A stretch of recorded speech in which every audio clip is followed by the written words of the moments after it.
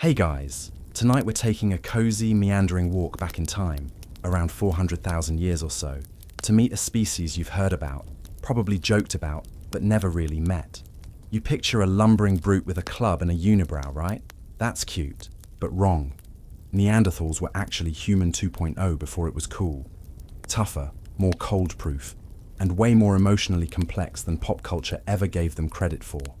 Imagine a survivalist who could build a fire blindfolded, knew how to hunt a mammoth with teamwork, and maybe, just maybe, could sing a lullaby in a language we'll never decode. So, before you get comfortable, take a moment to like the video and subscribe, but only if you genuinely enjoy what I do here. And let me know in the comments where you're watching from and what time it is over there in your little corner of the night. Now, dim the lights, maybe open the window for that soft wind-blowing sound, and let's ease into tonight's journey together. You start by walking through tall grasses, somewhere in Ice Age Europe. The air smells of pine sap and distant fire. A shadow moves across the rocks. It's not a bear, it's not a wolf. It's someone like you, but not quite. You meet their gaze. Their eyes are deep set, intelligent, even a little sad. Their brow is heavy and the nose broad, perfect for warming, freezing air. Neanderthals, not monsters, not missing links. Just another version of us, one that took a different path through the wilderness of history. You pause beside a boulder, picturing that moment when scientists in the 19th century first unearthed these ancient bones in the Neander Valley of Germany. They were stunned. Here were the remains of a being so like us that it challenged the whole tidy story of evolution. Early debates had Victorian gentlemen practically fainting into their tea. Were these diseased humans? Or some primitive cousin we didn't know about? Turns out they were neither. Neanderthals weren't some poorly made prototype. They were a fully realized branch of humanity, specialized for surviving the coldest, roughest climates Earth had to offer. Think of them like the all-terrain vehicle of the human family tree. You're the Prius. They roamed vast stretches of Eurasia, from the Atlantic coasts of Portugal all the way into the mountains of Siberia. That's a lot of ground to cover when you're wearing furs and walking barefoot through snow half the year. You can almost hear the crunch of their footfalls over frosty moss, the crack of distant antlers, the hush before a spear hits its mark. Now, most people imagine Neanderthals as these grunting cavemen dragging clubs and screaming at the sky. But that's about as accurate as assuming all medieval peasants spoke in Cockney accents and ate only porridge. Neanderthals had culture, tools, family bonds. They buried their dead, sometimes with flowers. They had rituals. They lived in communities tight-knit enough to care for the elderly and injured long past their hunting prime. In fact, one skeleton found in Shanidar Cave in Iraq showed a man who'd lost the use of one arm, had a withered leg, and was partially blind, but lived for years. Someone fed him, protected him, maybe even listened to his stories by firelight. You picture it, embers crackling, shadows dancing on stone, and a group of weary travelers leaning in close to hear the old man speak in rough, throaty tones. Historians still argue whether Neanderthals had language as complex as ours. Some say yes, they had the anatomical toolkit for speech. Others say their communication was more about tone and gesture. But honestly, you don't need a perfect subjunctive tense to warn someone a saber-tooth is about to pounce. Here's a fringe theory to ponder while you're sinking into the pillows. Some researchers believe Neanderthals may have been the first to use musical tones to communicate. Think low humming signals through forest fog. If that's true, your great-great-great prehistoric uncle was basically doing Ice Age beatboxing. Respect. And remember, these weren't some rare, exotic beings hiding in caves. They were everywhere, for hundreds of thousands of years, far longer than Homo sapiens have been around. Statistically speaking, Neanderthals had a better run than we've had, so far. You imagine walking into a shallow cave in southern France, the air rich with fire smoke and animal fat. You see the soot-stained hands of a Neanderthal pressing against the stone wall, not just to make art, but maybe to say, I was here. And now, thousands of years later, here you are, listening, wondering, breathing the same kind of air. So next time someone tries to insult your intelligence by calling you a Neanderthal, thank them. Because those ancient cousins of yours were smart enough to survive some of the worst environmental conditions Earth ever threw at humans. And they did it without Wi-Fi. You lean a little closer to the glow of the fire, and now you notice something in those strong Neanderthal hands. Not just raw meat or rough stones, but precision. The stereotype says they were all brute force and bone clubs, but that's lazy thinking. What you're seeing here is finesse, the delicate twist of a wrist, the careful chipping of flint against antler. They weren't just whacking rocks together, they were crafting tools with such fine control you'd think they'd apprenticed under a Renaissance sculptor. You watch as one of them sharpens a Mousterian point, a type of tool so standardized it makes modern factory lines look inconsistent.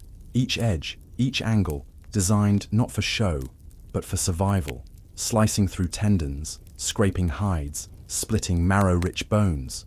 This wasn't just bashing things into shape, this was technology. Stone Age tech, yes, but tech nonetheless. And they didn't stop there. They were heat-treating stone to improve sharpness, using adhesives like birch tar to haft points onto wooden shafts. That's glue. They made glue. In the Ice Age. Your roommate still can't fix a loose shelf without asking for help. Historians still argue whether Neanderthals developed these tool innovations independently or borrowed a few tricks from Homo sapiens' neighbors. But here's the twist. Homo sapiens might have learned just as much from them. It wasn't a one-way street. This was a time of parallel evolution, like two rival chefs perfecting their signature recipes across the same valley. And about that birch tar, you'll love this. Making it requires a controlled burn of bark in low oxygen conditions, which basically means they were running prehistoric chemistry experiments in underground ovens. Your high school science fair project suddenly seems quaint. You're watching this one Neanderthal now, crouched low, tongue peeking out the side of their mouth in concentration. They strike the stone just so, revealing a razor-sharp flake. Their hands move quickly, trained by years of repetition. These tools aren't just for hunting. They're used for hide scraping, woodworking, even plant processing. You realize this isn't a monster at work. It's a craftsman, an artisan, maybe even a perfectionist. Here's your quirky tidbit for the night. In one archaeological site in the Netherlands, scientists found what looks suspiciously like a Neanderthal toothpick, a sliver of bone or wood used to clean between the teeth. Imagine the scene. A long day of hunting, the fire's crackling. Someone leans back and sighs, pokes between their molars, and mutters something equivalent to, "Ugh, mammoth sinew again." And speaking of fire, they didn't just stumble across it. They kept it alive, maybe even started it. Evidence suggests they carried embers from site to site, nesting them in special bundles of bark and moss. The original camping pros. There's even some speculation that they struck sparks from pyrite and flint. Primitive lighters, if you will. That's not dumb luck. That's planning. You shift your weight, letting your shoulders sink a little deeper. The rhythm of flint napping slows, becomes almost hypnotic. The flakes fall like snow. You imagine how quiet those icy landscapes were, and how important this little tap tap tap must have been. A signal that life was continuing. Tools meant meat. Meat meant survival. And survival meant another sunrise. The more you look, the more you see this thread of intention running through everything they did. They didn't just make tools, they passed down knowledge across generations, which means they taught each other. They remembered. Maybe they even innovated, improved on what their parents did. This wasn't instinct, it was legacy. And if you're wondering how they even knew what materials to use, here's where it gets even cooler. They sourced specific stones from faraway places, meaning they either traveled or traded for quality. One cave site shows evidence of flint that originated over 100 kilometers away. That's like hiking to the next country just for a better kitchen knife. You imagine yourself on that trek now, the wind cutting across your face, a leather sling heavy with stones thumping against your back. There's purpose in every step. You are not just walking. You are forging a link in a chain that began before written language, before cities, before history even knew how to record itself. And here is a quiet joke for you as you fade towards sleep. Modern humans lose their minds when the internet S down for 5 minutes. Neanderthals survived with nothing but sticks, stones, and the sheer will to thrive during the Ice Age. Who's the real tech support here? You glance again at that flint tool, so simple, yet so clever. A silent symbol of a people who refuse to die dumb. And even now, as you drift, you feel it, that faint pulse of recognition. Not just awe, but kinship. Because somewhere, tucked in your DNA, is the memory of that toolmaker crouched beside the fire. You let yourself sink deeper now, pulled along by the gentle weight of ancient brains, massive, strange, and humming with mystery. Neanderthal skulls were thick and broad, like a helmet molded straight from evolution's workshop, and inside, a brain even larger than yours. Yep, bigger, not by a mile, but enough to make you blink, or yawn, softly impressed. It's a quiet kind of irony. Neanderthals had more raw cranial volume than modern humans, especially in the back of the brain, which might have meant stronger visual processing, more spatial awareness, and serious muscle control. Think, 3D maps, every rock memorized, every escape route clear, all while calculating wind direction mid-spear throw. Basically, a wilderness GPS with built-in motion capture. Not bad for someone who never used a calendar. But here's the part that tickles the science community's mustache hairs. Historians still argue whether that extra brainpower actually made them smarter. Intelligence isn't just size. It's wiring, adaptability, processing power. And in the test of time, it was Homo sapiens who built pyramids and iPhones, not Neanderthals. So the debate hums on, like a low background buzz in the anthropology labs. You tilt your head, imagining what it feels like to carry that much thought behind your eyes. A heavier skull, sure, but maybe also a heavier awareness. Neanderthals seem to have noticed everything. The angle of sunlight on moss, the silent tension of a herd just before the stampede. Maybe they didn't need cities, because the wilderness was their city. And here's where things get cozy strange. Their brains might have been optimized not for abstract thinking like ours, but for physicality, emotion, and memory. You know that feeling when you walk into a room and instantly remember how it smells, how it feels. That might have been their normal operating mode, fully present, fully attuned, no mindless scrolling, no disassociating in traffic, just pure moment-to-moment awareness, blissful, and a little exhausting. Picture one of them now, squatting by a river, staring at the shifting light on water, not just because it's pretty, but because those ripples mean trout, and trout mean protein, and protein means your kids don't starve this week. Every sight and sound was loaded with consequence. Their brains had to juggle weather patterns, terrain changes, predator migration, and social dynamics all at once. No wonder they were built like tanks. A quirky tidbit for your sleepy head. One analysis of Neanderthal brain regions suggests they might have had enhanced capacities for empathy and emotional processing. That's right. These so-called brutes may have felt deeply, loved deeply, mourned, grieved, smiled, maybe even giggled. You ever seen someone laugh so hard they wheeze? Imagine that, 50,000 years ago, beside a fire made from dry mammoth dung. You hear it now, a kind of prehistoric exhale, maybe a chuckle. Something went right during the hunt today, and one of them made a face, or fell, or said something just ridiculous enough to break the tension. Laughter rolls through the camp like a gentle earthquake, and for a moment, they're not surviving, they're living. That's the thing. You're not floating through a museum exhibit. You're walking through lives. They were born, grew up, learned, failed, succeeded, aged, and died. Some were probably bad at math. Others were excellent at making those weird little birch tar bundles. One might have been the go-to for fixing broken spears. Another, the one who hummed while skinning rabbits.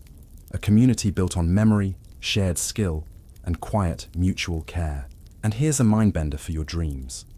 Some researchers now believe Neanderthals may have had a kind of proto-theory of mind.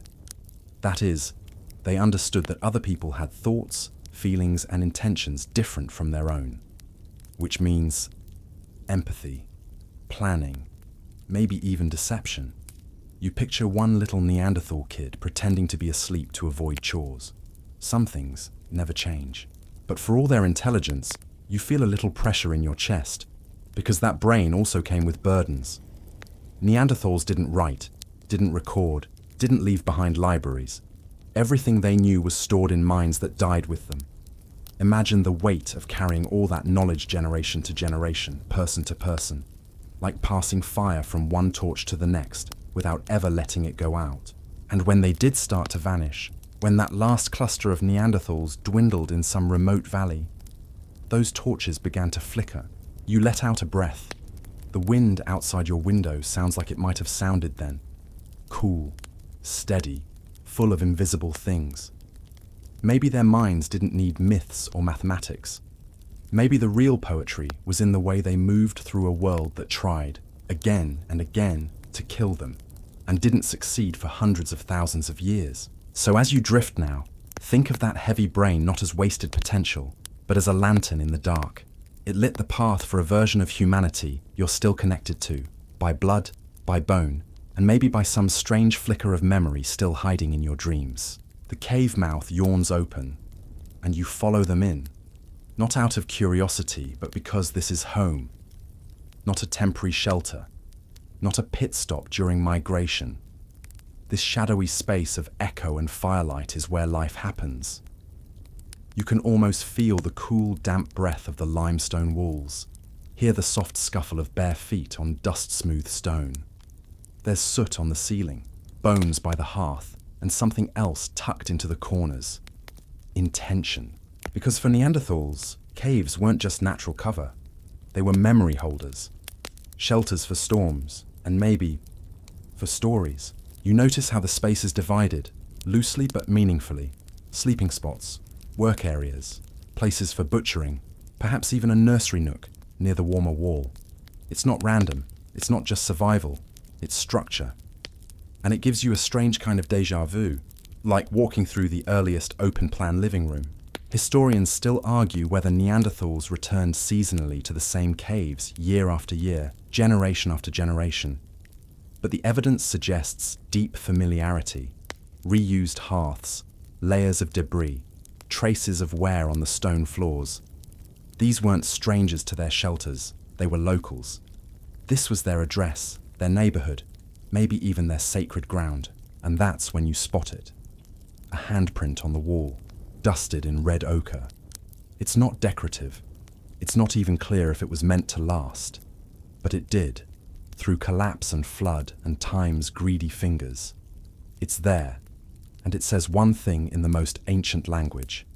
I was here. There's a fringe theory, softly whispered in the halls of anthropology, that these marks weren't just idle smears. Some scholars think Neanderthals had the beginnings of symbolic thought, not writing exactly, but expression. Art, the prelude to culture.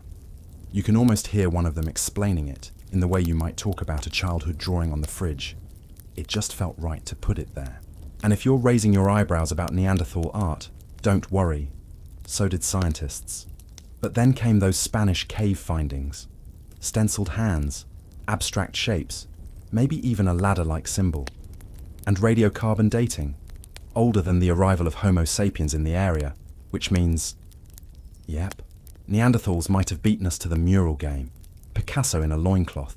Here's your quirky tidbit. One cave in France held a strange collection. Eagle talons, carefully collected, some even modified. Not tools, not food. So why? Decoration, ceremony, some kind of proto-jewelry? Imagine them threading claws onto sinew, tying it around a wrist or neck.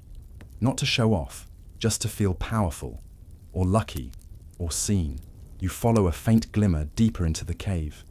The fire has burned low, but not out. Around it, they gather, sharing food, or stories, or silence. It's easy to forget how much communication happens in quiet moments.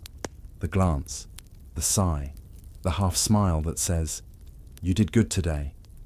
Neanderthals didn't need complex grammar to be complex people. Their language, whatever it was, worked. And oh yes, they had language. That's not just bedtime legend. It's increasingly likely, thanks to a little bone in their throat called the hyoid. That bone supports speech, and theirs looks familiar, paired with their brain structure, ear bones, and breath control. It's a good bet they could talk. Maybe not Shakespeare, but definitely survival, love, danger, grief. The basics, the big stuff. Imagine the cadence of it. Gruff consonants, rhythmic hums, maybe a chant or two passed down like recipes. A mother teaching her child the right tone for stay back from the cliff. A friend whispering a joke while chewing marrow. A pair of hunters planning silently with just 2 grunts and a look. You pause at the edge of their circle, not wanting to intrude. But no one notices you. Not because you're not real, but because you're already part of it. You're inside the memory now. You're listening to the fire crackle and the wind sigh, and someone softly hum while weaving sinew through leather. There's comfort here. Real, aching comfort. Not in what they had, but in how they used it. A cave, a fire, each other. What more does a brain, large or small, really need? Oh, and for your midnight smirk, remember that old joke about men not asking for directions? Well, Neanderthals might have been the first ones to break that trend. Some cave sites suggest they mapped out paths, marked trails with natural symbols, even returned to resource-rich zones with eerie precision. Who needs GPS when you've got a memory palace built from mammoth bones and intuition? So as you drift tonight, think of those caves not as cold, dead stone, but as warm living rooms. Think of the handprints not as relics, but high fives across time. Think of their silence not as ignorance, but as depth. Because sometimes, the smartest thing you can do is sit by the fire and listen. The air is crisp now, thinning with altitude, because you're trailing the Neanderthals into places few modern humans would dare call home. Mountains, craggy, exposed, temperamental peaks, where the clouds skim low and the cold sets in fast. But they don't flinch. They know this place. They chose this place. Their bones have been found high above sea level, stone tools scattered among frost-scarred outcroppings and goat-worn ledges. What were they doing up there? Looking for game, escaping rivals, practicing their inner mountain goat cosplay. Historians still argue whether high-altitude living was seasonal necessity or stubborn preference, but either way, one truth sticks. Neanderthals weren't dainty creatures of the valley. They were cold-weather commandos. You feel it in your skin. The shift in temperature, the sting of the wind, the thud of your foot against packed snow. But they're unfazed, wrapped in furs stitched tight, muscles thick under layers of survival. Their short, stocky builds were perfect for conserving heat. Less surface area means less exposure, a literal warm-blooded advantage. You, by contrast, are shivering just looking at them. They move like they belong here. Climbing like gravity is more of a suggestion. Their hands, broad, strong, grip ice-slick rocks without hesitation. There's no trail, no signs. But they know the way, not from GPS, but from something older. Familiarity etched into the folds of their brains. They've walked this ridge before, smelled the snow, heard the distant echo of something moving below. Deer, maybe, or lion. And here's where it gets wild. Fossilized pollen, animal remains, and micro-debris suggest they weren't just visiting. They were living up here, sleeping, eating, napping flint into deadly points, while frost crept under the edges of their shelters. Maybe in wind-carved alcoves, maybe under overhangs stuffed with moss and hide. Imagine waking up, stretching your sore limbs, and watching the sunrise paint the entire valley in gold and silence. Coffee optional. You spot one now. Maybe a woman chipping at a piece of chert, snow clinging to her hair. She's not thinking about legacy. She's thinking about whether this point will snap. About the ibex she saw yesterday. About how to keep the fire lit through the night. But still, you can't help but feel a kind of reverence. This is her world, and she's winning. Here's a quirky fringe detail. In one mountainous site, researchers found the remains of a baby Neanderthal, buried with what appeared to be animal bones arranged deliberately. Burial? Ritual? Sentiment? Or just practicality? No one knows. But the altitude, the care, it makes you wonder if the location meant something. A final resting place above the clouds. And don't forget, this wasn't a time of isolation. Neanderthals weren't hiding from the world. They were conquering it, one tough terrain at a time. Their range stretched from the icy windburn of northern Europe to the sunny Mediterranean, from river valleys to coastal cliffs. But up here, in the cold, they showed what they were really made of. Think of it as their Everest, only they didn't take selfies, just fossils. You sit for a moment, back against a boulder slick with lichen, and listen to the mountain breathe. It's the kind of stillness that hums beneath your skin. A soundscape of nothing, punctuated by the scratch of claws, the rumble of far-off thunder, the soft huff of your own breath. This is how they lived, with nature not as background noise, but as the main character. You remember that their hands weren't just strong, they were skilled. They crafted specialized tools for these conditions, hafted weapons, scrapers, cutting tools. One site revealed a blade with residue from heated birch pitch, Neanderthal superglue, made by dry distilling tree bark without fire exposure. That's not trial and error. That's chemistry. And that pitch? It was found in alpine caves. So yes, in between evading predators and managing altitude sickness, they were also inventing adhesives. Talk about multitasking. They didn't farm, they didn't build temples, but they adapted, over and over, through ice ages and climate shifts, with no written language, no cities, no internet recipe blogs. Just instinct, memory, and a brain that could sketch out a hunt plan in the snow before the prey ever smelled them coming. One of them stands now, spear in hand, scanning the valley. There's a tension in his shoulders, not fear, but readiness. The kind that only comes when you've survived a dozen winters and still have all your fingers. You imagine him walking back to camp tonight, a fresh kill over his shoulder, frost in his beard, and maybe, just maybe, a song on his lips. Something low and rhythmic, passed down from someone who once sang to keep the wolves away. So tonight, as you drift deeper, let the mountain cradle you.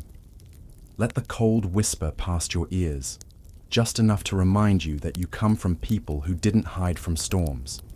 They climbed into them. You wake, if dreaming ever stopped, to the thick scent of grease, smoke, and something metallic in the air. Fresh kill. Not yours, but theirs. The Neanderthals are gathered around the carcass, methodically slicing, cracking, and scraping with a patience that feels sacred. This isn't just dinner. This is survival choreography, and every move matters. They're not just carving meat, they're harvesting an entire animal, bone for tools, hide for clothing, tendons for thread, and marrow for that fatty gold prized in a world where calories mean everything. You kneel closer, watching one of them angle a sharp flint blade through a joint with the kind of efficiency that comes from doing it 1,000 times. Not rushed, not careless. Like a surgeon who doesn't need anesthesia, just silence. And here's your mainstream fact for tonight.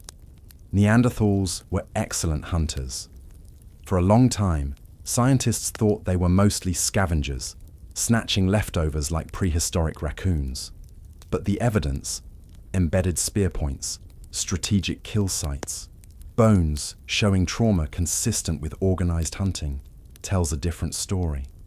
These people weren't waiting for scraps. They were taking down big game. You look at the animal, a reindeer maybe, or a bison. Large, tough, and definitely not something you chase solo. It took teamwork, cooperation that's more chessboard than rugby scrum. Imagine flanking a 1,000-pound beast with no motorized transport, no tranquilizer darts, just spears, smarts, and sweat.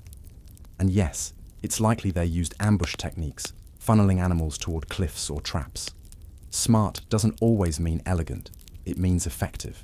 And while we're talking tactics, the weapons were often thrusting spears, not throwing ones. That means close quarters, up close and personal with muscle, hooves, and panic.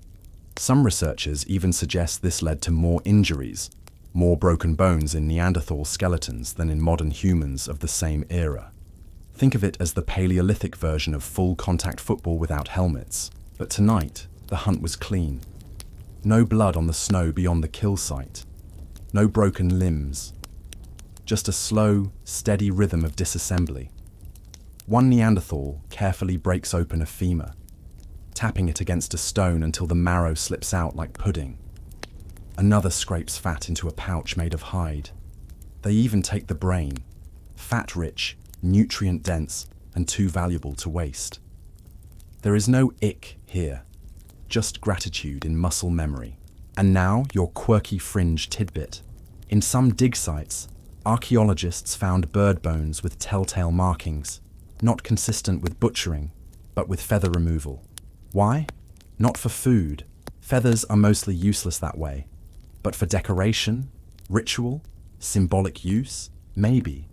Or maybe our ancient cousins liked the look of a red eagle plume tucked behind an ear. After all, fashion starts somewhere. You sit beside a young Neanderthal, maybe 12 years old, watching him sharpen a piece of flint. His hands are quick, practiced. This isn't child's play. He's learning to survive. And it hits you. There's no formal school, no curriculum. Learning is watching, doing, repeating, getting it wrong, bleeding a little, getting it right. The old ones don't hover, but they glance over now and then, just to make sure. It's mentoring at the pace of firelight. And this brings us to another scholarly tug-of-war. Were Neanderthals really as mentally capable as modern humans? Or were they brilliant mimics without true innovation? The answer, of course, is still debated, but many researchers now argue that their intelligence was different, not deficient. Less abstract, more tactile. Less symbolic, more sensory. You wouldn't give one a whiteboard and expect calculus, but hand them stone and bone, and they'd build a survival toolkit that'd put your camping gear to shame. One of them stands, stretches, and tosses a bone to the side. Not carelessly, it lands in a pile. They're sorting, not just eating and discarding, but organizing waste. There's a spatial logic to it, a kind of behavioral intelligence that speaks to long-term planning. No one wants tomorrow's fire pit reeking of today's guts. The fire crackles. Fat drips onto the coals with a hiss that makes someone chuckle. Maybe they like the smell.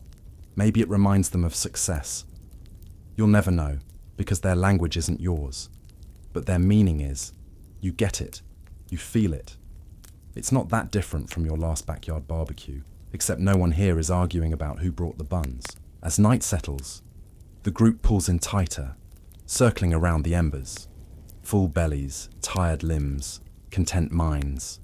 The stars overhead are diamond sharp, and the moon's just a sliver, barely hanging on.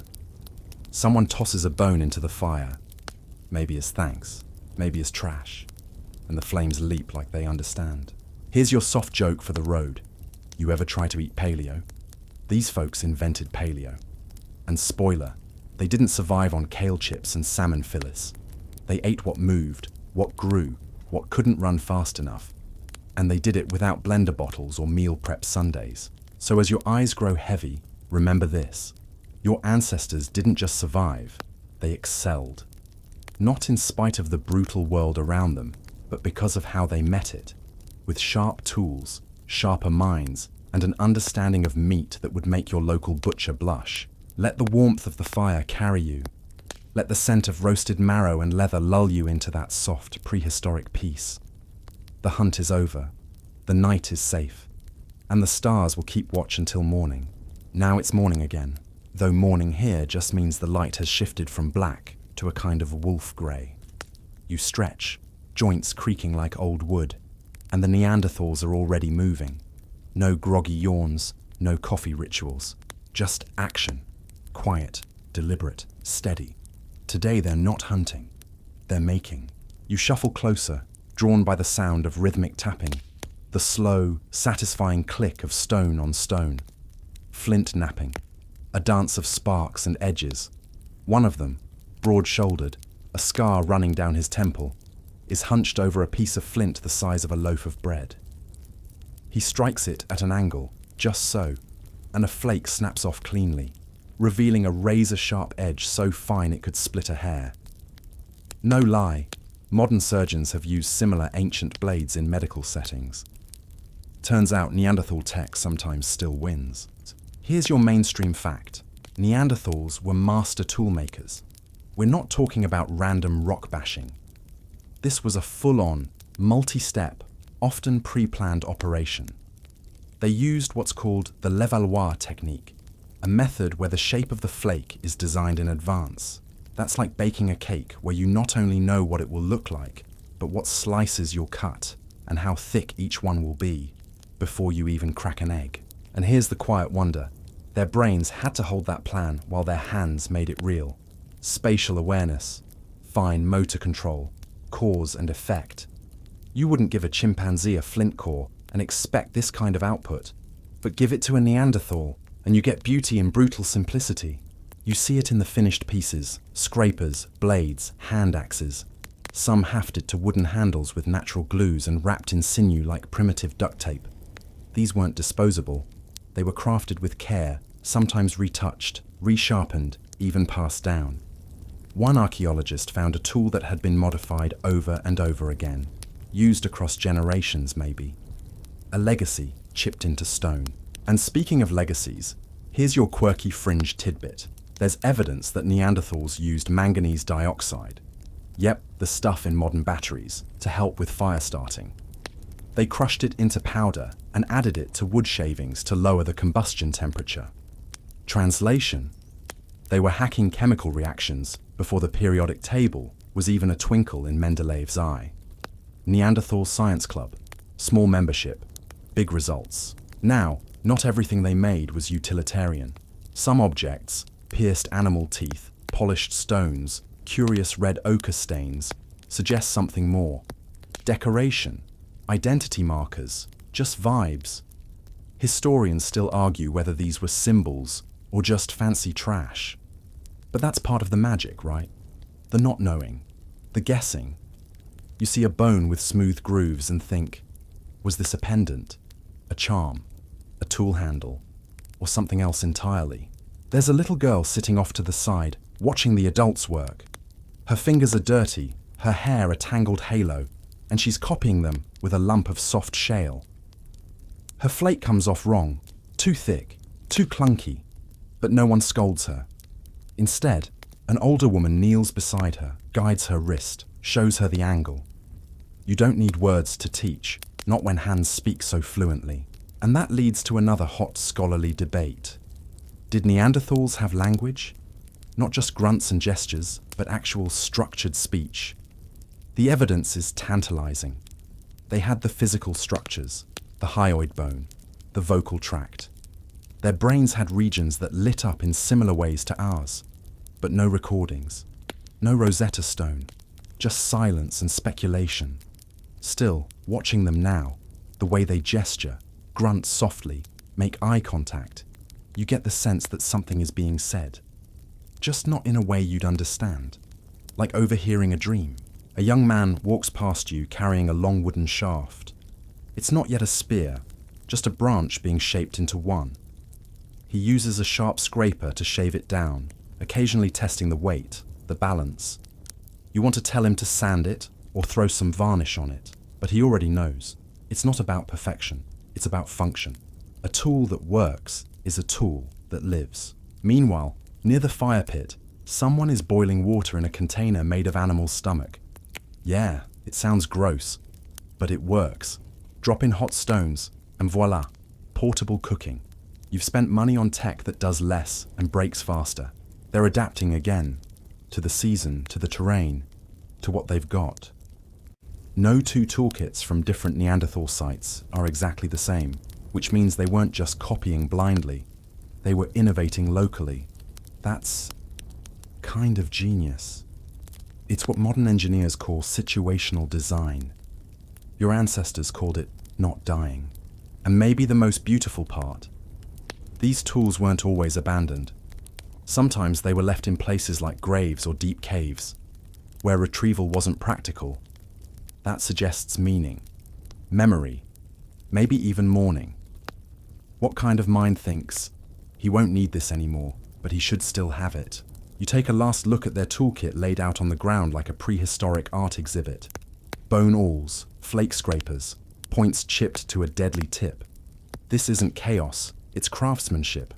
Neanderthal IKEA, minus the weird instructions. So now, as the day winds down, and their shadows stretch long across the packed earth, you start to realize these weren't people surviving the Ice Age.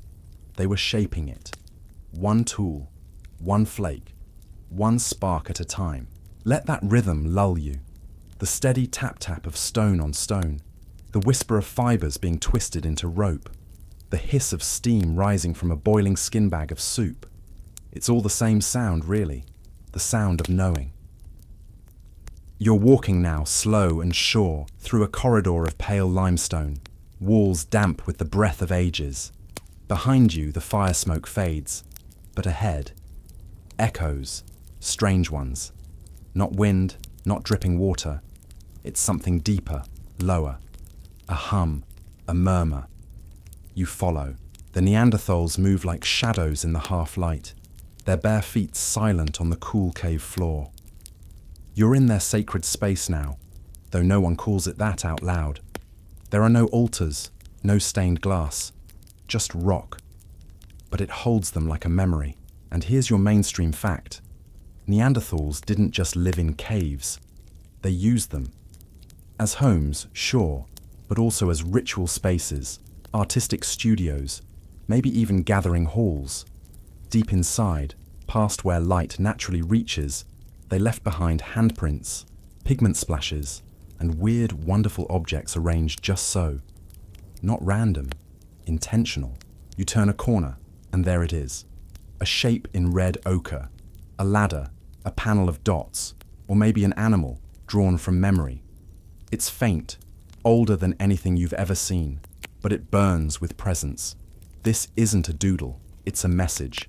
And the kicker, some of these cave paintings have been dated to over 64,000 years ago, long before modern Homo sapiens showed up in Europe, which means Neanderthals were artists first, and maybe poets too, if we stretch the definition.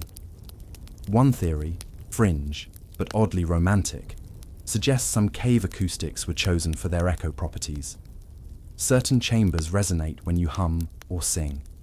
Imagine that. An early evening ritual where everyone gathers in a sound cave, humming together, creating a sonic cathedral long before the first brick temple was ever laid. But not everyone buys that. Historians still argue whether Neanderthal cave use was spiritual or strictly practical.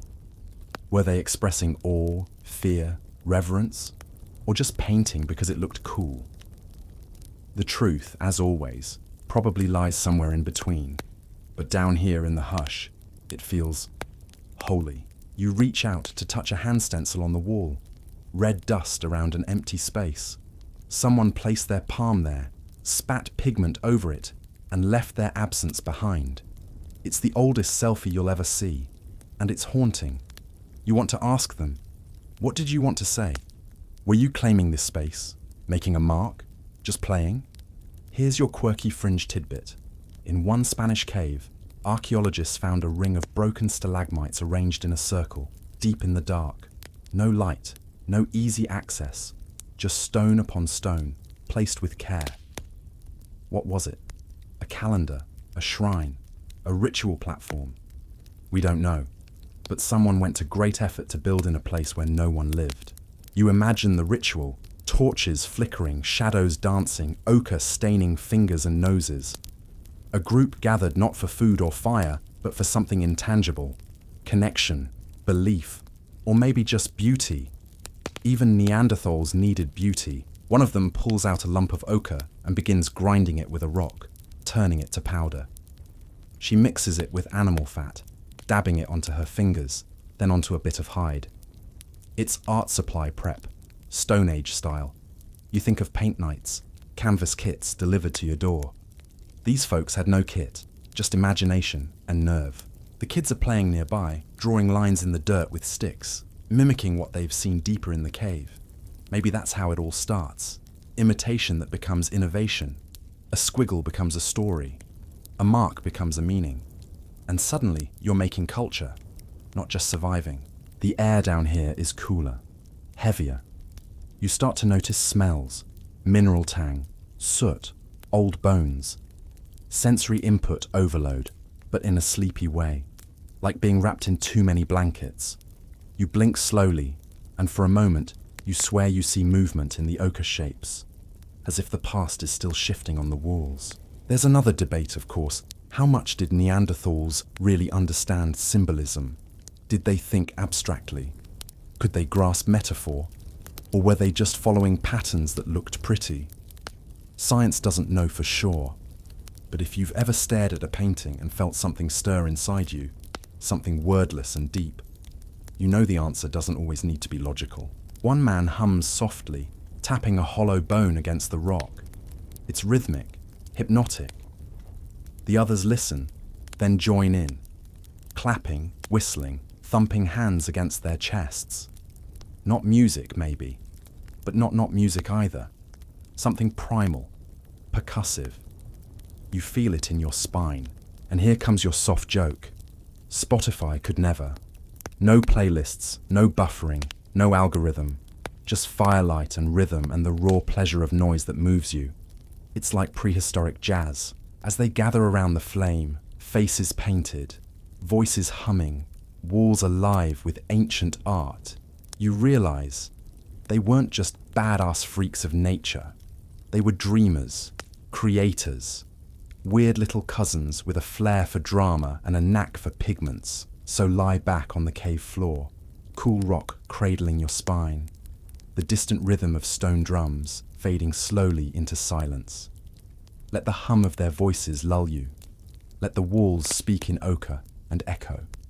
Let the dark wrap around you, soft and thick, until the torch goes out. The world outside is waiting, but for now, you're home, deep in the red-blooded heart of human expression. You wake, or maybe you never quite slept, lying curled beside a low fire whose embers still whisper against the morning chill. The cave behind you hums faintly, like it remembers the night's echoes, but the Neanderthals are already on the move again. Today, you follow them into something different. A network. Yes, you heard that right. A network. Not wires or Wi-Fi signals, obviously, but people, groups, talking, sharing, trading, moving across the land with more pattern than chaos. That's your mainstream fact for this dreamy morning. Neanderthals didn't just stick to their caves like gloomy hermits. They roamed and, crucially, they connected. It starts with the obsidian. One of the young men, long arms, tight braids, smudged with ash, holds up a glossy black flake. It glitters like glass. Which is weird, because there's no obsidian anywhere near here. None for hundreds of kilometers.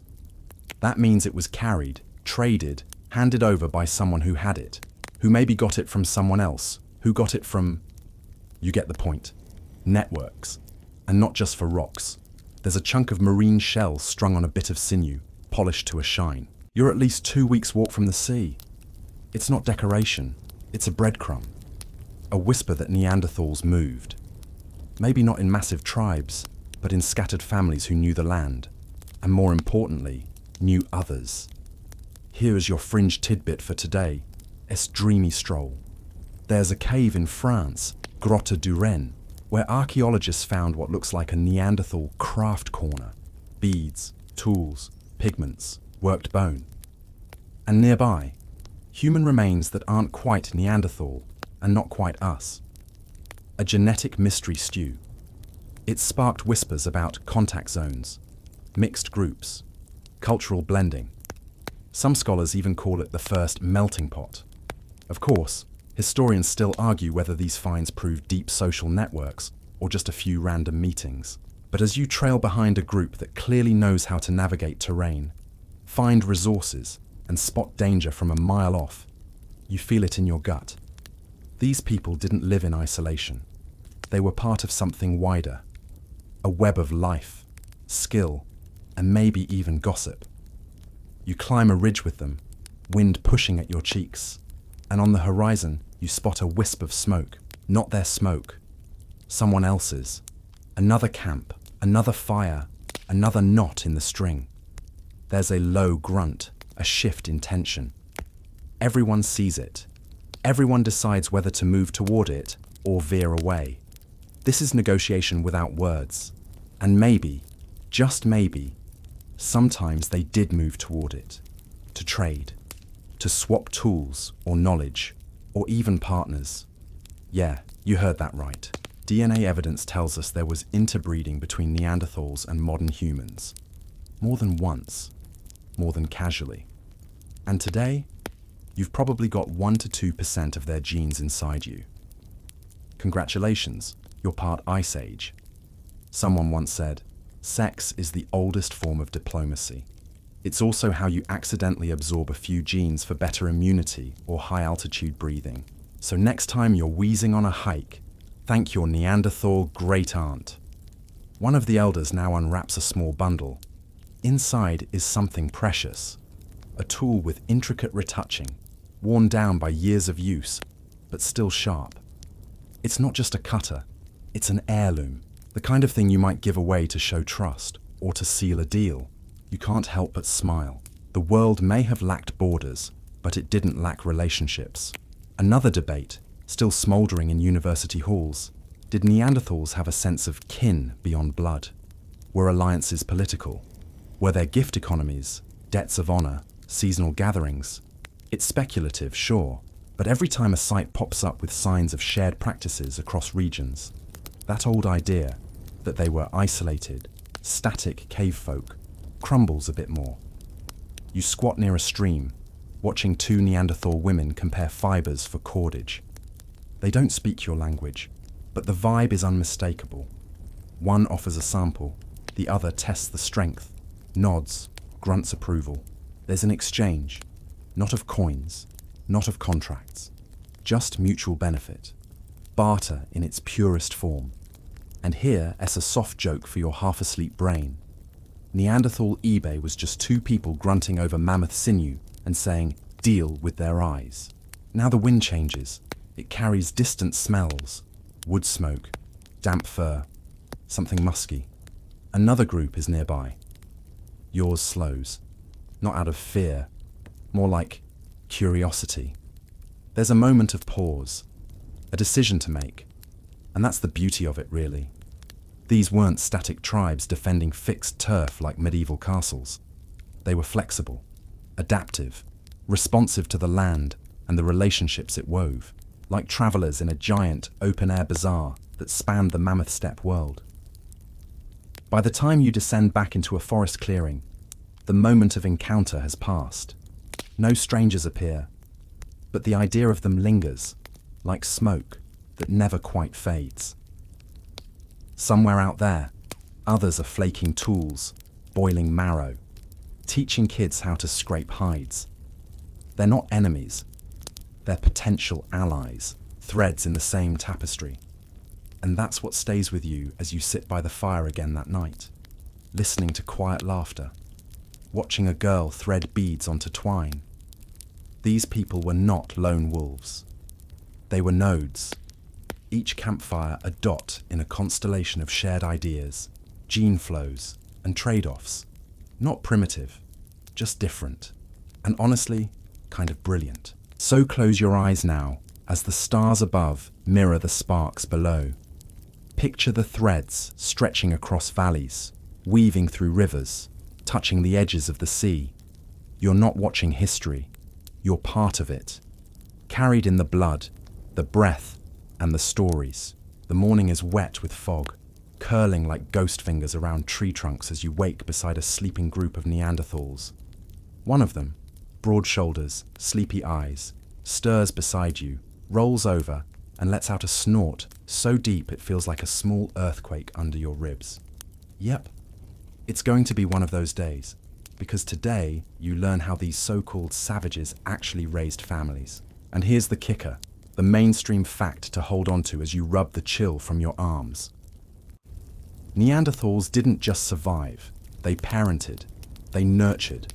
They carried infants across frozen valleys and held the hands of the elderly as they walked uneven terrain.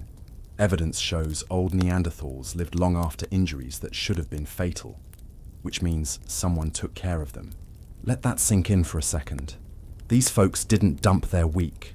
They didn't chase off burdens. They stayed. They healed. They cared. A Neanderthal woman with fused vertebrae, a blind elder with a crushed leg, a child born with developmental conditions, all found buried with care. Tenderness doesn't fossilize, but sometimes mercy leaves a trail in the bones. The camp is waking now, and you watch as a mother gently rocks a toddler who's sticky with last night's berry mush. The kid is chattering in a language you can't decode, but the tone is universal, whining. The mum sighs. She hands the kid a shiny shell. The whining stops. Peace restored. Yep, parenting, unchanged for 50,000 years. And here comes your fringe tidbit. Some researchers think Neanderthal childhood might have lasted longer than ours, developmentally speaking. Bigger heads, slower growth, more years under direct care. Imagine toddler tantrums lasting just a bit longer. Now imagine surviving that without cartoons or caffeine. Respect. You wander toward a half-built shelter. No straight walls or IKEA blueprints, just bones and hides lashed into something that keeps out the rain. A young boy and an older man are tying sinew cord, and the boy is, well, messing it up. Repeatedly. But the old man doesn't snap. He demonstrates. Again and again. Patience like stone. Historians still argue whether Neanderthal societies had formal teaching roles, or if kids just learned by hanging around. But bones and tools suggest mastery required years of practice. You don't just flint-knap a hand axe like you're peeling an apple.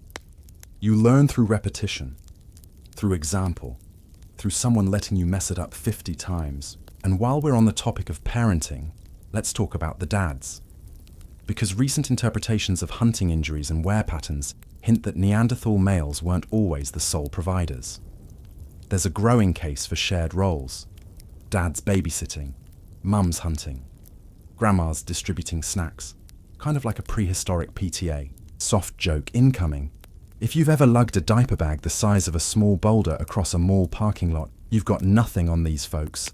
Neanderthal mums hiked snowdrifts with babies slung in hide wraps, and toddlers asking why every 10 steps. Evolutionary fitness? More like evolutionary patience. One young couple now sits near the fire, their child nestled in a hollowed fur pouch. They're quiet, murmuring to each other in low tones. Not survival chatter, something gentler. You watch her braid a cord while he rubs an antler into shape.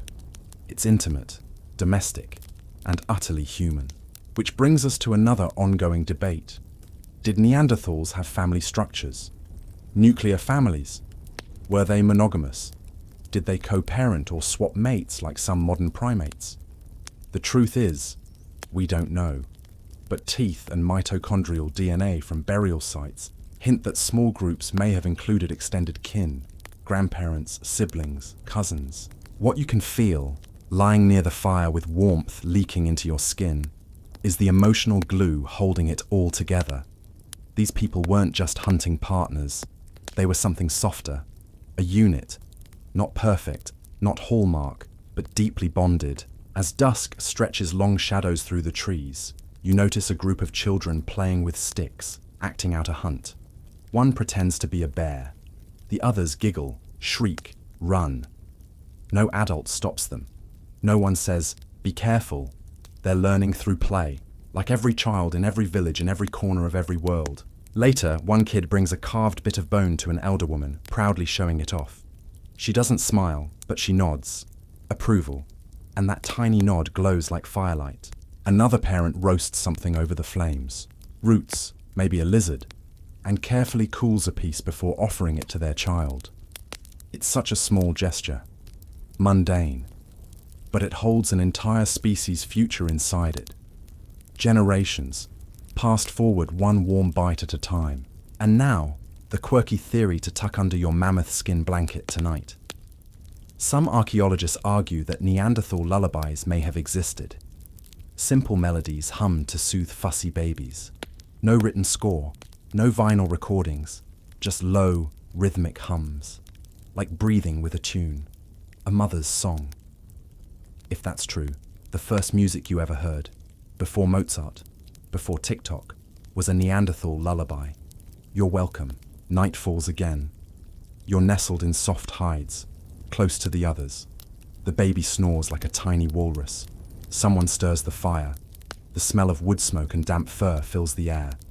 And in that glow, you realize something. We didn't invent love, or parenting, or affection. We inherited it.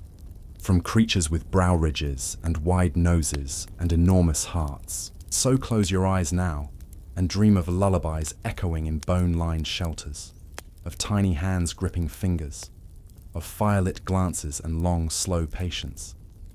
They raised their young the best they could, just like us. The air tonight is sharper, like it knows you're about to walk into something sacred. The Neanderthals are quiet, unusually so, moving like shadows across cold stone. No laughter, no idle tool-making, not even the soft rhythm of bone against hide. Just silence.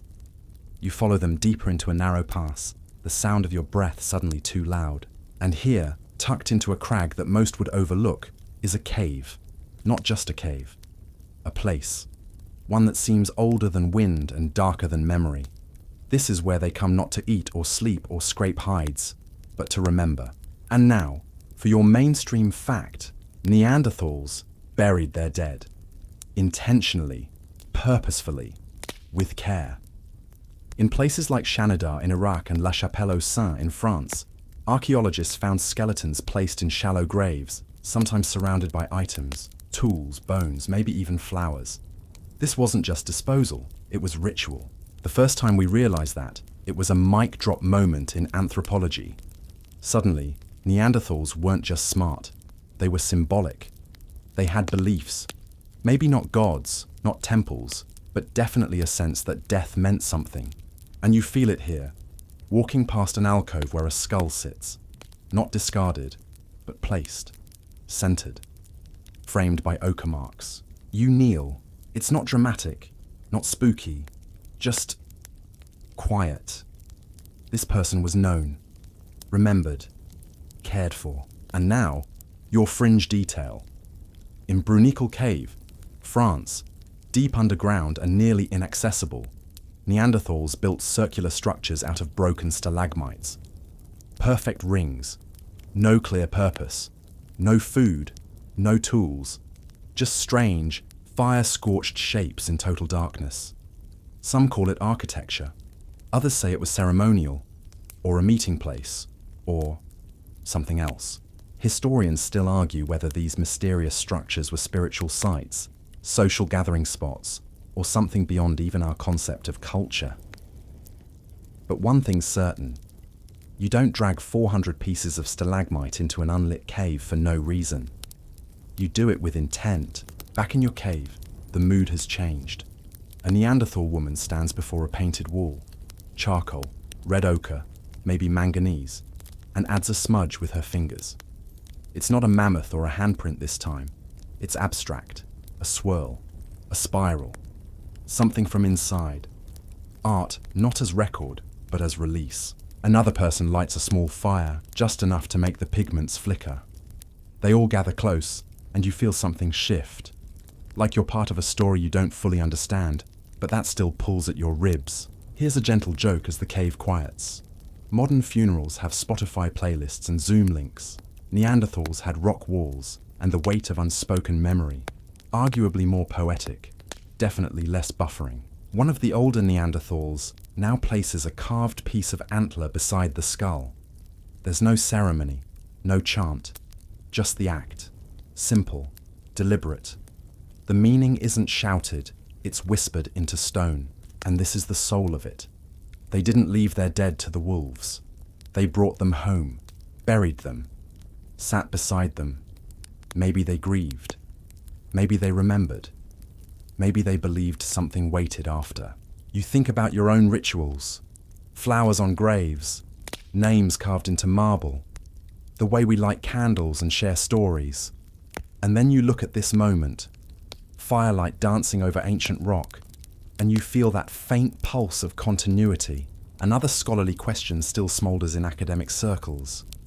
Did Neanderthals believe in an afterlife? Or were their rituals more about social cohesion?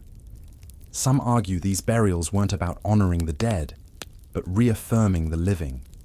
A way to say, we remember, we remain. But when you see a mother trace the forehead of a child's skull, whispering something too soft for words, it's hard not to believe it meant more. Maybe not heaven, but presence, a continuation. Later you step outside. The stars are impossibly bright. You wonder what stories they saw in those lights. Constellations not shaped like bears or archers, but something else, something lost to time. And then your final soft detail of the night. There are handprints in caves, clear, deliberate, sometimes layered, sometimes child-sized. But in one cave in Spain, a print was missing fingers, not accidentally, deliberately removed.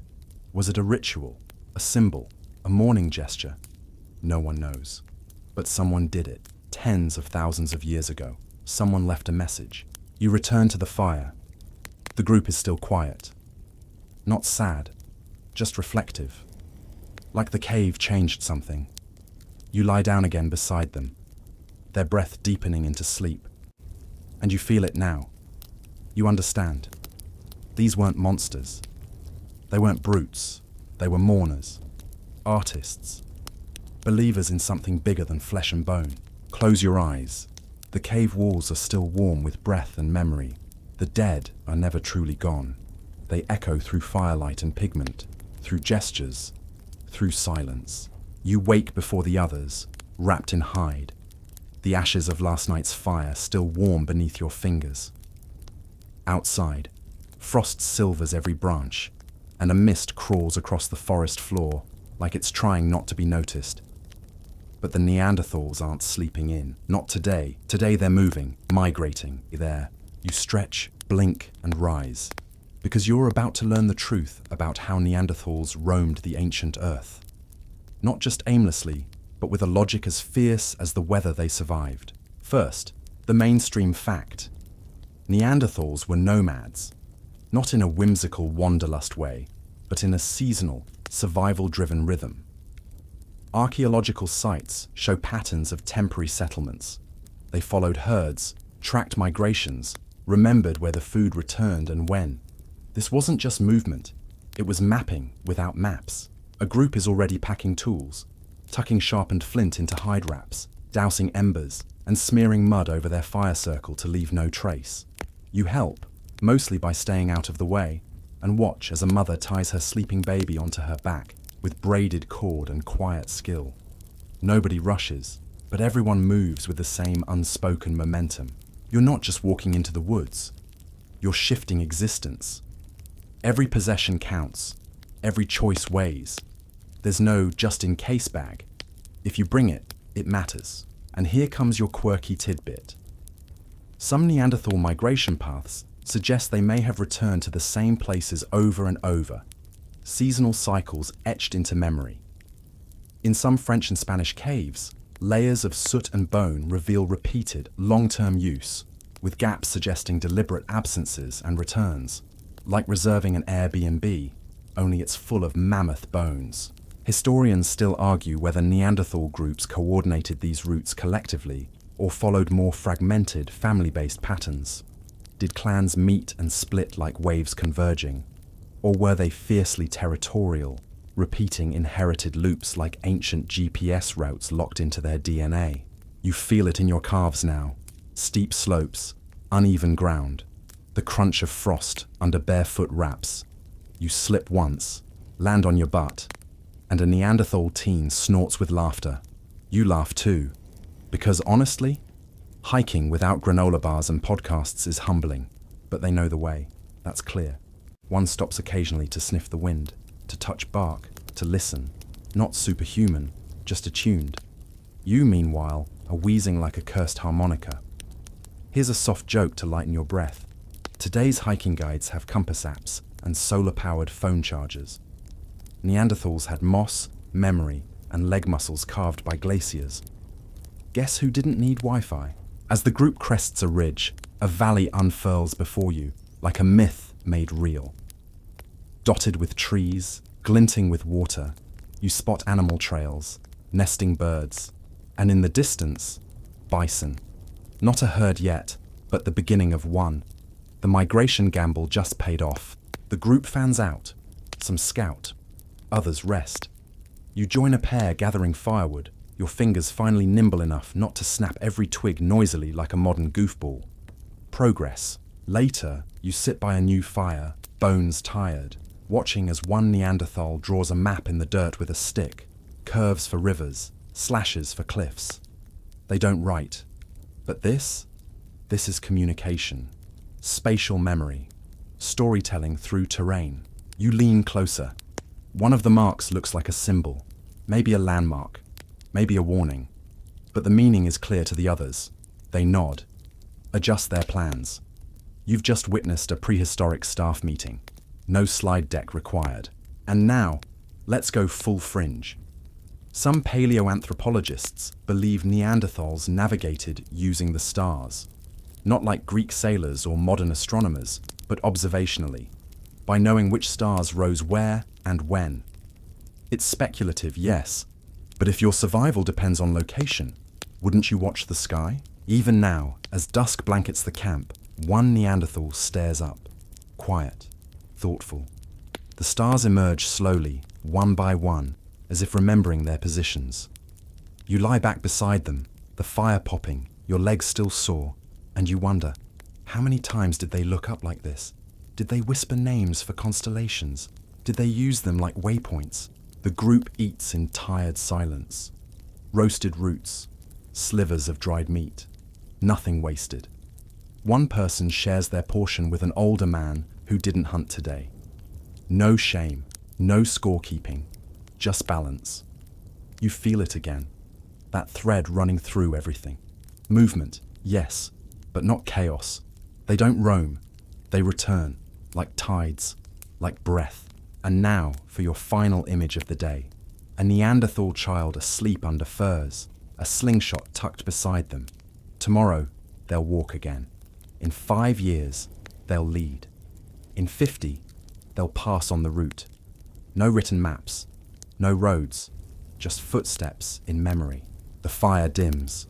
You curl in close, the cold a little kinder now. You've walked with ghosts tonight, and they've shown you the shape of old paths, still echoing beneath highways and cities. Close your eyes. Drift. The journey isn't over yet. There's something different about the air tonight. Thicker, like it's bracing for a story. You're sitting near the fire again, but the talk among the Neanderthals has shifted. It's not about where the next herd is moving or when the rains will come. Tonight, the words are slower, softer, about something you almost forgot existed out here in the grind of survival. Play. That's right, you're about to watch the Neanderthals unwind. Your mainstream fact first, just to ground us. Neanderthals made and used musical instruments. The most famous example? A flute, carved from a bare femur, found in the Slovenian cave of Divja Babe. It's about 50,000 years old and has 4 finger holes. Some say it's accidental, but others, they've played actual music on replicas of it, and it sounds haunting, like wind whispering in an empty cathedral. You wouldn't expect a group of Ice Age survivalists to get musical, but here you are. One of them picks up a hollowed-out bone, taps it gently with a stone. Another rhythmically slaps a stretched hide. It's primitive, sure, but it's unmistakably music, and somehow it lifts the cold off your shoulders. Then comes your quirky twist. You catch 2 teens hurling rocks at a target, a lopsided bundle of grass. They're keeping score. One hits the bullseye and howls with glee, arms raised like a gladiator. The other groans, rolls his eyes, and snatches a larger stone. It's not about the hunt. It's not even about practice. It's play. Goofy, competitive, joy for the sake of it play. Historians still argue whether Neanderthals had formal games or structured sport, but scattered finds of toys. Yes, actual carved items with no clear use, hint at a culture that didn't just survive, but paused to enjoy. There's even speculation that some items buried with children were comfort objects. Dolls, trinkets, the Paleolithic version of a teddy bear. You lean back and watch. A child runs in circles, laughing as they try to balance a stick on their nose. Another claps every time they succeed. It's clumsy, hilarious, and deeply, deeply human. Let's drop a soft joke in here. You spend $1,000 on a sound machine, meditation app, and yoga retreat to rediscover joy. They hit rocks and howl. Who's the advanced species again? The music picks up. The rhythm is steady now. One of the Neanderthals begins to move, slow at first, then more fluid. It's not modern dance, but it is dance, swaying, jumping, stomping the dirt like it owes them something. Others join. It's wild, unchoreographed, but entirely electric. The fire crackles, feet thud, and laughter bursts through the smoke like fireworks. You feel it in your chest. This is release. This is the pressure valve that keeps a species sane. And now for something deliciously fringe. Some researchers suggest Neanderthal play behavior included mimicry, making animal sounds, copying gestures, even playful deception. If that's true, then your ancient neighbors weren't just drummers. They were improvisers, theaters of the tundra, one step away from stand-up. And honestly, you believe it. Because one of the older Neanderthals is now making exaggerated faces behind a rock while a child pretends not to notice, barely holding in a giggle. When the elder finally roars and gets caught, the kid shrieks with laughter, dives behind you like you're a trusted teammate in a millennia-old game of tag. You can't help it. You smile. This isn't the solemn, savage world you expected. It's messy, warm, silly. Another scholarly debate still smolders. Did Neanderthals share oral stories, myths, jokes, legends? While there's no direct evidence, because unfortunately stories don't fossilize, the social structures implied by burial practices, play, and group cooperation suggest language rich enough for narrative. You watch as two Neanderthals act something out, one pretending to be a mammoth, the other a heroic hunter. There's pantomime, there's drama, there's a triumphant ending. Everyone claps. They had stories. You feel that in your bones. And here's your nightly callback. Remember that cave with the abstract spiral? You see that same motion now, traced into the dirt by a bored-looking teen, over and over. Maybe it was art, maybe it was fidgeting, but whatever it was, it stuck. Later, as the energy wanes, you find yourself curled beside the fire again, belly sore from laughing, eyes heavy. A lull falls over the group. One of them begins a low chant, half hum, half memory. Not quite a lullaby, not quite words, but it pulls your heartbeat into sync with theirs. Even here, in the oldest shadows of memory, we made room for joy, for sound, for nonsense, and for each other. You close your eyes. The last thing you hear is a soft, sleepy giggle, the sound of someone who forgot, for just one night, that survival had to be hard. You wake to the smell of smoke and something warm bubbling in a skin pouch. Soup, maybe. If soup were made from bark, tubers, and the marrow of bones you definitely don't want to ask about. Around you, the Neanderthals are stretching, stirring, and beginning a ritual that feels familiar. Not religious exactly, not spiritual in the way you might picture, but meaningful, grounded, and deliberate. You're about to step into the ancient pulse of Neanderthal ritual. Let's set the fire with a mainstream fact. Neanderthals buried their dead. Not always, not everywhere, but often enough to suggest it wasn't random. Graves with flexed limbs, bodies laid on their sides, sometimes surrounded by tools, bones, and possibly even flowers. It wasn't just disposal, it was goodbye. You don't see a burial today, but something's happening. A woman, older, not the elder, but respected, sits by a stone platform. She arranges objects around her, a smooth pebble, a strip of leather, the jawbone of a fox. You can't translate it, but you feel it. It's quiet reverence, not flashy, not ceremonial, just intentional. That's where the debate flares up like a spark in dry moss. Historians still argue whether Neanderthals had religion or just ritual. Did they believe in gods, Spirits? Afterlives? Or were their ceremonies more about emotion than dogma? You notice how the group behaves around the woman. Softened voices, slower steps, like entering a quiet room. One child brings her a leaf. She accepts it like it's priceless. A sacred offering from grubby little fingers. Now here's your quirky bit of wonder. Some Neanderthal sites suggest the presence of pigment use. Red ochre smeared on bones, or on cave walls, or maybe even skin. Was it symbolic? Decorative? Part of a ritual? We don't know. But if you've ever smeared on body paint at a music festival or war paint before a football game, you know exactly how it feels to become more than yourself. Someone nearby is humming again. The same tune from the other night.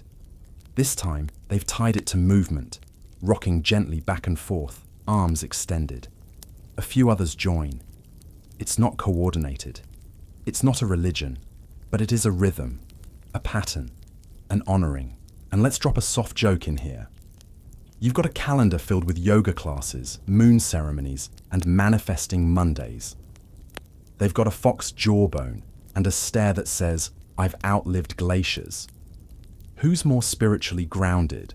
You watch as one of the young Neanderthals mimics the elders' movement, but adds a spin, a laugh, a wild twirl. The others smile. Ritual doesn't mean rigid.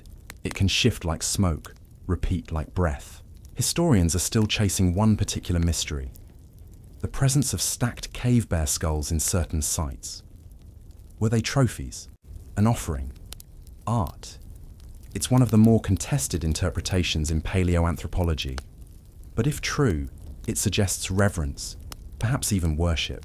You're pulled into that theory now as the group gathers around a small stone pile. One of them adds a feather, another a carved bone with notches. There's no sermon, no scripture, just a feeling that this matters. Someone gestures for you to add something. You panic for a second. What do you even have? You dig into your pouch and find a shard of stone from that first campfire, the one where you laughed at your clumsy fingers. You place it gently on the pile. A few heads nod.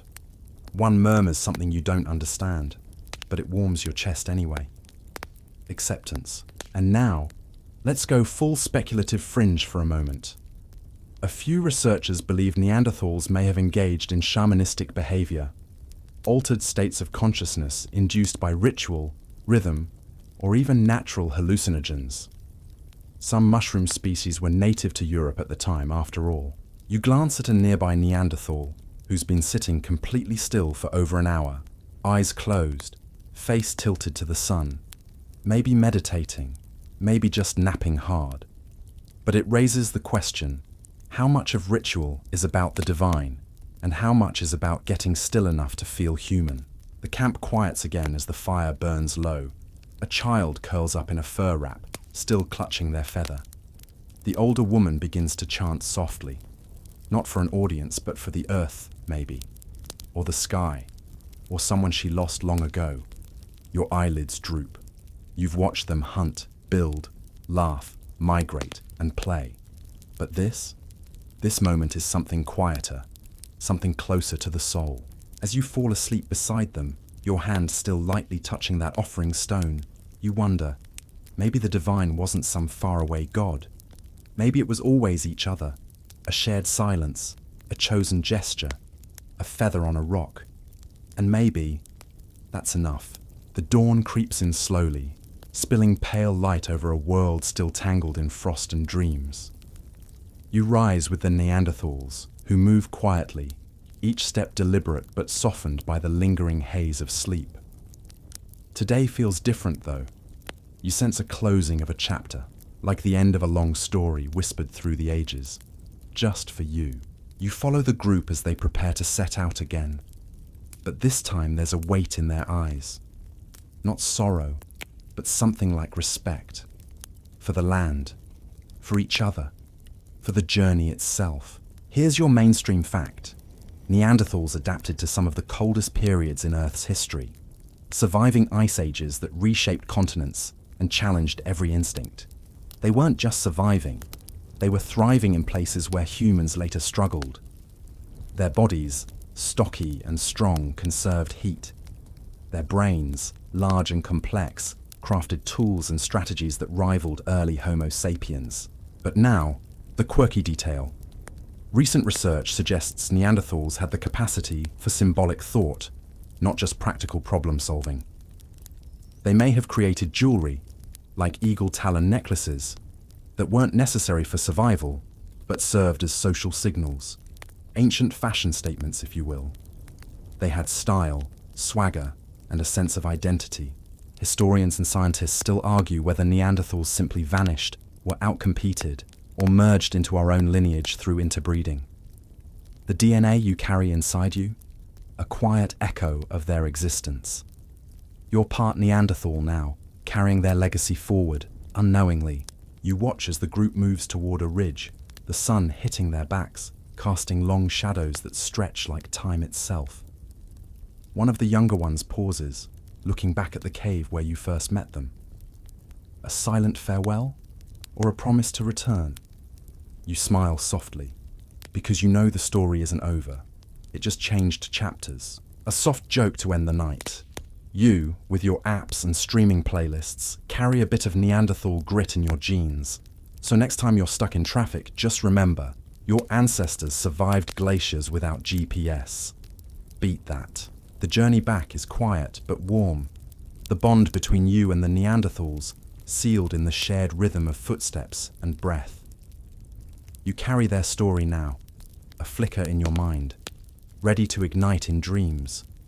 Now, as the fire dwindles and the world softens into night, let your body relax. Feel the pulse slow, the muscles loosen, and the mind drift. Remember, the Neanderthals weren't just relics of a distant past. They were fierce, clever, playful, and deeply human. They are part of you. And as you close your eyes, you carry a whisper from them, a lullaby sung through time. Sleep well. Now, let your breathing deepen, slow to the rhythm of a calm river flowing gently through the night. Imagine the soft crunch of leaves beneath your feet, the warmth of a fading fire, and the quiet companionship of those ancient travelers beside you. You are safe here. The world is vast, yes, but the stories you carry within you are older, wiser, and stronger. In this moment, you can release the day's worries like smoke drifting upward, light and easy, unburdened. Feel the heaviness leave your limbs, replaced by a soothing calm that settles over your skin like a soft blanket. The stars outside twinkle softly, distant but steady, and in their light, you find a sense of peace that transcends time. Remember that the fierce endurance of the Neanderthals is not just a tale of survival. It's a whisper of resilience, connection, and quiet joy. Their footsteps echo in your heart, reminding you that even in the darkest times, there is warmth, laughter, ritual, and the simple pleasure of being together. As you drift deeper, imagine the wind brushing gently through trees, carrying stories of old, folding you into a dreamscape where history and hope intertwine. You are part of this vast, ongoing story, human and wild, fragile and strong. So let yourself sink into sleep with ease. Tomorrow is another day, but tonight you rest in the company of ancient friends. Good night and sweet dreams. Hey guys, tonight we're doing something a little different. You're not just hearing a story, you're walking through one. Imagine sitting at a dinner table, but there's no steam, no clatter of chopsticks, no conversation, just an empty bowl, your stomach folding in on itself, and the flicker of a single candle casting long shadows across bare walls. Your neighbors smile faintly through cracked lips, because no one dares say the word out loud. Famine. There is no way you would survive this era. So, before you get comfortable, take a moment to like the video and subscribe, but only if you genuinely enjoy what I do here. And if you're listening from somewhere far or fascinating, drop your location in the comments. I love seeing where these sleepy stories travel. Now, dim the lights. Maybe open the window for that soft background wind hum, because this will hit a little more than you expected, and let's ease into tonight's journey together. You sit on a low wooden stool in a dusty village in Henan province. It's late 1959. The sun is down, The air is still, and your stomach feels like it's eating itself. There's a dinner table in front of you, if you can call it that. Really, it's just a few chipped bowls and a ladle that hasn't scooped anything real in weeks. A faint bitterness fills your nose, the scent of boiled weeds and rainwater.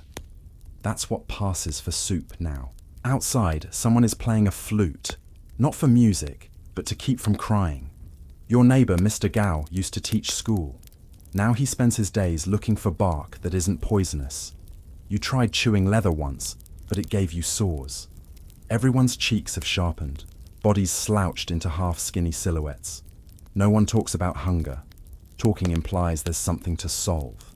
You're told things will get better, that the nation is rising, but all you feel is the weight of your bones. There's a big red poster peeling on the wall, Mao's face smiling like he knows something you don't. He probably does. You've heard the quotas are being met, that China is producing more grain than ever. That's why your village had to give up its stockpile to the state granary last week. The party cadres clapped as they watched the carts roll out. You smiled too. Everyone did. Because if you don't smile, someone reports you. You saw what happened to the Wang family. One wrong comment about the harvest, and now their house is boarded up and their field's been reassigned. Mrs. Wang's scarf was still hanging on the door when they disappeared. Historians still argue whether the early reports of crop abundance were naive optimism or intentional fraud. Either way, the result is the same. In a twisted paradox, the more people starve, the more the state boasts about feeding them. You walk to the communal kitchen, though kitchen is generous. It's a soot-stained hut where volunteers stir pots of whatever anyone found that day. Tree leaves, wild grasses, the occasional rat if someone's lucky. You once found a patch of mushrooms and boiled them with crushed corn husk. Everyone said it tasted like old socks, but no one left a drop. Tonight's stew is different, darker, thicker, and it smells off. Not rotten, just unfamiliar. Someone jokes, might be real meat. No one laughs. You ladle some into your bowl. Sip. It's warm, heavy, and oddly familiar. You don't ask questions. That's the first rule now. You remember your uncle saying, China has 600 million mouths, but only one voice. Back then it sounded poetic. Now it's terrifying. That voice tells you this is a temporary hardship, a test of loyalty, that eating less is patriotic, that dying is honorable. You know they're lying, but you nod anyway. Ooh, a mainstream fact. By 1959, China's reported grain production numbers were so exaggerated that the state requisitioned more than actual yields, leaving many villages with nothing. In some regions, officials believed their own lies. In others, they knew better and enforced quotas anyway, fearing retribution. But here's a fringe tidbit. Some villagers began placing family heirlooms, jade bangles, old coins, into the fields, believing it might please the land into producing food again.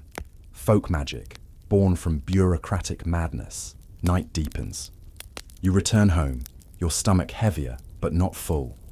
You lie down on the mat beside your younger cousin, whose ribs rise and fall like a dying accordion. He sleeps with his eyes slightly open now. Less like a child, more like something between waking and not. You stare at the ceiling, counting the cracks in the beams. Your thoughts drift to rumors, a neighboring province where people ate their dead. You don't believe it, not yet. You tell yourself it's exaggeration, propaganda, ghost stories to keep children obedient. But then you remember the stew. You remember that no one brought food today. And you remember that Mrs. Liu's father passed away 2 days ago. You shut your eyes. You don't want to know. You really, really don't. You wake up the next morning to a cold floor and the sound of distant shouting. It's not angry, more like organized enthusiasm. Outside, the commune leaders are rallying people again. Another day, another quota. This time, it's steel. Yes, steel. You are told that even though you've barely got food, you must help China leap forward. Not step, leap. And leaping means backyard furnaces. You, your family, your neighbors, you're all part of this national mission now. smelting metal in makeshift kilns that look more like tombstones than furnaces. You melt down your only kitchen knife. Your cousin contributes a bicycle pedal. Someone brings a door hinge. A woman sobs as she hands over her iron wok. It's not just the loss of tools, it's the symbolism. These are the bones of daily life being sacrificed for a ghost of industry. Sparks fly. The fires burn for days. But the metal that comes out is useless. Brittle. Impure. A joke to any real metallurgist. Historians still argue whether Mao genuinely believed in the backyard furnace scheme or simply used it as a show of ideological unity. Either way, by 1960, fields across China had been torn up to build kilns. And while the fire raged, the crops quietly died. You're told to plant rice closer together so the stalks support one another. It sounds clever. It's not. The plants compete for nutrients and suffocate each other. You're told to dig deeper, aerate the soil like you're tickling it awake. But all that does is expose roots to frost and rot. You learn that ideology doesn't feed people, but ideology doesn't care. You walk to your plot with a wooden hoe and blistered hands. The soil crumbles like ash. Nothing grows here anymore. Still, you're expected to report high yields. One man suggests writing "abundant" on a sign and sticking it in the dirt. Everyone chuckles, but quietly, eyes scanning for informants. There's a party slogan painted in red on the wall. Smash nature, command the earth. You wonder if Earth ever asked for that. A quirky truth. Some communes held crop competitions where villagers would stage fake harvests. They'd borrow bundles of wheat from neighboring fields and stack them near the official measuring site, like props in a political theater. The best actor won a certificate, maybe even a handful of rice. You know someone who once faked an entire rice field with stalks tied to bamboo poles. When the inspectors came, they nodded approvingly, said this was the model village. Then they left, and so did the rice, straight back to the storage hut. Meanwhile, people eat grass. Not metaphorically, literally. You try boiling it with hot stones, hoping the minerals might add something useful, but all it adds is stomach pain. Your aunt says it reminds her of cow feed. You say that like it's a bad thing. At least cows used to be fat. Remember that bitter stew? The one you drank without asking. It's happening more often now. Every few days, something new shows up in the communal pot. And each time, fewer people ask questions. The quiet is not peaceful. It's protective. You walk past the local furnace, now cold and abandoned. A relic of a dream that went nowhere. You notice flies circling something nearby. A small animal? No, it's a shoe, still attached to a foot. You look away. The man it belonged to is gone. Or maybe he's what's for dinner. You don't dare check. The local cadre, Comrade Lin, is smiling today. He says the village is meeting targets. He says the province is thriving. He says Chairman Mao is proud. You wonder what he eats at night. You wonder if he's ever been truly hungry. One day, Comrade Lin announces a new campaign. Eliminate the 4 pests. Rats, flies, mosquitoes, and sparrows. Yes, sparrows. You're told they eat grain. So you and the others bang pots and clap hands all day to keep the birds from landing. The sky becomes a flurry of feathers. Some sparrows drop mid-air from exhaustion. Children cheer as they fall. But then come the locusts, unchallenged, unchecked, feasting on what little remains.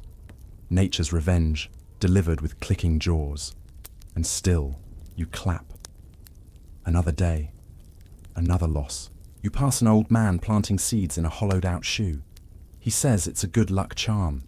You want to believe him. You really do. Later that evening, your cousin doesn't come home. You find him crouched under a bridge, chewing on what looks like a dead bird. He looks at you, eyes hollow.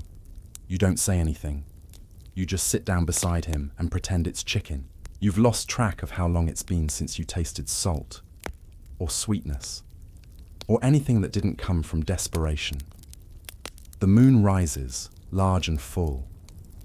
You lie in bed listening to your grandmother pray to ancestors she no longer remembers. Her voice is brittle, like everything else here. You wonder if they can hear her. if they care. You dream of dumplings, and when you wake, your pillow is wet. You wake up to shouting again, but this time, it's different. Sharper, less choreographed. A row of village cadres is marching down the lane, led by a man holding a clipboard like it's a weapon. Grain inspection. You stand in line with your neighbors, clutching a slip of paper that says how much you contributed to the state granary. Everyone's numbers are lies. Everyone knows it. But lying is safer than starving and being labeled a traitor. The man with the clipboard scribbles furiously. When he pauses in front of your family's plot, you smile, gesture toward the corner where you've stuffed the last few rice stalks to look fuller. He nods, not really seeing, then moves on. A loudspeaker crackles from the commune hall. The harvest is rich. Our village surpasses all expectations. And you wonder if they're talking about a different village altogether. Because here, the only thing growing is silence. Official records from the time claimed harvests had doubled, or even tripled in some areas. Historians still argue whether these reports were forged from fear or fervour, but the result was the same. The government believed the lies, so they came and took more. That's how the ghost harvest begins. The trucks arrive the next day. They roll into the village like visitors from another world. Clean uniforms, shiny wheels, the scent of gasoline. They're here for the grain, but there's none to give. So the cadres take what's hidden. They break into cellars, tear apart floorboards, rifle through bedding. If they find even a fistful of millet, they call it hoarding. You see one woman dragged by her braid through the mud because they found a sealed jar of cornmeal under her baby's crib. She doesn't even scream, just stares, vacant, as if this was always going to happen. One quirky truth. In some areas, villagers began burying grain wrapped in waxed cloth, disguising it as ancestral offerings. Graves became pantries, the dead, unwitting bodyguards of the barely living. You pass by a cart hauling away sacks labelled state property. You wonder how far those sacks will travel. To a warehouse? A city restaurant? Maybe straight into the ground if no one checks. And someone will write it down as a victory. The next week, rations are cut again. You get half a handful of rice husks per day, mixed with something that might be sawdust. You chew slowly, letting the paste coat your mouth before swallowing. It hurts less that way. Your cousin doesn't bother anymore. He just sucks on pebbles, says it tricks the body. You start doing it too. The village kitchen closes down entirely. The last time you walked by, someone had scratched the word help into the soot-black wall. You don't know who did it, but you think about them every time your stomach growls. The dogs are gone now. No barking at night. No tails wagging by the fire. The cats too. And after a while, even the rats disappear. Either they've been eaten, or they're smarter than you. One day, you're told that someone in the next village was caught hoarding sweet potatoes. He was tied to a tree and made to confess in front of everyone. When he collapsed, they left him there. They say he died clutching a potato peel. You don't know if it's true, but it feels true. Because now you've stopped looking for food. You look for calories. A slice of lotus root, a clump of raw rice someone dropped, a single peanut shell you can scrape with your teeth. One day, you find a dead bird in the canal. You rinse it 3 times. Still smells like death. You eat it anyway. You hear rumors that the granary was full all along, that sacks of rice were locked away just 10 miles up the road. Protected. Preserved. You don't know if that's true either. But you start dreaming of it. Of sneaking in. Of stealing back what once was yours. A fringe detail. Some state granaries were indeed kept full, their contents rotting while entire regions starved. Officials feared being accused of mismanagement more than they feared the death toll. Better to waste grain than admit the numbers lied. One night, you pass by a neighbor's house and hear something strange. Chewing. Not the quiet nibble of hunger. Sloppy, desperate, wet chewing. Then a gasp. Then nothing. You don't knock. You don't speak of it the next day. But you avoid that house now. The ghost harvest isn't just about missing grain. It's about missing people. You start noticing it. The empty houses. The doors that stay shut. The silence where children used to play. There's no ceremony. No mourning. Just absence. The village graveyard grows lopsided with fresh mounds, most without markers. One day, you see someone leave a half-burned incense stick at the base of a tree, not for the dead, but for protection from them. Because when people starve, they become ghosts long before they die. The officials return with new instructions: strengthen the reporting system, encourage honesty, denounce hoarding. A reward is promised: a bowl of porridge if you turn someone in. The next morning, 3 names are called out. You don't recognize one of them. The other 2 were seen digging near a dried-up well, looking for roots maybe. Now they're gone. You don't need porridge. You just need to survive. So you keep quiet, keep chewing pebbles, keep walking past empty houses and pretending the smells don't reach you. And every time you pass the granary wall, you run your hand along its cool stone, imagining what's behind it, imagining it's still there. You wake before dawn now, not because of the roosters, they're long gone, but because your body forgets what sleep is when it's this hungry. Hunger isn't an emptiness anymore. It's a hum, a low vibration in your chest that follows you like a shadow. You used to fear pain. Now, you fear the silence when the pain goes quiet. That's when the body begins to give up. Someone stirs in the alley outside. You recognize the limp. Old Mrs. Han. She's out again, scratching around the base of the schoolyard flagpole. You used to raise that flag together, remember? She's hoping to find worms in the dirt. You don't disturb her. You've learned that hunger turns even gossip into danger. Later that morning, a young boy is caught stealing a moldy bun from the commune canteen. He's maybe 9. Instead of punishment, he gets a ceremony. They march him to the middle of the square, and the loudspeaker crackles. Let all see what hunger does to the weak-willed. They shave his head in a square pattern, like a chessboard, and tie a sign around his neck. Grain thief. He stands there all day. By evening, someone's taken pity and untied him. The sign stays. This is the beginning of something darker, of people becoming less like people. You first hear whispers of it from the old men sitting under the broken archway, voices low, eyes twitching toward every passerby. In Shuangfeng, one says, a man boiled his sister's body. Another leans in. And in Gansu, they found a whole family, gone, except the bones in the stove. You want to believe it's fiction, but you already know it's not.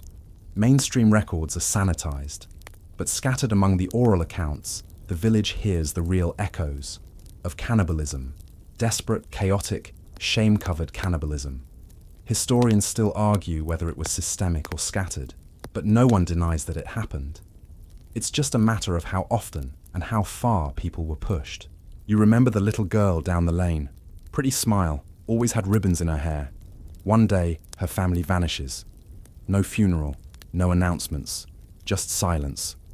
A few days later, you see her shoes outside a neighbor's house.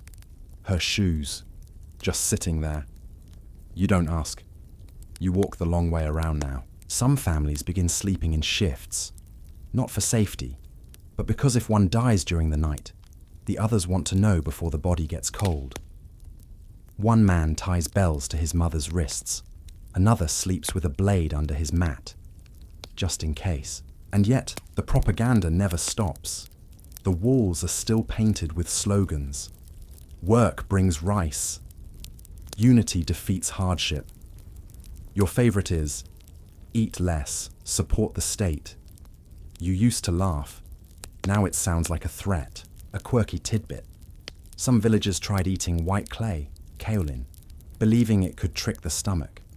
It worked, briefly, until it began hardening in their intestines. By the time anyone realized it was too late. That's how little you trust your hunger.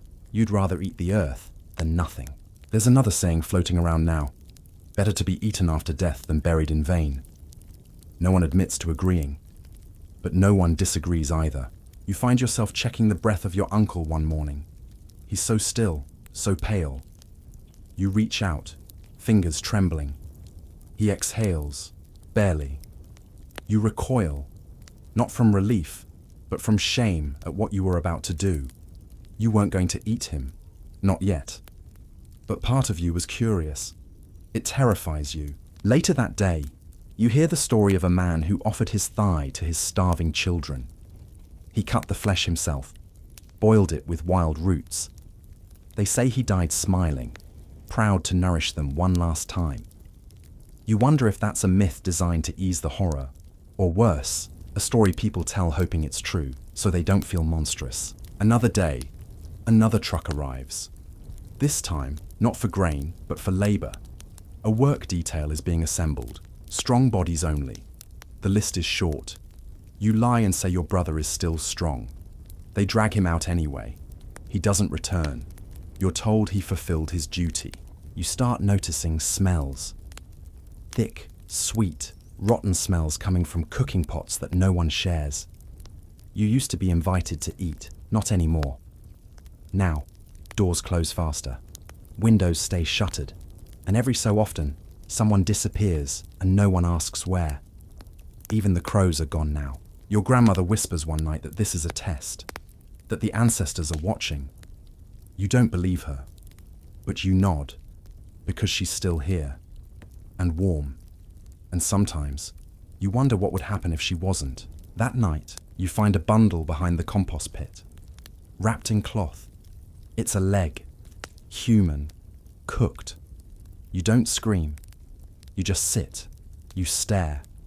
You think of your cousin, the one who vanished. You think of the foot you saw near the furnace. You think of what hunger can erase. You cover it back up. You never speak of it again. The next morning, there's a sermon over the loudspeaker. Remain vigilant. Trust the party. Endurance is loyalty. You close your eyes and imagine rice. You know what's strange? You stop missing food. Not because you're full, far from it, but because your brain starts to edit the idea of food out entirely. It's like a lover who's been gone too long. You forget the warmth of rice, the crisp edge of fried dough, the comfort of soup that actually coats your stomach. The memory dulls, like a watercolor left in the rain. Instead, you dream of textures. The soft slide of bean curd, the crunch of sugarcane, the bite of vinegar on your tongue. Your body is a museum of phantom tastes. That's when the whispers turn into questions. Not just, did you hear what happened in Yixian? But, what would you do if it came to it? People start speaking in conditionals, in maybes. If someone dies in their sleep and no one sees, they say it as a joke, but no one laughs. And remember the loudspeaker? It's still sputtering every morning, declaring productivity quotas exceeded, even as your commune shrinks day by day. The slogans peel from the walls like old skin.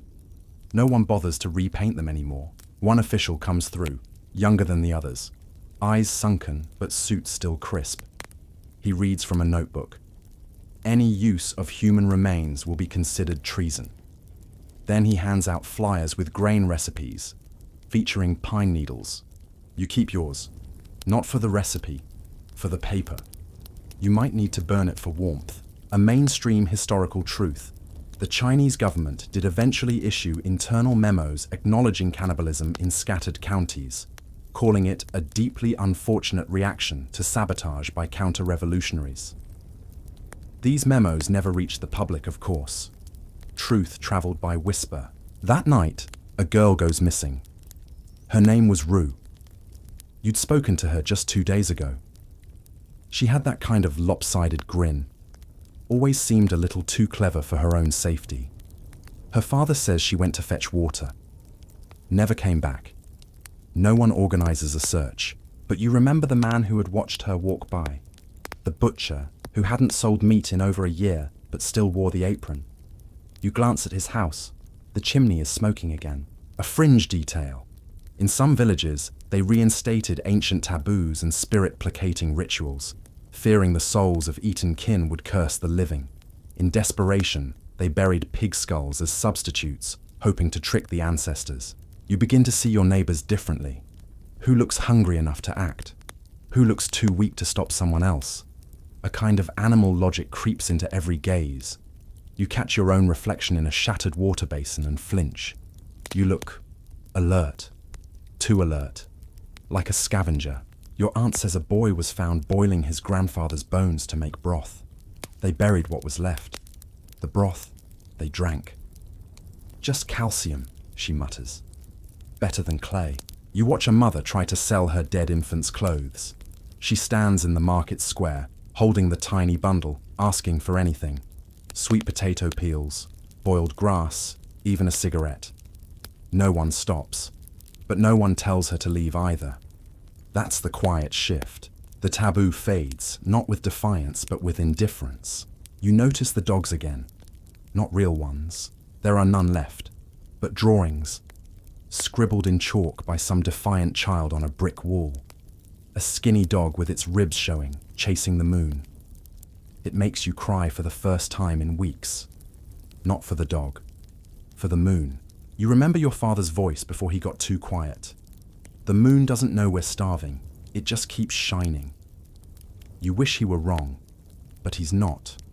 Historians still argue whether the famine was a result of policy error, ideological blindness, or a weaponized indifference.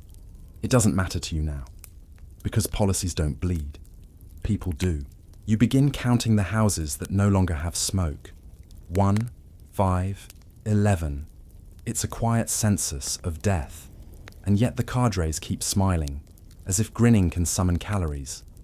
They say the commune will bounce back. That next spring will be better. But spring is a myth when your ribs show through your coat. One morning, a boy digs up a grave. He says it's his brother's. He says he wants to move the bones, but no one believes that. Not when he starts boiling them in a rusty wok. You don't stop him. You can't. Because last night, you considered doing the same. Instead, you eat the last of your roof thatch.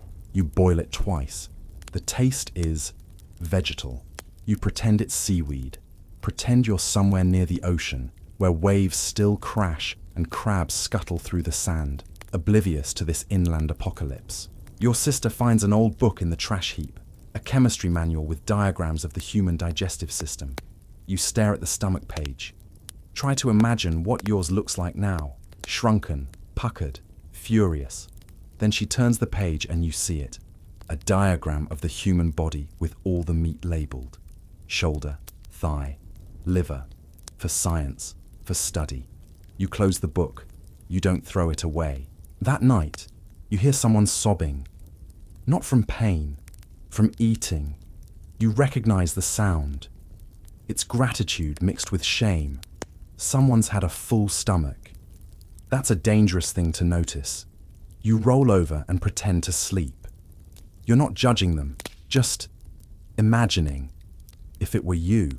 The next morning, a smell trails behind one of the houses, like cooked pork, or something pretending to be pork. You don't investigate. You go back to chewing bark. You find yourself thinking in new ways now. Not about survival, but about sequence. Who goes next? Who's still warm? Who's disappeared? And why does no one ask? You keep a mental ledger, a quiet roll call in your head. Because soon, knowledge becomes the last resource you can trade. There's a rumor, this one louder than most, that a whole commune in Henan dug up its burial mounds, roasted the remains, and fed them in secret to those deemed still productive. The elderly were told to be proud, their bodies serving the revolution beyond death. Of course, officials deny it. But then again, they also claim this famine doesn't exist. You pass a once familiar alley, now blocked off with a crude wooden plank. Behind it, someone is cooking. You hear the low bubble of broth, a spoon tapping ceramic. The smell isn't terrible. That's the worst part. It smells comforting. You walk faster. Mainstream historical fact. The 3 years of natural disasters was the official name given to this famine. It blamed the weather, floods, drought, locusts, as if a decade of policies encouraging false grain reports, unrealistic collectivization, and forced crop reallocations had nothing to do with it. You live in one of the provinces hit hardest, and you haven't seen a locust. Your aunt returns from the mountain with a bag of pine cones. She says she saw bones scattered near the old copper mine. Animal, she says. You nod, but she doesn't look you in the eye. A quirky detail from that year. Some villagers began chewing candle wax, not for light, but for calories. Beeswax, melted and swallowed, better than dirt. Some even boiled leather shoes, softened them with vinegar made from rotten leaves. You once laughed at that idea. You're not laughing now. One night, a boy from the next commune collapses outside your door. His lips are cracked, his skin too loose for his bones. He offers you a bundle, just cloth, no words. You unwrap it and find a hand, human, cooked, seasoned with wild garlic. He smiles, as if he's proud, then dies at your doorstep. You bury him, but keep the bundle. You don't eat it, but you don't throw it away either. That's how thin the line gets. In the days that follow, you start noticing who's missing and who isn't. Widow He's house has smoke again. Her 3 sons all gone. The neighbor who was blind, vanished. The mute girl with the birthmark, gone too. You're no detective, but the pattern builds itself. Still, no one accuses. Because to accuse is to admit you see it. And once you see it, the guilt becomes communal. Safer to be quiet, safer to eat bark. One afternoon, an old teacher tells you, it's not new. During the Qing famine, they did the same. History cycles. He lights a cigarette he found behind a collapsed shrine. The difference is, now they pretend it's victory. Historians still argue whether the government's refusal to halt grain exports during the famine was negligence or cruelty. Either way, the trains kept running. Grain left the country, millions starved, and the slogans never stopped. You hear one painted on the water tower. Let us starve today so others may feast tomorrow. You stare at it until the words blur into white. Then comes the ration reform. Each house gets a ledger. Instead of bowls of rice, you now get caloric stamps, not based on need, but on usefulness. If you're too young, too old, too weak, you get less. Or nothing. Your grandfather burns his stamp sheet and says, if I can't eat with honor, I won't eat at all. He dies 3 days later. You wrap him in reeds. Not out of tradition, but because there's no coffin. And no one left to help. The strange part. You don't cry. Not anymore. Instead, you talk to him as you tie the reeds. About the time he caught fish with his bare hands. About how he swore the river never lied. About how he taught you to cook rice without burning the bottom. His hands were strong. You remember that. Then you feel something flicker in your chest. Hunger, yes, but also shame. Because you glance at his thighs. You measure them in your mind, and you hate yourself for it. You don't act, but you thought it. That night, someone knocks at your door.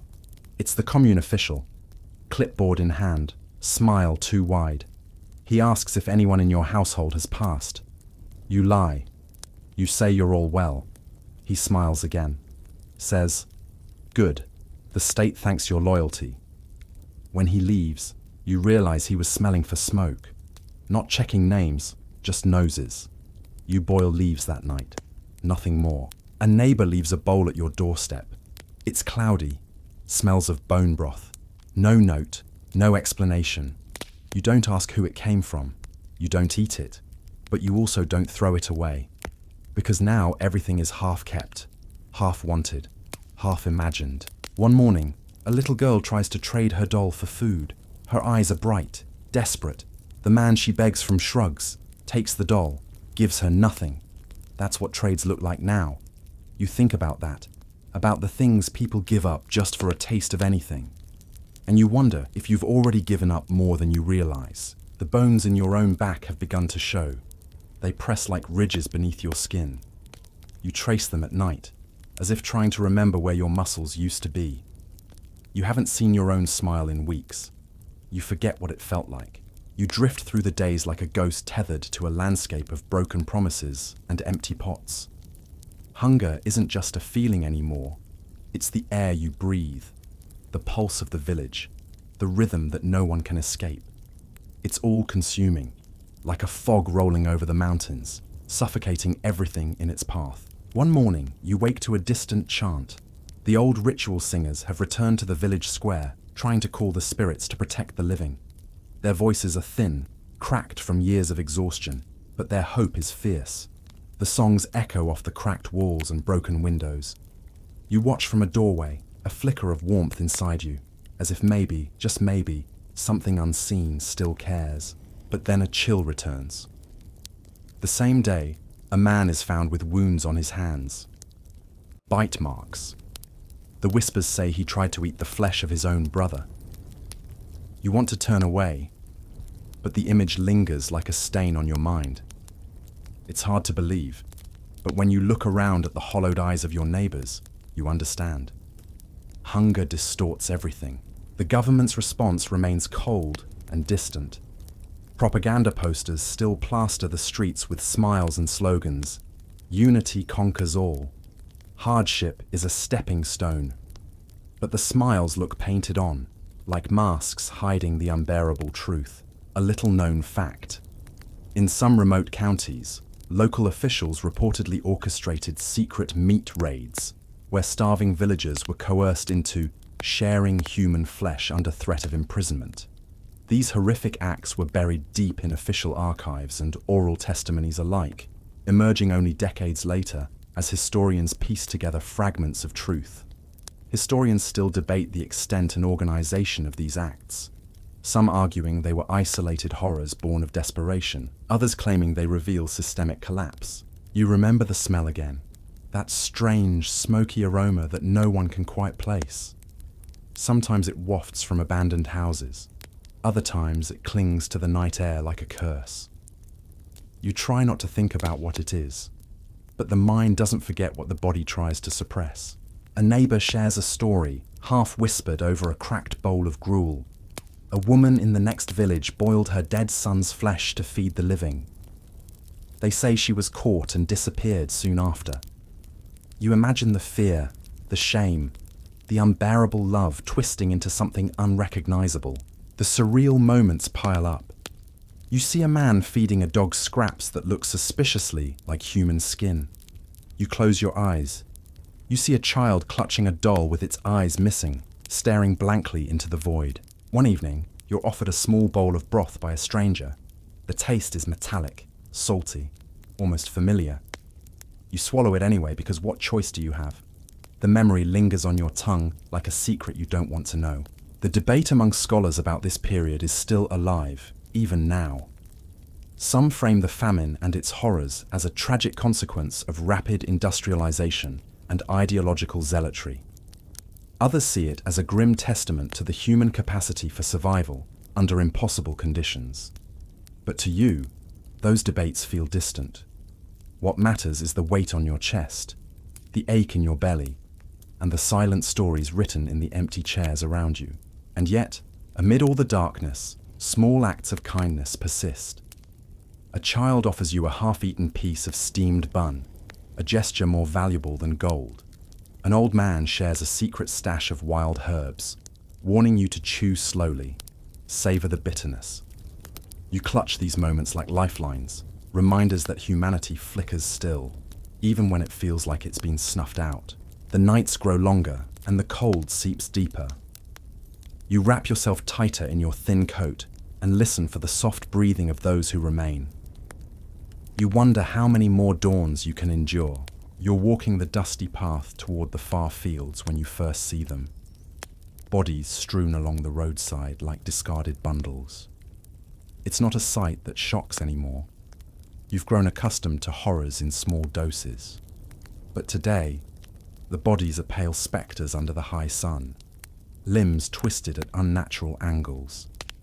You pause, heart catching in your throat, and notice the blackened flies dancing over dark patches on the ground.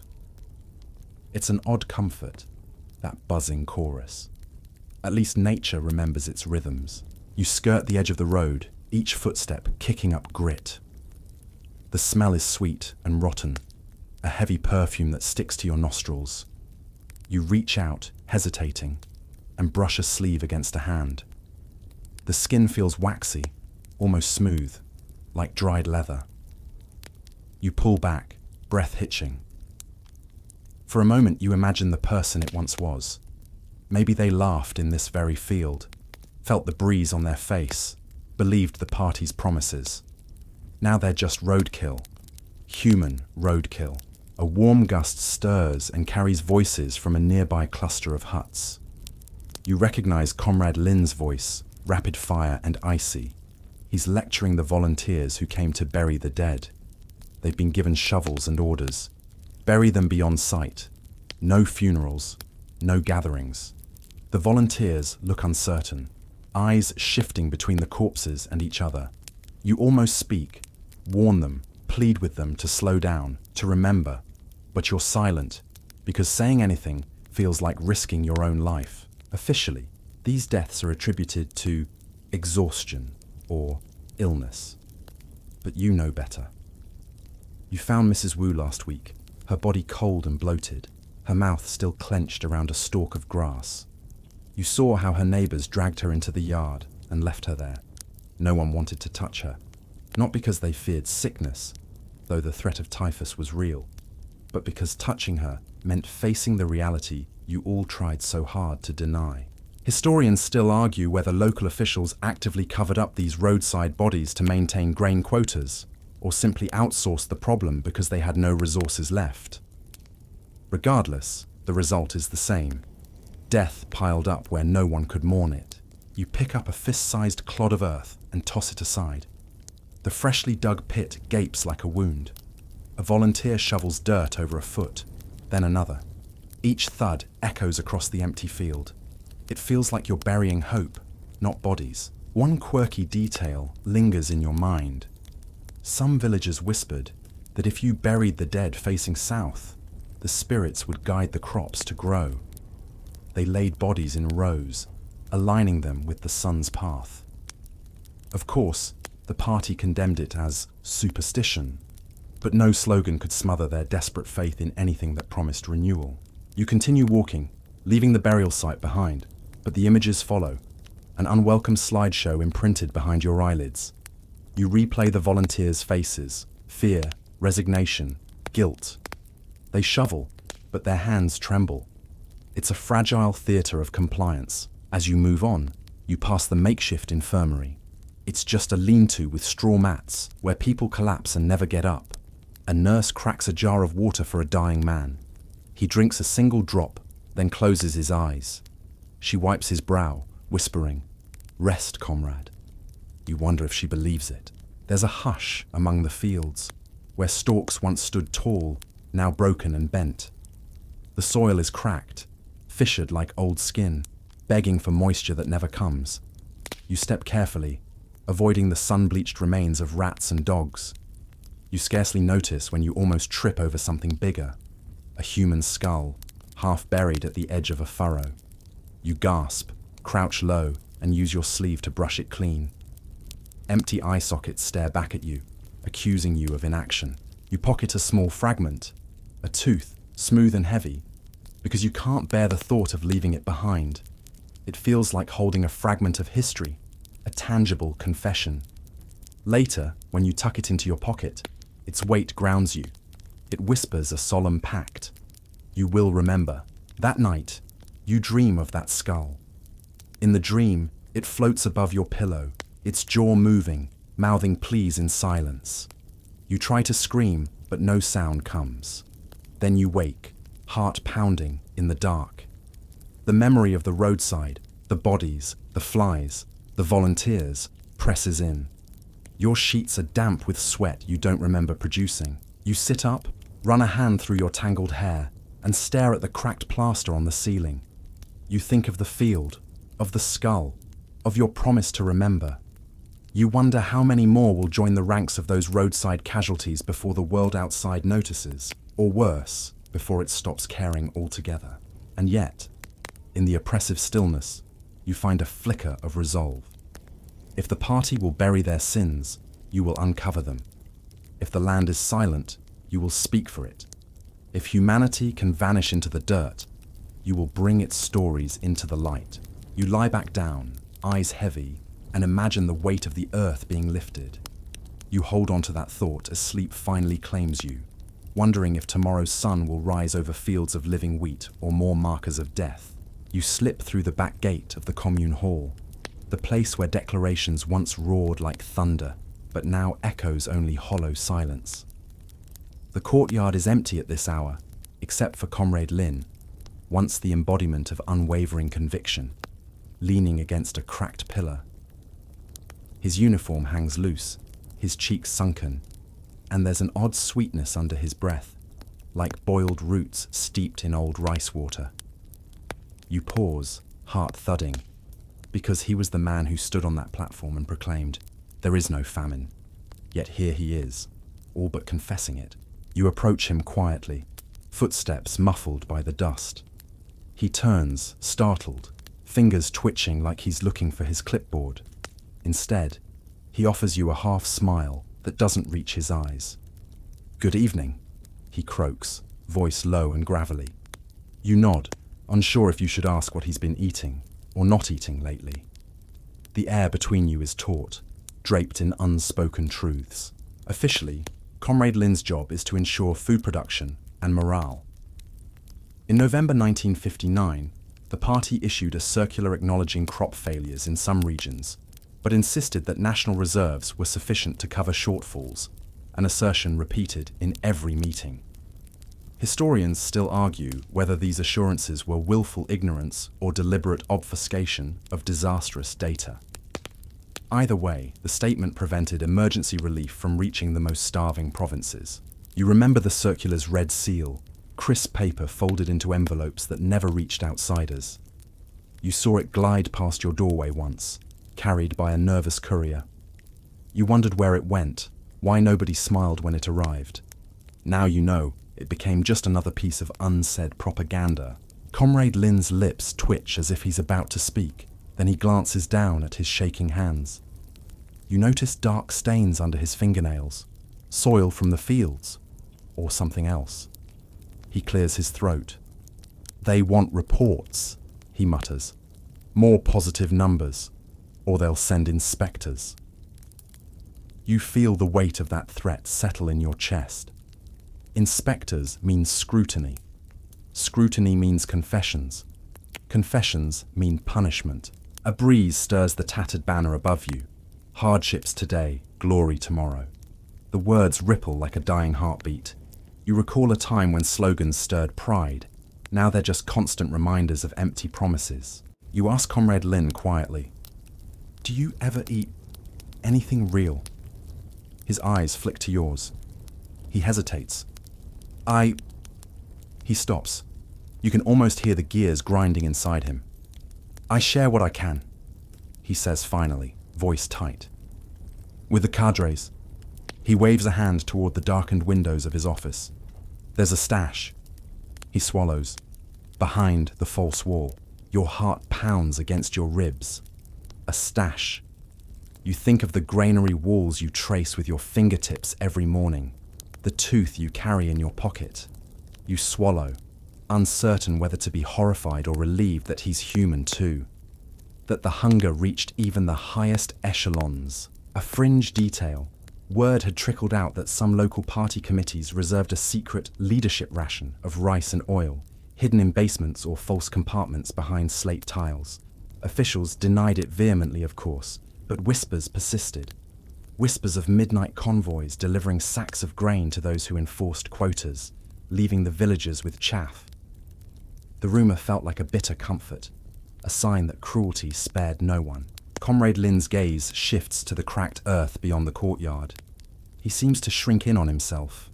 "We had to survive too," he says, voice barely audible. You hate yourself for hearing pity in his tone, pity for himself.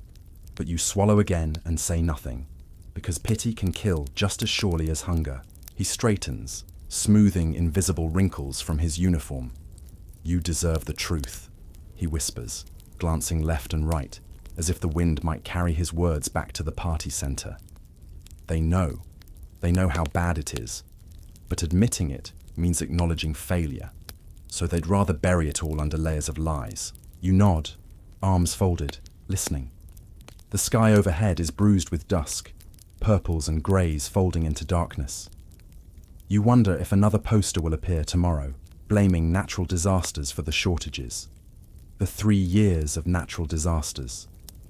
It's the name they gave the famine, as if floods and droughts alone could explain away the mass deaths of 45 million people. You realize how close you stand to this man who once represented authority. Now he's just another figure eroded by starvation. You wonder what he eats at night. You think of the clump of strange stew someone left at your doorstep weeks ago. You never asked who it was from. You never ate it. But something about the smell lingered under your nails for days. Historians still debate whether the central government orchestrated these hoardings, or if they were local initiatives launched by terrified cadres acting alone.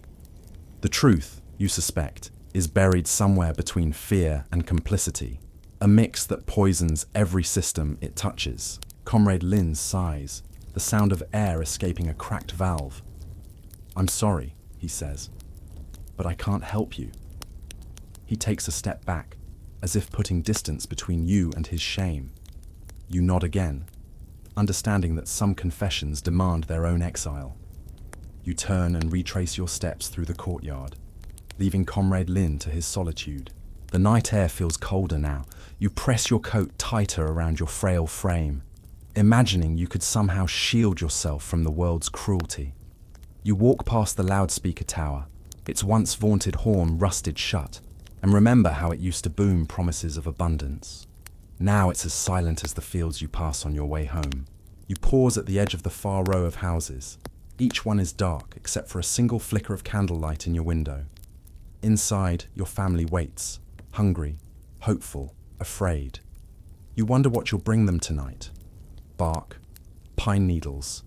The thought of it makes your lungs tighten. You close your eyes, recalling Comrade Lin's words. They know. The knowledge feels heavy, like unspent tears lodged in your chest. You wonder what it means to know and do nothing, to carry a secret that could burn you alive if revealed. You open your eyes and step forward, each movement echoing in the silence. Around you, the village breathes in unison, silent, hollow, waiting. And you carry with you the frail ember of a promise, that even when the powerful starve, the powerless will remember. You reach your doorway, hand on the rough wood. You hesitate, heart pounding. Then you push it open and step inside, shutting the cold world out behind you. You step out under a pale moon, careful not to wake the sleeping embers of the village. The night air is crisp against your skin, each breath a soft hiss, as you make your way to the clearing beyond the corn stubble. There, you kneel beside a shallow grave you dug at dawn, still loose, still vulnerable. You've marked it with a broken branch, no headstone, no ceremony, just earth turned over, a quiet offering to the dark. Inside your coat pocket, wrapped in cloth, lies the fragment you unearthed days ago, a small, smooth bone.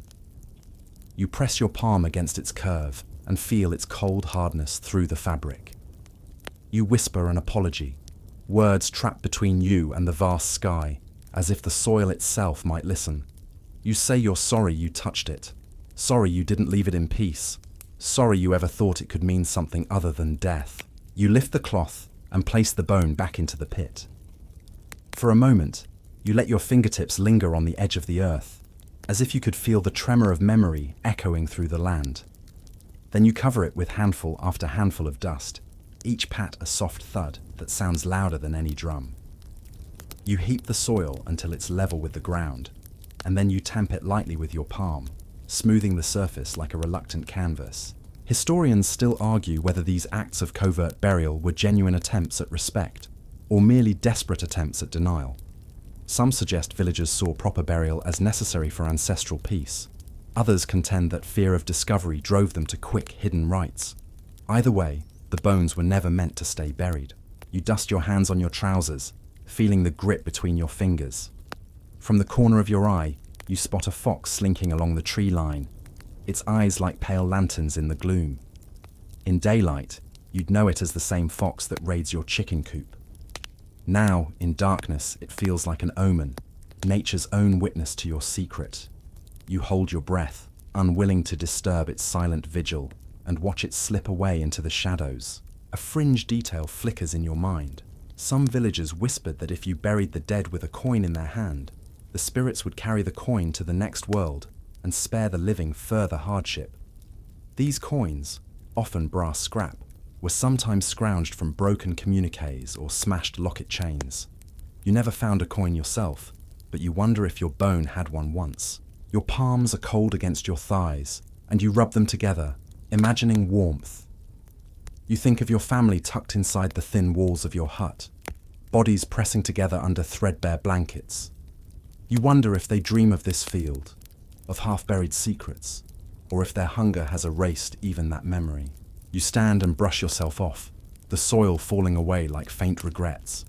You pause and place a finger on the ground, tracing the outline of the grave as if committing it to memory.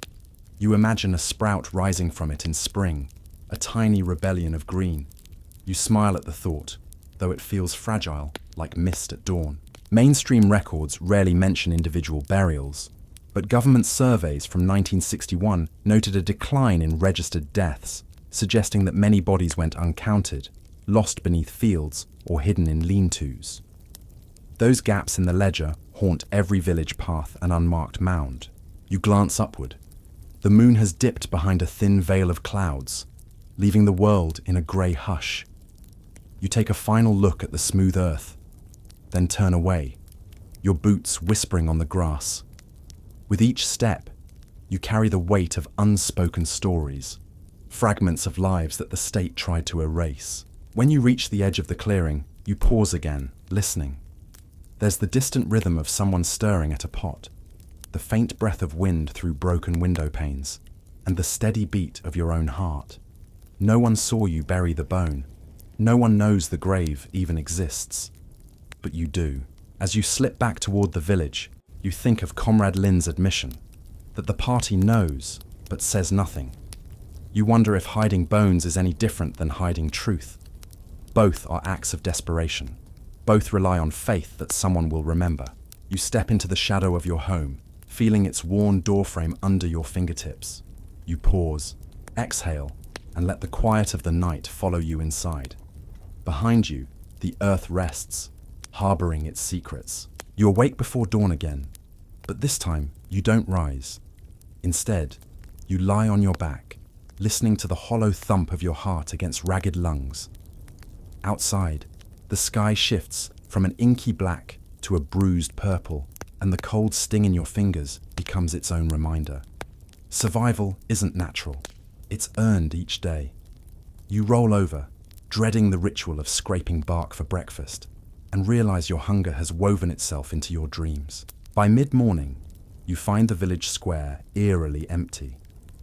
The communal well stands silent, its bucket unpulled, its rope fraying. You step toward it, half expecting to find water, but instead discover a cluster of offerings at its rim. Wilted flowers, broken combs, a small stack of thin paper sheets. Someone has lit incense. Tiny wisps of smoke curl into the chill air. It's a prayer well now, they say, begging the spirits for rain or mercy, or both. You trace the edge of the well with your fingertips, feeling the smooth stone warmed by yesterday's sun. It's here that the real hunger gathers, where people come not for water, but for hope. You drop a pebble into the well, hoping its echo isn't the only sound you hear echoing back. It plunges into darkness, swallowed whole. Researchers note that during the Great Famine, communal wells often became focal points for folk rituals, blending Taoist, Buddhist, and ancestral customs into improvised ceremonies.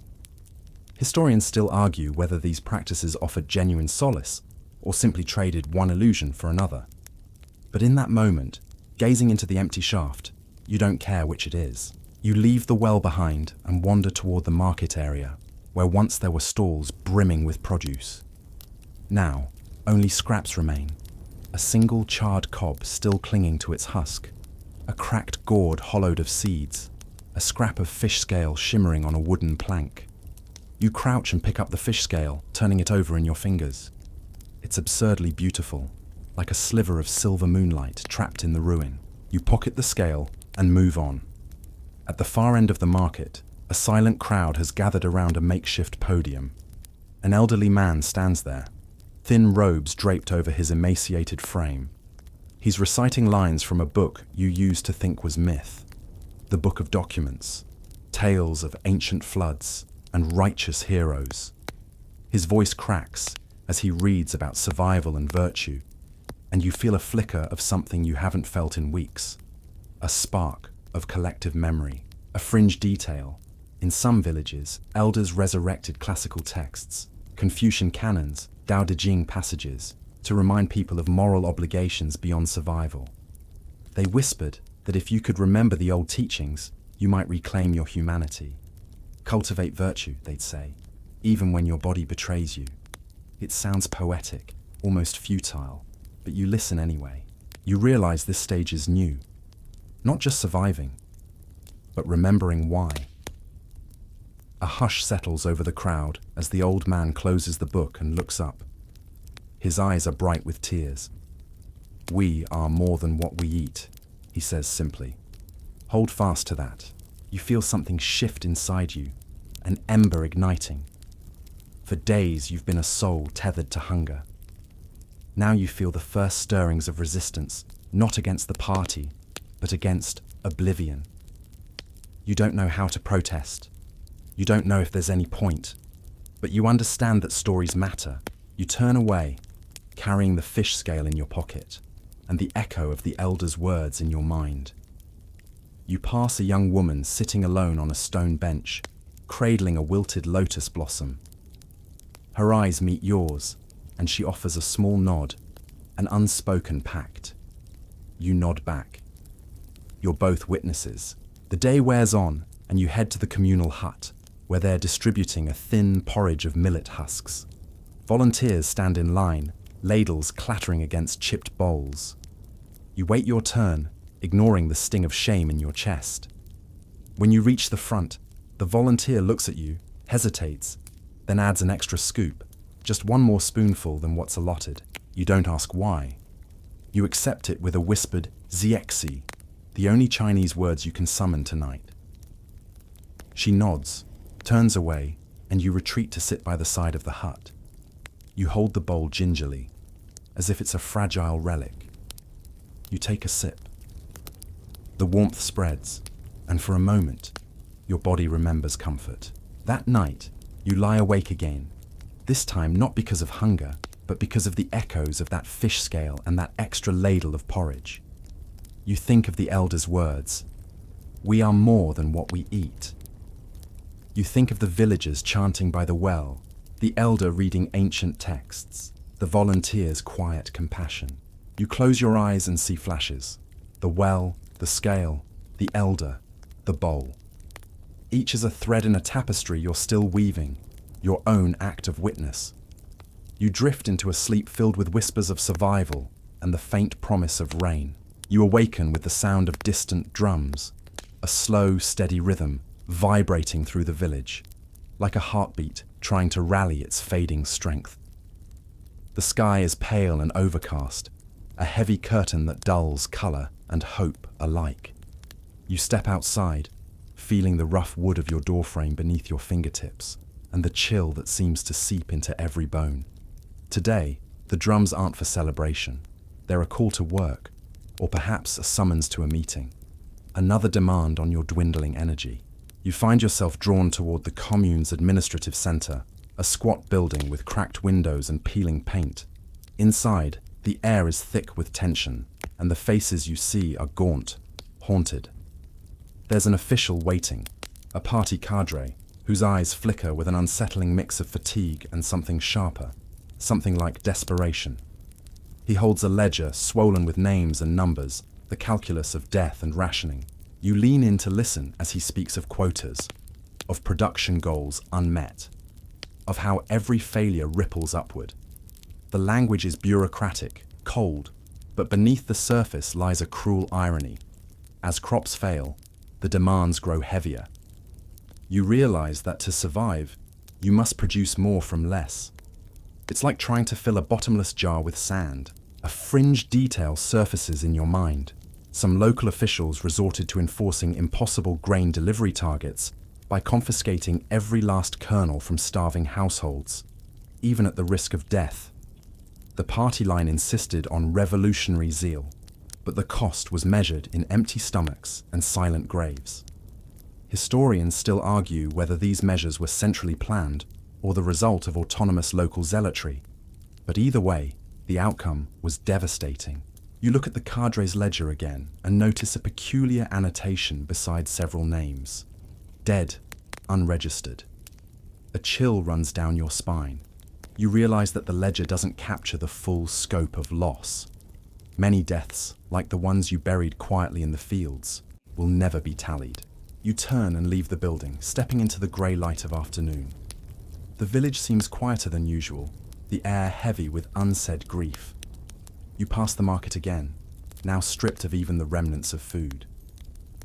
A group of children play nearby, their laughter brittle and fleeting, like fragile glass. You watch them, wondering what will become of this generation born into famine. Your thoughts drift to the strange rumors that circulated during this time. Tales whispered behind closed doors about families forced to desperate acts. While official reports deny such stories, some accounts suggest that cannibalism, while horrifying and rare, did occur as a last resort in certain pockets. Scholars debate the extent and causes, some attributing it to social collapse and extreme deprivation, others pointing to exaggeration or propaganda. But the fear it sowed was real, and the silence around it heavier still. You shudder at the thought, but also feel a strange sense of understanding. Hunger strips away more than flesh. It erodes dignity, community, even memory. And yet, the village endures. Somehow, in the crevices of despair, small acts of kindness persist. A neighbor shares a pinch of salt. A mother hides a dried root for her child. As evening falls, you find yourself back at your hut, tracing the cracks in the mud walls. The world outside is cloaked in twilight, and inside, the flicker of a candle casts long shadows. You think of the ledger, the children's laughter, the rumors whispered like forbidden spells. You clutch the small fish scale you saved, feeling its cool weight, a silent reminder of resilience amidst ruin. You lie down, muscles aching, and close your eyes. The drumbeat fades, replaced by the quiet hum of the night. Your mind drifts between memory and dream, carrying the weight of what was lost and the fragile hope of what might still be saved. You step outside into a morning hung with fog, the kind that blurs the world into uncertain outlines, much like your memories of life before the famine. The mist curls around tree trunks and fences, softening edges until everything feels like a half-remembered dream. Today, you've promised yourself to seek out the local teacher, the one who once tried to plant seeds of learning in this barren land. Perhaps there are still lessons to salvage. You find him by the old schoolhouse, its gate hanging crooked on rusty hinges. Inside, desks stand empty and chalkboards are scarred with half-erased lessons. The teacher himself sits on the threshold, hunched over a tattered geography book. His hands tremble as he traces the rivers of China with a finger. He looks up when you approach, and for a moment you see recognition, then relief, as if any visitor might carry news of rain. "Have you come for the lesson?" he asks quietly, voice rough like gravel. You nod, uncertain what you'll learn beyond more sorrow. He motions you inside. The classroom smells of mildew and dust. On the blackboard, faded chalk reads, "Unity is strength," a slogan once scrawled in bold strokes.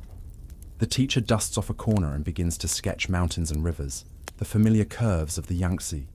He speaks of how these waterways sustained civilizations for millennia, how people learned to harness them, to plant along their banks, to celebrate floods and droughts alike as part of life's cycle. You listen, drawn into the rhythm of his voice, and suddenly you see parallels to your own plight. The waters of memory, the floods of propaganda, the drought of truth. He pauses, glances at you, and says softly, "History is not only what was recorded, but also what was lived. We must remember both." A mainstream fact. During the famine, many schools were closed and teachers reassigned to agricultural labor. This disruption in education had long-term effects, contributing to regional literacy declines and a generation disrupted. Historians still argue how this educational void shaped post-famine China's social fabric. The teacher turns to an empty desk. "This seat was once occupied by Li Mei," he says, voice cracking. "She was 13, bright as the spring sun." He pauses, letting the image settle. She loved poetry. She wrote about blossoms and moonlight. You imagine her, ink-stained fingers trembling as she crafted lines about hope. Then you imagine what might have become of her. The teacher's lips press together, and he closes the geography book. A fringe detail. Some students preserved their writing by hiding manuscripts inside hollowed-out gourds or beneath floorboards. These scraps of poetry and diaries surfaced decades later, offering poignant glimpses of young minds grappling with desperation. They remind you that even in collapse, creativity clung on. You glance at the teacher's wrist, where he's carved a tiny symbol, a stylized grainstalk, into his skin. A reminder, he says when you notice, that every grain carries a story. You think of the stalks you once planted, the fields you watched turn to dust, and the communal granary that swallowed it all. He stands and moves to the front of the class. "Education isn't safe from famine," he says, chalk in hand. "But ideas can't starve." He writes a single word. "Remember." The letters tremble, as if echoing the room's own uncertainty. You feel a warmth rise inside you, unexpected and urgent. For the first time in months, you sense a purpose beyond mere survival. You realize that memory, of hunger, of loss, of what once was, must be preserved. Otherwise, this haze of fog and despair will swallow all traces of life before the darkness. You leave the classroom with the teacher, stepping back into the fog-laden morning. A crow caws somewhere above, and you shiver, not from cold, but from resolve.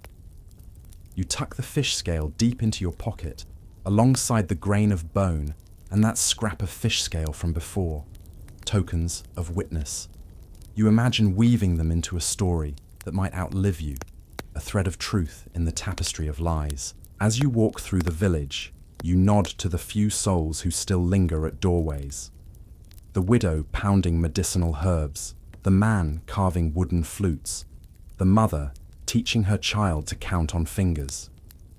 Each carries their own fragment of history, their breath a testament to endurance. You reach the well once more. This time, you drop in a piece of chalk, the teacher's chalk, carried in your hand. You hear the echo diminish, and you whisper, "For memory." You step away, shoulders straight, feeling the weight of that single act. It's small, but it resonates like a drumbeat in your chest. Night falls again, but your dreams shift. Instead of hunger, you dream of pages, ink on paper, lines marching across fields of white. You dream of maps, of rivers that carry life, of children reciting poetry under starlit skies. And most of all, you dream of a world where remember is more than a word. It's a promise. You step into the dimly lit room where a small group of survivors has gathered, hunched figures pressed close together, voices barely above a whisper. The air is heavy with incense smoke and untold stories. You take a seat on the hard wooden bench, the same one you used to wait at the market, but now it feels sacred, like a confessional. Your heart hammers as you prepare to listen. An elderly man leans forward and speaks in riddles. "The river never forgot us, though we forgot ourselves." His eyes, cloudy with age, glitter with something unspoken. You want to ask him to explain, but the moment you open your mouth, he falls silent, eyelids drooping. He's offered his share of pudding, whatever that is these days, but he doesn't touch it. Instead, he strokes the grain-blue cloth wrapped around his hands, a gift from someone too stubborn to let him go hungry. Next, a woman stands. Her voice is soft, cotton against a razor. "I dream of rain," she says, staring into nothing. But the sky's mouth is closed. A collective shiver ripples through the room. You shiver too, though the hut is warm. You remember the cracked sky above the fields, how the clouds refuse to weep.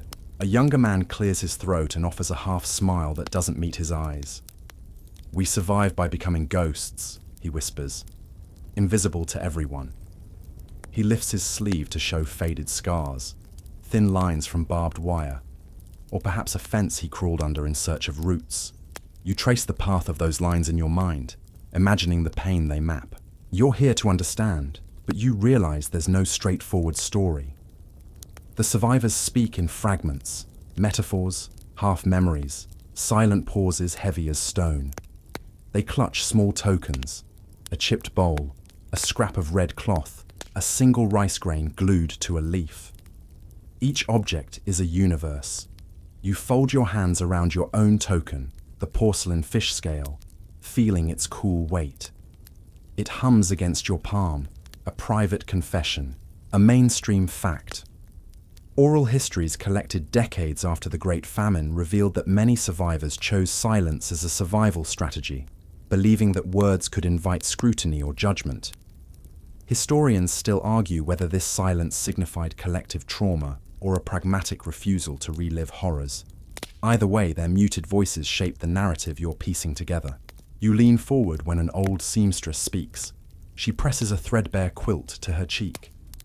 "I wrap myself in warmth that never was mine," she murmurs, voice trembling. You sense she's describing more than the quilt. Perhaps memories, lost connections, the safety of a full stomach. You nod, knowingly. You felt the weight of absence in every empty corner of this village. A fringe detail drifts through your mind. In the aftermath, some villages held silent memory ceremonies where people lit candles and sat in darkness for hours, refusing to speak so the ghosts could have their say. No one drafted an agenda. There were no speeches, just shared breath in the dark. The practice vanished within a year, labeled unproductive, but survivors say it was the only time they felt truly seen. You look around the circle. Each face is carved by suffering, yet threaded with resilience. A teenage girl stirs the ash in a clay bowl, releasing the scent of something burned, perhaps wood, perhaps a page from her notebook. She meets your gaze for the first time and offers a ghost of a smile. It's a small miracle.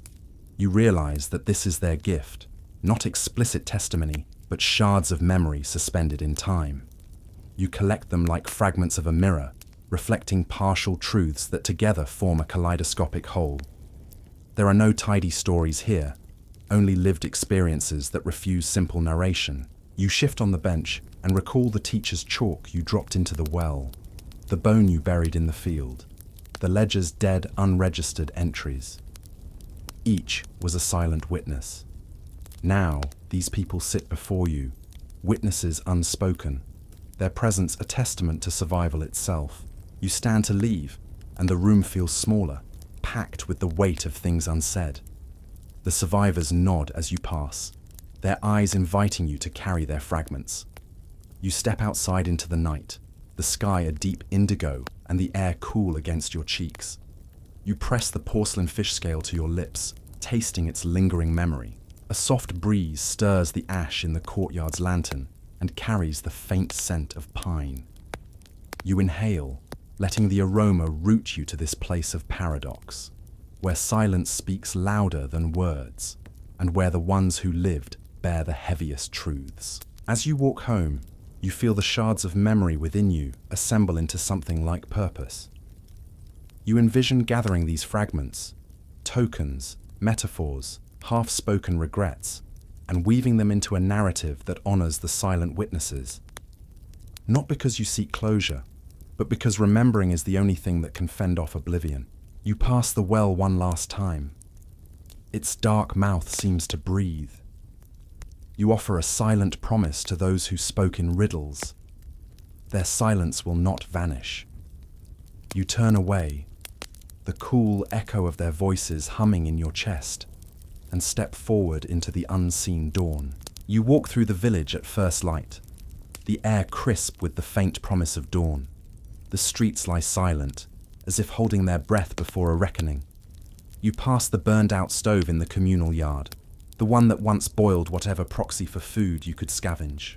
Now it's a hollow monument, rusted iron cradling ash and memory. You pause, finger tracing the scorched edge, thinking of every meal that never came, and every mouth that went hungry. Your steps carry you to the site where bodies were lined like broken stakes, the place you once skirted in terror. Now the field rests fallow, soil smoothed by wind and rain, erasing footprints and furrows alike. You kneel and sift your fingers through the earth, uncovering a small, cracked bowl, perhaps dropped by someone who never made it home. You cradle it, fingertips sliding over its rim, imagining the hands that held it, the fragile hope they poured into its emptiness. Official histories paint the famine as 3 years of natural disaster, but you know the fuller truth. It was 3 years of policy, propaganda, and neglect layered atop environmental catastrophe. Historians still argue whether Mao's directives were the root cause or whether local mismanagement amplified the crisis. But in the hollows of these fields, such debates feel academic. You've tasted the calculus of death, calories counted and lives discounted in dusty ledgers. You stand and move toward the old granary, its massive doors sealed shut. Every morning you pressed your hand against its cold stone, imagining the grain within, your grain, belonging to all of you. You wonder now if that storehouse was ever full, or if it was always a mausoleum for broken promises. A fringe account surfaces. Some officials claim to find handfuls of grain stashed in hidden compartments, enough to feed dozens for months. They vanish soon after, leaving names scrubbed from records. You circle the granary and find a small crack in the masonry. Through it, you glimpse darkness and the faintest glint of light on metal. Perhaps a forgotten tool, perhaps nothing at all.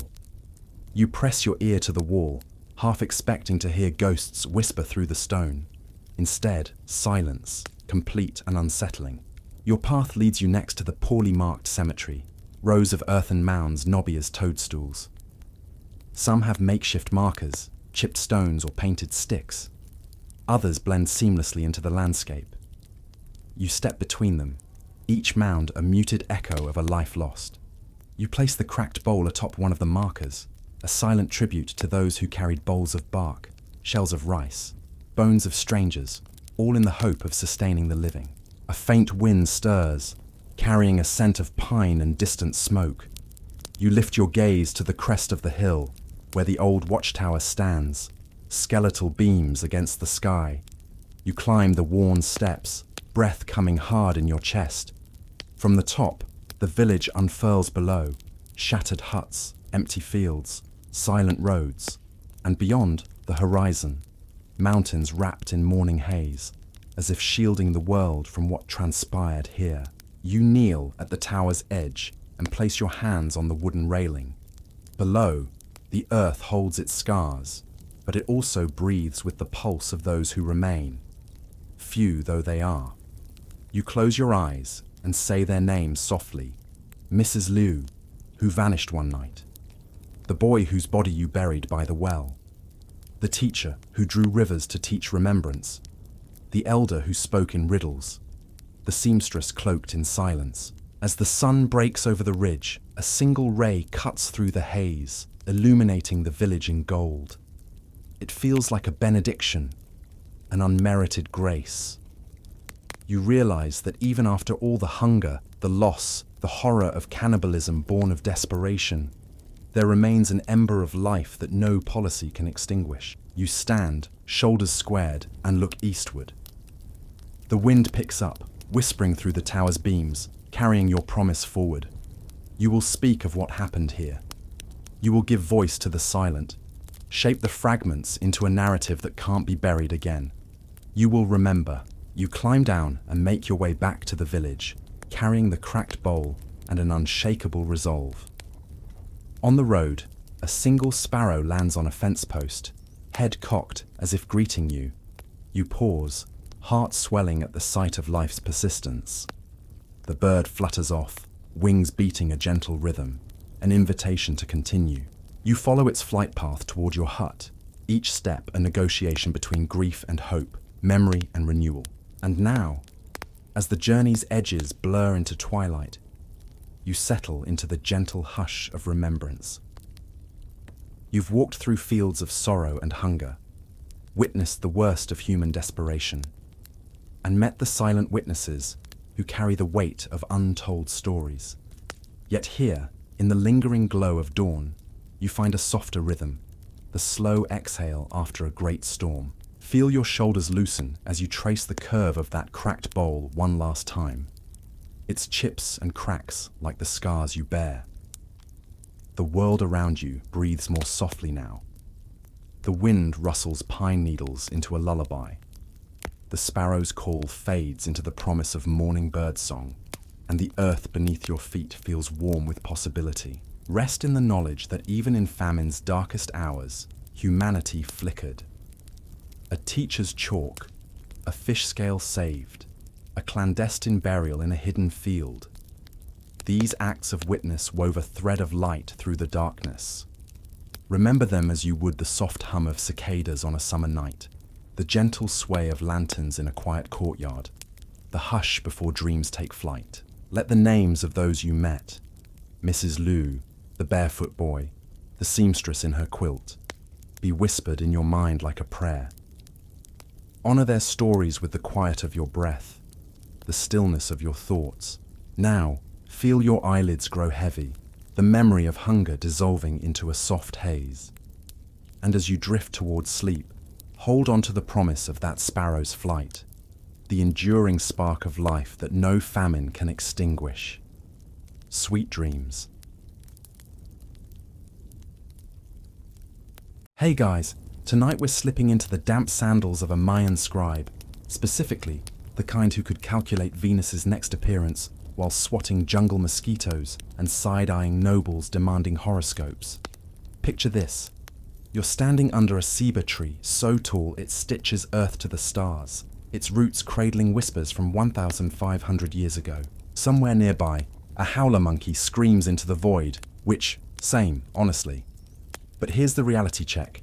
While you doom scroll weather apps for rain updates, the Maya mapped entire seasons using planetary math etched into bark paper. So, before you get comfortable, take a moment to like the video and subscribe. But only if you genuinely enjoy what I do here. Wherever you're tuning in from tonight, Texas, Tokyo, or a bunker shaped like a panic room, shout it in the comments. Now, dim the lights, maybe open the window for that soft wind blow, and let's ease into tonight's journey together. Your sandals sink into mud as you step closer to the scribe's workshop.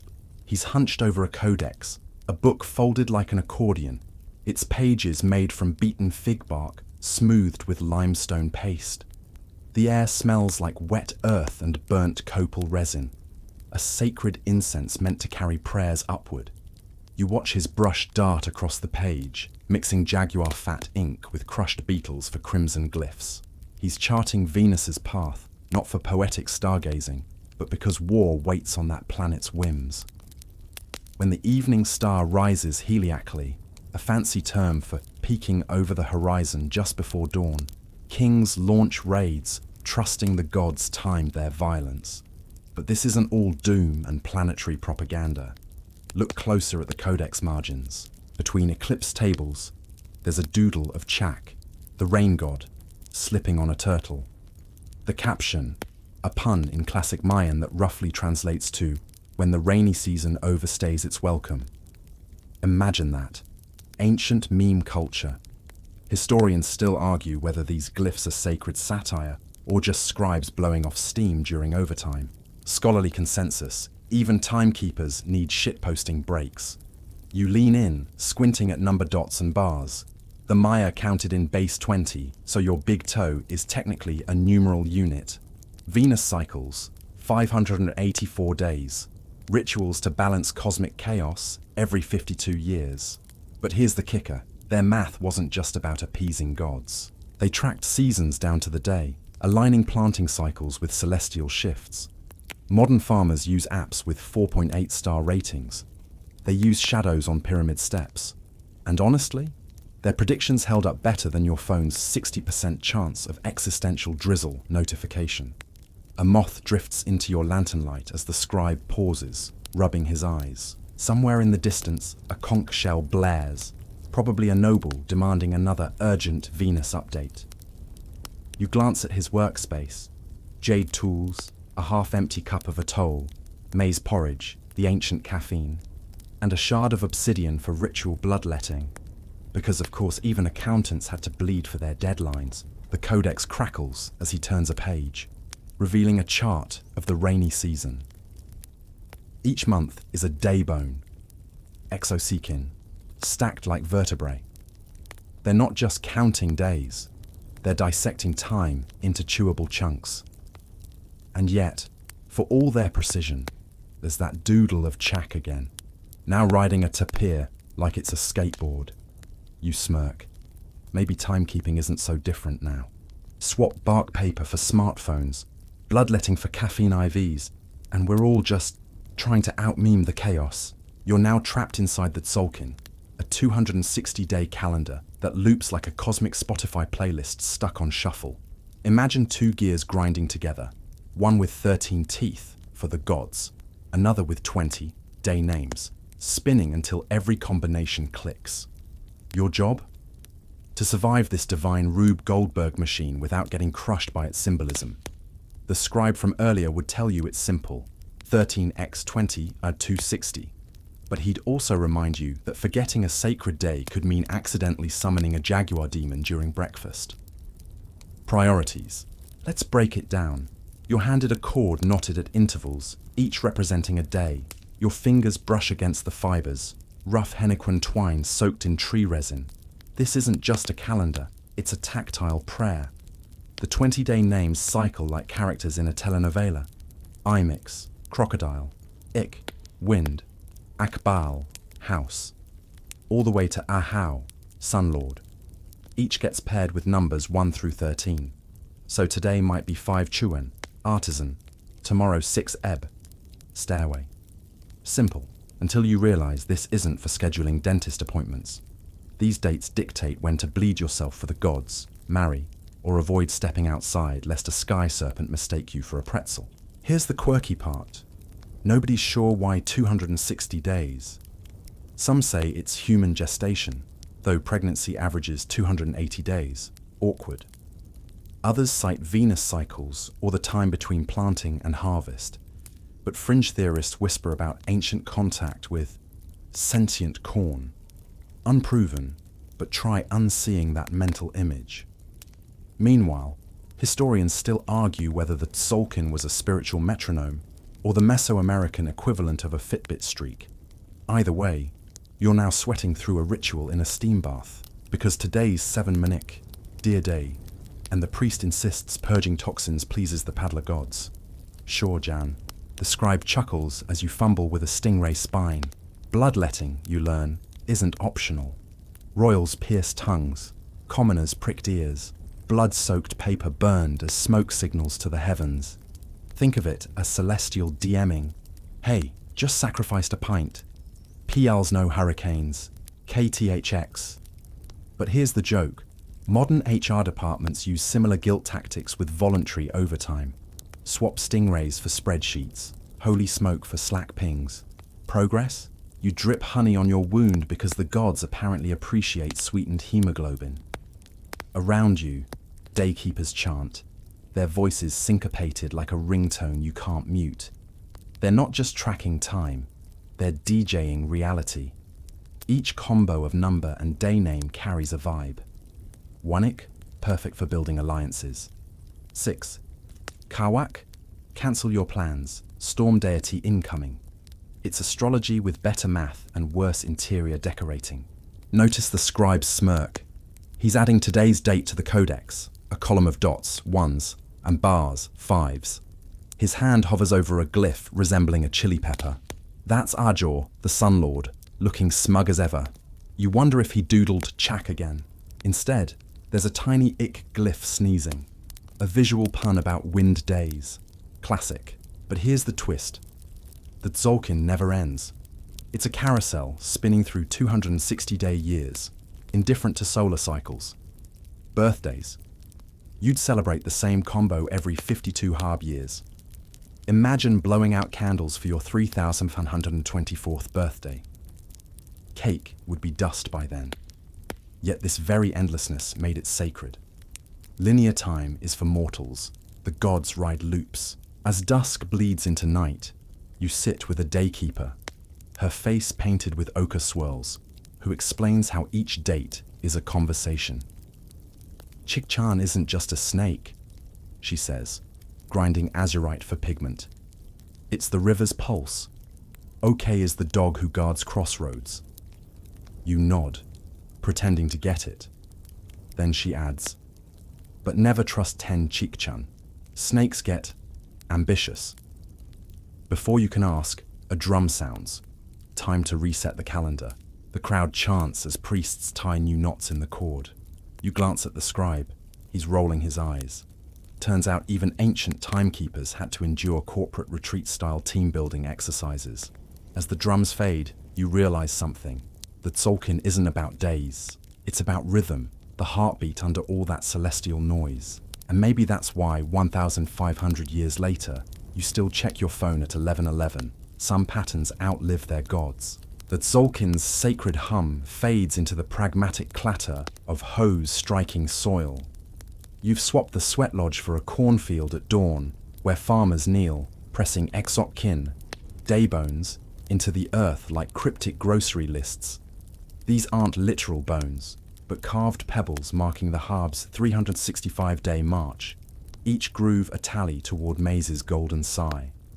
Overhead, the sun god Kinich Ahau glares, unimpressed by your sunburn. A noble nearby adjusts his jade collar and mutters about Chak's unreliable precipitation policies. Turns out, even ancients hated small talk about weather. You crouch beside a farmer, her hands etching a grid into the dirt. 18 lines, one for each Harb month, each split into 20 squares. 5 lonely dots huddle at the end. The Wayeb, dreaded nameless days when portals to the underworld yawned open. Think of it as the Maya's mandatory vacation days, except instead of beach trips, you hid indoors praying not to get possessed. The farmer drops a pebble into a square, her calloused fingers whispering to the soil. Tzolk'in aren't just counters, they're negotiations with the earth. Plant now, the stones murmur, or risk Chak turning your harvest into popcorn. But here's the rub. The real solar year is roughly 365.2422 days. The Harb ignores that 0.2422 like a kid rounding pi to 3.1 and calling it a day. Every 4 years, their calendar slips a day behind the sun. So why no leap years? Cue the nobles. Picture a palace debate where one faction insists Chak demands solar accuracy, while another hisses, tweak the Harb and the sky burns. Spoiler, the Wayeb stayed, leap days didn't. Chak kept flooding skeptics. Historians still argue whether this was theological stubbornness or a quiet understanding that decimals were the gods' problem. Meanwhile, farmers aren't waiting for bureaucracy. They've developed corn whispering, not literal plant chats, though fringe researchers swear they hum to stalks in E-flat. It's about reading the land's subtler cues, when iguanas fatten on guava, when ceiba leaves shiver upside down. One farmer winks, tossing her exok-kin into a furrow. The bones lie sometimes, he says, but the ants never do. Modern agribusiness could never. You're handed a Hab almanac, a deerskin scroll painted with month glyphs, Pop, Mat, Woe, Black Storm, Zip, Red Moon. Each name a poem. Daykeeping here feels slower, grainier than the Tzolk'in's divine beat. But don't be fooled. The Harb's genius is its flexibility. Miss a planting window. Shift stones. Plead with Chak. Try again. The scribe from earlier would call it agro-punk. Nobles, though, treat it like a spreadsheet. A priest-king squints at the scroll, griping about yield metrics. Some things transcend eras. Middle managers. Speaking of, the Wayeb arrive. For 5 days, villages lock down. You huddle in a windowless hut with a family, sharing roasted squash seeds as winds howl outside. The dad jokes, at least we're not Aztec. Their unlucky days involved actual flaying. Dark humor, but you laugh. Someone's toddler draws chalk on the wall, with a frowny face. The mum gasps, then shrugs. He's seen worse. Even apocalypses need comic relief. Post-Wayeb, the farmers replant. Their exoc kin now include a bluestone marker, a gift from the local timekeeper. For luck, he says, though you suspect it's a placebo. Yet as sprouts pierce the soil, you notice something. The fields align with the horizon where Venus rises. Coincidence? The scribe, suddenly beside you, snorts. All calendars are dialogues, he says, pointing to a glyph of Chak balancing raindrops on a maize stalk. It's labelled Mo Corn, Mo Problems. Classic. As dusk bleeds, you join a feast celebrating the harb's renewal. Nobles and farmers share tamales, though the nobles get extra chili. A bard sings of the 18-month heroes, his rhythm synced to corn grinding. You ask the timekeeper if the harb's slippage ever mattered. He smiles. The sun returns. The maize grows. What's a day among friends? Then, quieter. But don't tell the king. Later, you spot the same blue stone in the field. A sprout curls around it, defiantly green. Maybe the harb wasn't broken. Maybe it was permeable. A framework that bent so people didn't break. The scribe nods at your epiphany. Now you get it, he says, pocketing an exotkin. Also, never trust a noble who can't read ant trails. The tamale feast smoulders into embers as someone whispers, Shuhmol Pili, the binding of the years. Around you, villagers extinguish every hearth, plunging the world into a blackness so thick you could wear it. No pressure, but if the gods aren't feeling chatty tonight, existence itself might unspool. Welcome to the calendar round's grand finale, 52 years of Tzolk'in and harb cycles harmonizing. Or else, you're handed a clay cup of balche, fermented honey wine that tastes like existential dread with a lime twist. The scribe from earlier materializes, nibbling a charred tamale. Don't panic, he lies. But if the new fire doesn't light, we'll all become underworld tourist attractions. Ah yes, the Maya version of Y2K, but with more jaguar attacks. Here's the math. 52 harb years, 365 days. For 73 Tzolk'in cycles, 260 days. This LCM, least common meltdown, meant both calendars reset together, like a celestial system reboot. To celebrate, everyone chucks their old crap into bonfires. Sandals, pottery, that weird uncle's collection of obsidian nose plugs. Historians still argue whether this was spiritual renewal or ancient Marie Kondoing. Spoiler, the gods demanded clutter-free vibes. But first, the priests climb a pyramid, their robes swishing like agitated parrots. Atop the temple, they scan the Pleiades. If the star cluster zeniths at midnight, green light. If not, well, enjoy your last sips of balche. You squint upward, mentally drafting a goodbye message to your future archaeologist discoverer. The quirky twist. The new fire ceremony required a literal heart sacrifice. A volunteer, read captive, had their still-beating heart placed in a ceremonial brazier. If the fire caught, cheers. If not, oops. Modern anxiety about Wi-Fi passwords feels quaint now. But here's the fringe tidbit. Some glyphs suggest wealthy Maya hired fire substitutes, poor saps who'd take the blame if the gods flaked. Ancient scapegoats, literally. Drums throb as the high priest raises an obsidian knife. Suddenly, whoosh, a runner bursts from the jungle, torch in hand. He sprinted from a secret fire lit at midnight, tasked with reigniting the world. Kids toss husks at his feet, yelling, "Faster! The underworld's buffet opens at dawn." The torch touches the temple brazier. Flames surge. The crowd exhales as one. Your balche now tastes like relief. But why 52 years? Mainstream theory, average lifespan. Live past 2 calendar rounds, and you're basically a demigod. Fringe theory, 52 is the number of teeth in a jaguar's mouth multiplied by the days it takes to annoy Chak. Unconfirmed, but the scribe nods sagely. Meanwhile, nobles toss effigies into the fire, tiny clay bureaucrats with tax collector etched on their bellies. Petty? Maybe. Cathartic? Absolutely. You join the sandal tossing. A farmer lobs his pair, yelling, Take my blisters too! As smoke coils into constellations, the scribe mutters, "They'll do this again in 52 years. You glance at his sandals, pristine. "Aren't you participating?" He smirks. "I'm on the eternal scribe plan. These babies outlast empires. Dawn cracks the horizon. Children collect ashes for amulets. Lovers whisper promises timed to the new cycle. The priest king announces, 'The cosmos renewed.'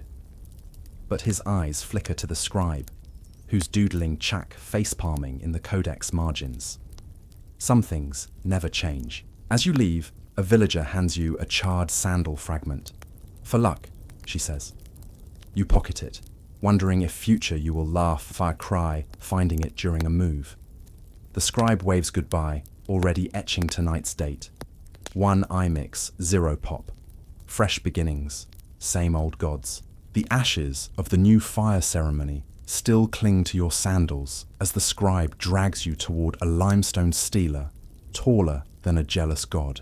Its surface crawls with glyphs that don't just count days, they flex. "Meet the long count," he says, patting the stone like a prized pickup truck, for when 52 years aren't enough drama. You squint at the carvings, dots, bars, and shell glyphs stacked like a cosmic receipt. This calendar doesn't do cycles. It's a linear march through back-tunes, 144,000 days each, tallying time since the Maya's mythical genesis. Think of it as the universe's odometer, except instead of miles, it measures how many times humanity has misunderstood it. Let's decode this flex. The long count space unit is a Kain, 1 day. Multiply by 20, and you get a wynal, 20 days. Keep going. 18 wynals, sup 1 ton, wiped 1 year, 20 tons, sup 1 cartoon, wiped 20 years, and 20 cartoons, sup 1 baktun, 394 years. The scribe carves 13.0 y.0.0 into the stela, the completion of 13 backtunes. To you, that's 5,025 years. To the Maya, it's a cosmic reset button. To 2012 doomsday peddlers, proof that aliens, volcanoes, and/or Nicolas Cage movies would end us all. Spoiler, December 23rd, 2012, passed with only a spike in tinfoil hat sales. But here's the mainstream kicker. The long count wasn't apocalyptic. At 13 backtunes, the Maya simply threw a rager. Monuments commissioned, chocolate flowed, and nobles one-upped each other with jade dental bling. The real panic came from Walmart selling 2012 survival kits containing glow sticks, beef jerky, and a pamphlet titled "When the Internet Dies." The scribe, hearing this, snorts. "We predicted that," he says, pointing to a glyph of a man trading maize for shiny rocks. Quirky tidbit. Some Maya cities kept long counts beyond 13 backtunes. A stela at Koba mentions dates 90 backtunes ahead, over 7,000 years into our future. Imagine etching check back in 8876 CE with stone tools. Historians still argue whether this was profound faith in continuity or the ancient equivalent of trolling future archaeologists. You run your fingers over a shell glyph, 0. The scribe explains its power. Without it, time collapses like a pyramid missing its capstone. 0 let them calculate durations backward and forward, anchoring prophecies and retroactive bragging rights. King so-and-so totally defeated that eclipse in 912.4.3.1. Meanwhile, modern apps can't even handle daylight saving without crashing. The 2012 hype resurfaces in your mind. But why the doomsday myth, you ask? The scribe rolls his eyes. You think we're dramatic. He shows you a codex page where 13 backtunes is depicted as a turtle shedding its shell. Renewal, not apocalypse. Then, a doodle of a Spanish friar screaming at a sundial. Subtle. As you leave the stela, a vendor offers end of baktun merch. Jade pendants, ceremonial cocoa pods, t-shirts declaring I survived 13.0.0.0.0, made in 2012, 80% polyester. The scribe mutters about cultural appropriation, but pockets a chocolate bar. Priorities, night falls. Fireflies mimic the stela's glyphs as you sit with an elder. Time is a river, he says, whittling a cartoon marker. But even rivers need banks. You nod, half understanding. Then he adds, also, never trust a long count that doesn't let you add more backtoons. What are we? Amateurs. The scribe waves from a newly started stealer. 13.0 so 0 row point 1. Business as usual. Somewhere, a Walmart clearance aisle sells leftover survival kits. The Maya, though, they're already prepping for 14.00. Slow and steady wins the apocalypse. The stealer's cold limestone fades as you're thrust onto a battlefield at dusk, where the sky bleeds pink and kings treat wars like celestial poker games. Venus glows low on the horizon, the evening star, or Chak-Ek in Mayan, a glowing chip in a high-stakes bet between mortal rulers and the gods. Your job? To survive a battle timed down to the minute using math scribbled in bark paper codices. Spoiler: if the stars misbehave, your skull ends up as a temple's paperweight. Casual: a general shoves a codex into your hands. The Dresden, folded open to Venus tables. Numbers swarm like ants, 583.92 days per Venus cycle, divided into phases as precise as a Swiss watch. See that? He barks, pointing to a glyph of a spear piercing a star. When Chak-Ek rises heliacally, we strike. The gods owe us victory. You nod, pretending this makes sense, while squinting at the scribe's margin note. P.S. If we lose, blame the guy who forgot the blood offering. The quirky twist. Maya warfare was less about territory and more about cosmic clout. Capturing enemies alive for later sacrifices proved your king could strong-arm fate itself. Think of it as fantasy football, but with actual decapitations. And here's the fringe bit. Some glyphs imply generals used hallucinogenic enemas to commune with Venus mid-battle. Scholars politely call this ritual enhancement. You call it multitasking. War drums thud as soldiers paint their bodies with astroglyphs. The king, resplendent in jade armor, raises an obsidian-tipped spear. Tonight, we ride Chak-Ek's tail, he roars. The crowd cheers. You whisper to a conscripted farmer, "What's the plan?" He shrugs. Die well, probably, but wait. The real genius is in the math. The Maya knew Venus's synodic period, the time it takes to reappear in the same sky spot, to within hours. Their tables even corrected for leap days the Harb ignored. How? By watching the skies for centuries, logging data in codices later burned by Spaniards who thought they were Satan's shopping lists. Historians still argue whether these Venus wars were strategic masterstrokes or just really aggressive horoscopes. You're handed a torch as night falls. Venus crests the horizon, a diamond on velvet. The king howls a battle cry, and chaos erupts. Arrows hiss like misplaced comets. Soldiers clash, their shouts syncing with the rhythm of Chak-Ek's ascent. You duck behind a stela where the scribe is nonchalantly etching the date. 9 Khan 2 Kumku. For the archives, he says, winking. A severed helmet rolls past. He adds a doodle of it, labelled, "Oop, lost a bet." Losing a Venus gamble had consequences. Glyphs at Tikal show a defeated king's skull mounted on a rack, jaws propped open to hold ceremonial incense. The caption: "He trusted the math, not the omens." Dark, but imagine the productivity hack. Fear of becoming a censor keeps generals sharp. Post-battle, you wander the field. Captives kneel, their fate sealed by a failed celestial DM. The king surveys his hall. Jade, feathers, a particularly nice loincloth. "Next raid," he tells his general. "We strike at Chak-Ek's inferior conjunction.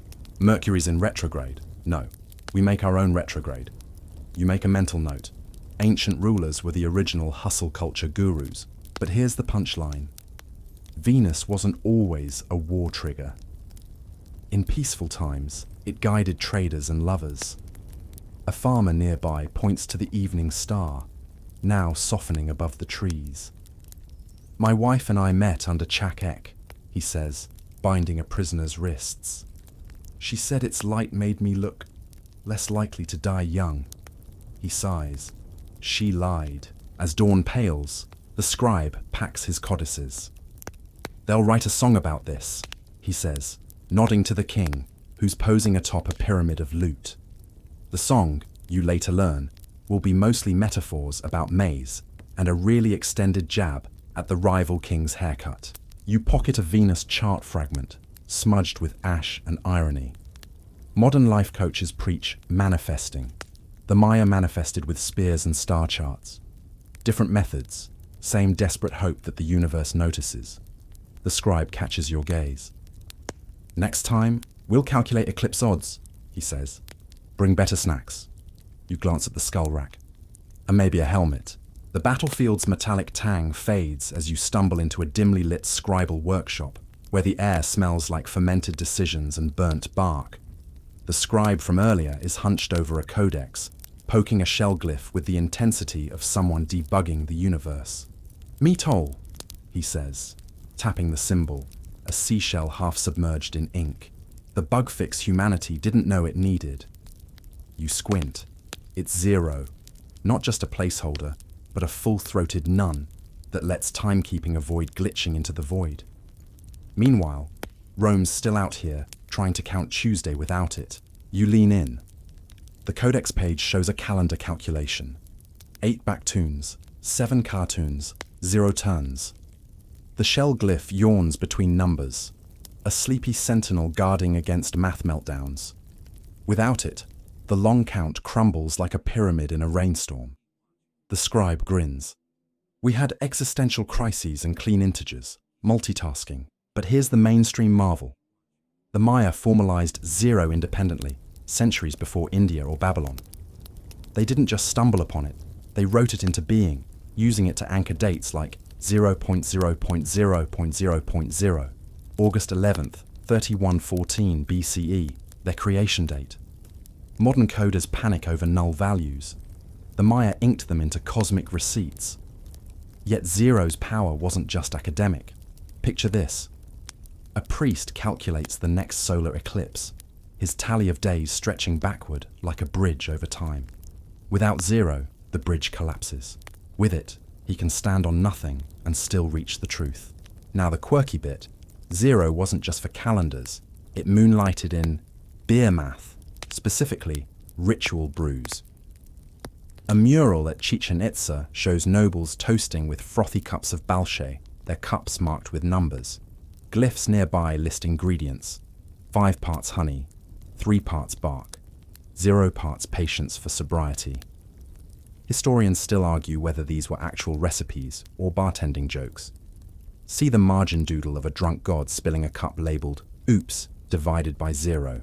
The scribe hands you a pottery shard with a calculation. 7 x 13, 91. 91 plus 0, 91 1. For the Wayeb parties, he explains.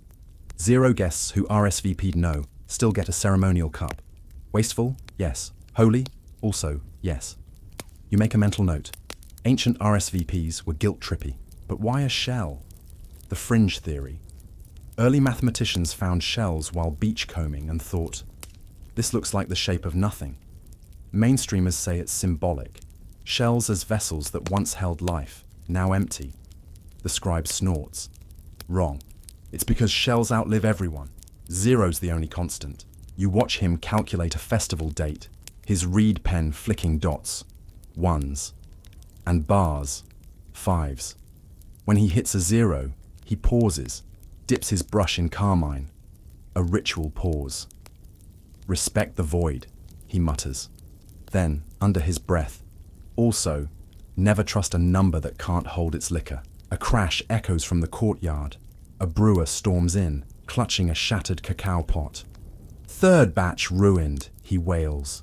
The scribe calmly writes, "Wool on a shard. Start fresh." The brewer blinks. But the king expects ceremonial cocoa. This is just cocoa-ish gravel. The brewer takes the shard, nodding. 0, the ultimate productivity hack. Later, you find a child's practice tablet, scrawled beside equations. 0, the hole where my brother stole my tamale. Even apprentices understood. Zero's the shape of absence. The scribe chuckles. That kid's going places. Probably the Royal Tax Office. But here's the rub. Modern debates rage. Was Maya zero a true mathematical concept or just a calendar placeholder? Scholars pick sides like it's a tavern brawl. Evidence, their codices show zero in equations. Pro-math. But also, no surviving treatises on abstract theory, pro-calendar hack. The scribe overhearing rolls his eyes. We tracked Venus for war. You think we'd half-ass the numbers? As dusk filters through palm fronds, you join a zero-themed ritual. Priests arrange shells in mandalas, chanting numbers that include and transcend them. A novice forgets a shell. The high priest sighs. Without nothing, everything's cluttered. Deep? Maybe. Or just a dude tired of his acolyte's incompetence. You pocket a shellglyph shard, feeling its edges. The scribe nods. Keep it. Next time your phone dies, remember. The Maya outlasted empires with a null value and bark paper. He returns to his codex, adding a final note. 0. Because even the cosmos needs a reset button. Then, a tiny doodle of Chak juggling shells. Some truths are too heavy for words alone. The scent of fermented bark clings to your fingers as the scribe unfurls a codex rescued from the bonfires of history. Literally. You're in a clandestine workshop where smoke still curls from a hearth, not for copal offerings, but to mask the illegal act of preserving knowledge. Spanish boots stomp outside. A friar's voice barks about pagan scrolls. The scribe rolls his eyes. They burn our books but keep the recipes, he whispers, tapping a glyph of a maize god flipping tortillas. Hypocrites love tamales. This is the Dresden Codex, one of 4 surviving Maya books. Its page is a concertina of bark paper coated in lime plaster, tougher than a noble's ego. The scribe handles it like a newborn jaguar, careful yet smug. Venus tables, eclipse charts, rain almanacs, and this. He flips to a margin where a doodle of the death god Hun trips over a turtle. The caption, when you're ready to collect souls but forgot leg day. Ancient dad jokes, the original clickbait. Let's break down the smuggling. When Diego de Landa, that party pooper friar, torched thousands of codices in 1562, he missed a few. How? Scribes hid them in false-bottomed patates, reed mats, buried them under maize fields, or bribed Spanish tax collectors with cocoa beans. The Madrid Codex survived because someone rolled it into a ceremonial drum. Genius. Until a conquistador's kid used it as a frisbee. Historians still argue whether the surviving texts are the most sacred or the ones nobody wanted. You run a finger over the Dresden's Venus pages. Red and black glyphs pulse like a heartbeat. Chakek cycles charted with a precision that would make NASA blush. But look closer. Between eclipse warnings, there's a glyph column titled, Why My Wife Left Me, astronomically speaking. The scribe chuckles. Knowledge is power. Comedy is survival. The quirky twist. Codex paper wasn't passive. Made from beaten fig bark soaked in amate sap, it flexed like memory foam. Scribes wrote with brushes dipped in ink from juniper fruit, black, and keek, red from crushed cochineal bugs. But the real MVP was jaguar ink, a mythic blend supposedly containing actual jaguar blood. Spoiler, it was just mud and tree resin. Marketing, baby. You're handed a freshly pressed sheet. It feels like worn leather, smells like a forest after rain. The scribe demonstrates writing, his strokes confident. Imagine explaining TikTok to a 16th century friar, he says. But why the doodles? Mainstream theory, memory aids, fringe theory, bored scribes trolling future academics. See, the Paris Codex's margin note, if you're reading this, it's too late. The turtle wins. Scholarly consensus. The line between sacred and silly was thinner than a mosquito's resume. A crash outside. The scribe stuffs the Dresden into a hollow log. Hide this, he hisses. You cradle it, realizing you're now an accomplice in history's oldest heist, saving data from a system crash. The friar bursts in, sniffing for heresy. The scribe gestures to a wall painting of the Virgin Mary, subtly redrawn to hold a cacao pod. Divine intervention or divine caffeine addiction? Post-raid, you unwind with a brewer whose great-grandfather smuggled codices in Balchet barrels. They dunk the pages in liquor, he says, pouring you a cup. Made the ink run, but hey, sacred booze. You sip, tasting notes of desperation and ingenuity. Later, you leaf through the Madrid Codex. Between ritual calendars, there's a step-by-step guide to training turkeys. Step 5. Bribe with jade beetles. They're suckers for sparkle. Nearby, a glyph of a noble face planting into a cenote. Caption: How to lose a dynasty in 10 days. The scribe shrugs. History's a comedy with occasional beheadings. As dawn threatens, you help rebury the Dresden. The scribe pats the soil. Sleep tight, buddy. Maybe someday they'll stop burning things they don't get. You nod, recalling modern algorithms that bury data in the cloud. Plus, a change. Walking away, you find red ink on your palm, a smudged Huncame doodle. The scribe waves. Keep it. Proof that knowledge survives. With jokes intact. The Codex smuggling workshop fades as you're thrust into a plaza, pulsing with the kind of tension usually reserved for Yelp reviews of sacrificial altars. Above, the sun bleeds into a hazy disk, Kinnichahau mid-bite, his golden face gnawed by the moon's shadow. A priest king stands atop a pyramid, his jade headdress glinting like a bad omen. He's about to predict a solar eclipse using 4th number 8 and 12-year cycles scribbled in a codex. And if he's wrong, your insufficiently sacrificed heart might become the scapegoat. You're handed a copal incense bag. Thick smoke stings your eyes. Or maybe that's existential dread. The scribe from earlier lurks in the crowd, doodling on a tortilla. He's using the Tzolk'in eclipse table, he whispers. Page 54 of the Dresden. Don't tell him I loaned it to a rival kingdom. You squint. The priest king's lips move silently, rehearsing lines like a cosmic stand-up comic. His staff, carved with eye eclipses, trembles slightly. Here's the mainstream play. The Maya tracked eclipses using the 11,960-day cycle, about 33 years, breaking it into 4, 8, and 12-year patterns. They knew lunar nodes, the points where moon and sun's paths cross, like the back of their ritual gloves. When the Dresden Codex warned 6 Lamat, 1 Yakskin, darkness snacks on sun, kings treated it as a divine RSVP. But here's the kicker. Their predictions were sometimes weeks off. So they hedged bets by hosting eclipse prep weeks, filled with extra sacrifices, celestial insurance fraud. The crowd chants as the moon's shadow creeps. The priest king spreads his arms. Behold, Kinnichahau bows to my calculations. His tone suggests he's done this before. You glance at the scribe who mouths, 3rd attempt this year. But wait, the quirky twist. If the eclipse flops, the priest king blames you, specifically your lackluster blood donations. A failed 8-year cycle prediction at Yachilan once led to a sacrificial buy one get one free event.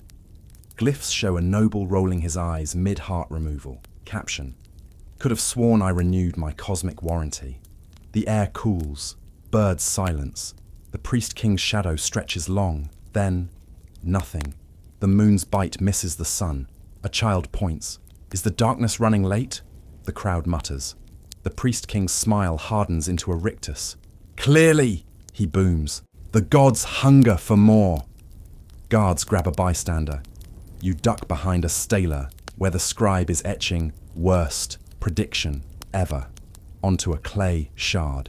Historians still argue whether Maya eclipse math was legit science or political theatre. Evidence. Some inscriptions admit partial obscurity, ancient for oops. Others double down. Total eclipse achieved spiritually. Trust me.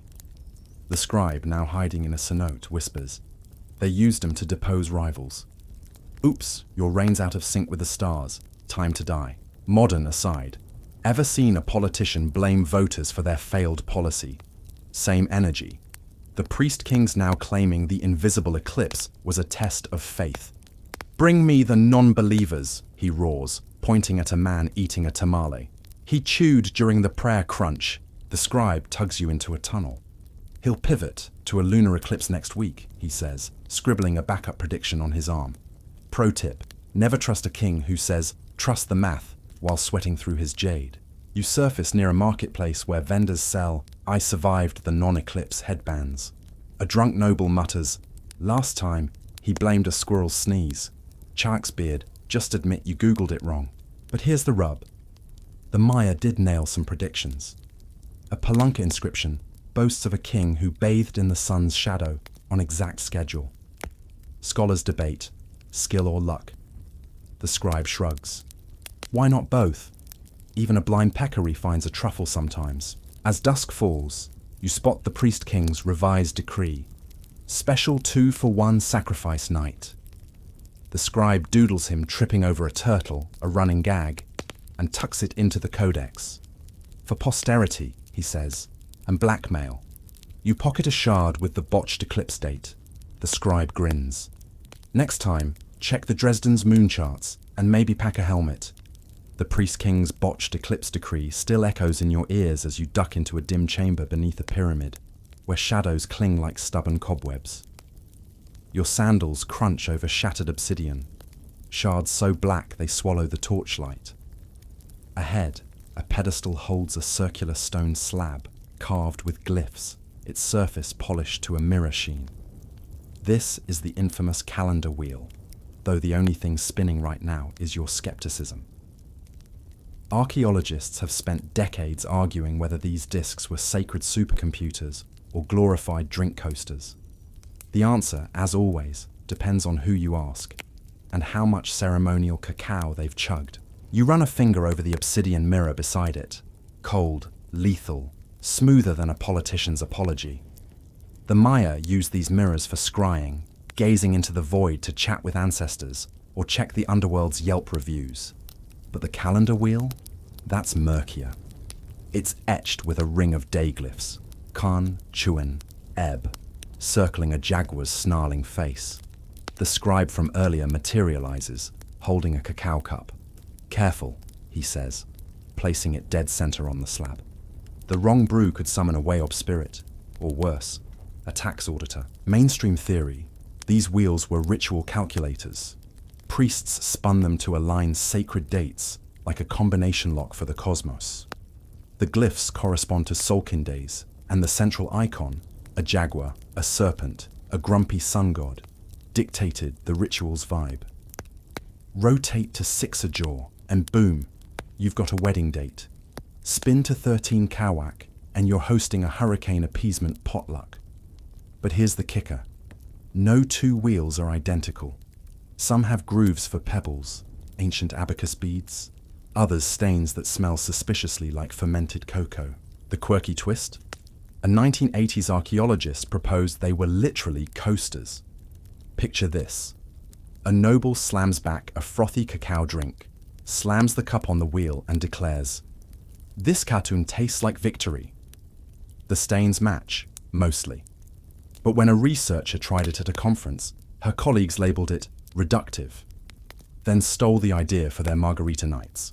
The scribe spins the wheel, sending glyphs blurring into a hypnotic swirl. They say if you stare long enough, you'll see the next Bakhtun, he murmurs. You squint. All you see is your reflection looking increasingly sleep-deprived. A rat scuttles past, dragging a leaf etched with, "Try the tilapia," proof even vermin marketed in the classic period. Historians still argue whether the wheel's varying sizes indicate specialized uses, eclipse tracking versus harvest schedules, or just artistic flair. One fragment from Copan shows a tiny wheel embedded in a bench, possibly a throne's armrest for on-the-fly date checks. Another, found in a kitchen midden, was repurposed as a molcajete for grinding chili peppers. Scholarly take, contextual reprioritization. Your take, ancient grad students trolling their advisors. You crouch to examine a glyph. It's Ike, the wind day. but someone's carved a tiny speech bubble. "Put your tunics on, folks. I'm breezy." The scribe smirks. Apprentice work. They had to pass time between bloodletting shifts. Suddenly, a shout echoes down the corridor. A team of modern archaeologists bursts in, arguing over a paper titled Ritual Spinners or Pre-Columbian Starbucks, revisiting the Mayan coaster hypothesis. One waves a laser pointer at the wheel. The wear patterns suggest liquid exposure. Another snaps, "So does your forehead." The scribe rolls his eyes. "And they say we were dramatic." You slip away to a side chamber where a mural depicts a king using a calendar wheel to play spin the gourd with his kids. The caption, "10 a jaw, daddies win again." Nearby, a broken wheel leans against a stack of cocoa pods. Coincidence? Or proof that sacred and mundane shared shelf space? The scribe joins you, sipping his cacao. The truth? They were whatever we needed them to be. Calculator, coaster, dance floor for ants. He flicks a crumb onto the wheel, where it lands on 2 koan. Today's forecast: light snacks with a chance of existential awe. As you leave, a grad student accidentally spills coffee on a wheel. The team gasps. She blots it, muttering, "Publishable offense." The scribe chuckles. "Relax. It's just the 21st century web. Outside, moonlight lacquers the pyramid steps." You pocket an obsidian shard, its edge sharp enough to slice through pretense. The calendar wheel spins on, a riddle wrapped in an enigma, wrapped in a cocoa stain. Some mysteries outlive their solvers. The obsidian shard from the calendar wheel still warms your palm as acrid smoke stings your nostrils, the kind that clings to clothes and history books alike. You're in Mani, 1562, where Franciscan friars pile codices into a pyre taller than a zealot's ego. Diego de Landa, Archbishop of colonial cringe, bellows about eradicating devilish lies. But peek into his satchel, folded sheets of Maya math, repurposed to count stolen corn. Hypocrisy, you realize, smells like burnt bark paper and fresh tamales. You duck behind a smoldering codex, its pages curling into blackened fists, as a scribe is dragged forward, wrists bound by henequen ropes. Landa snatches a text from his grasp. Agricultural almanacs, star charts, a doodle of Chak moonwalking. "Sorcery!" Landa declares, tossing it into flames. But as the scribe is led away, you notice Landa's assistant pocket a slip of bark paper titled Tax Tribute Multiplied by 20 for Dummies. Priorities. Here's the mainstream tragedy.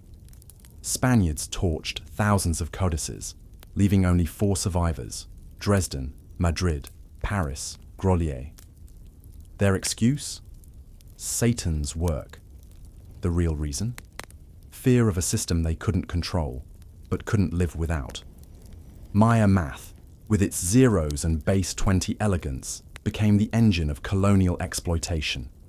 Imagine burning someone's library, then plagiarizing their accounting software. The scribe from earlier, now shackled, mutters, "They'll misspell Baktun in their ledgers. Just watch." Quirky tidbit. Landa's own Relación de las Cosas de Yucatán, a text condemning Maya idolatry, relies on their calendar to date events. His scribes even adopted Solkin symbols for crop cycles. Glyphic irony. A friar's note beside a Hab chart reads, "Harvest moons, good for tithing. God approves, probably."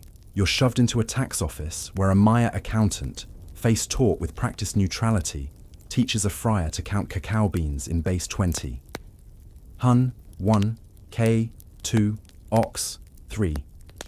The friar sweats, fingers fumbling. Why not just use tens like civilized people? The accountant blinks. Why use 10 fingers when you have 20 digits? He wiggles his toes. The friar writes, "Toe heresy," in his diary. The room thrums with cognitive dissonance. Ledgers stack high, their pages a mix of Roman numerals and Maya bars and dots. A friar whispers, "We saved their numbers but not their souls." His colleague replies, "Souls don't fill galleons." Outside, Landa's pyre devours a childbirth almanac. Its ashes fleck the tax records like morbid confetti. Historians still argue whether the surviving codices were spared for practical use or smuggled under colonial noses. Evidence: the Madrid Codex was found in a desk labeled Fiscal Records, Do Not Open. Fringe theorists claim Landa kept a secret stash to calculate his poker nights.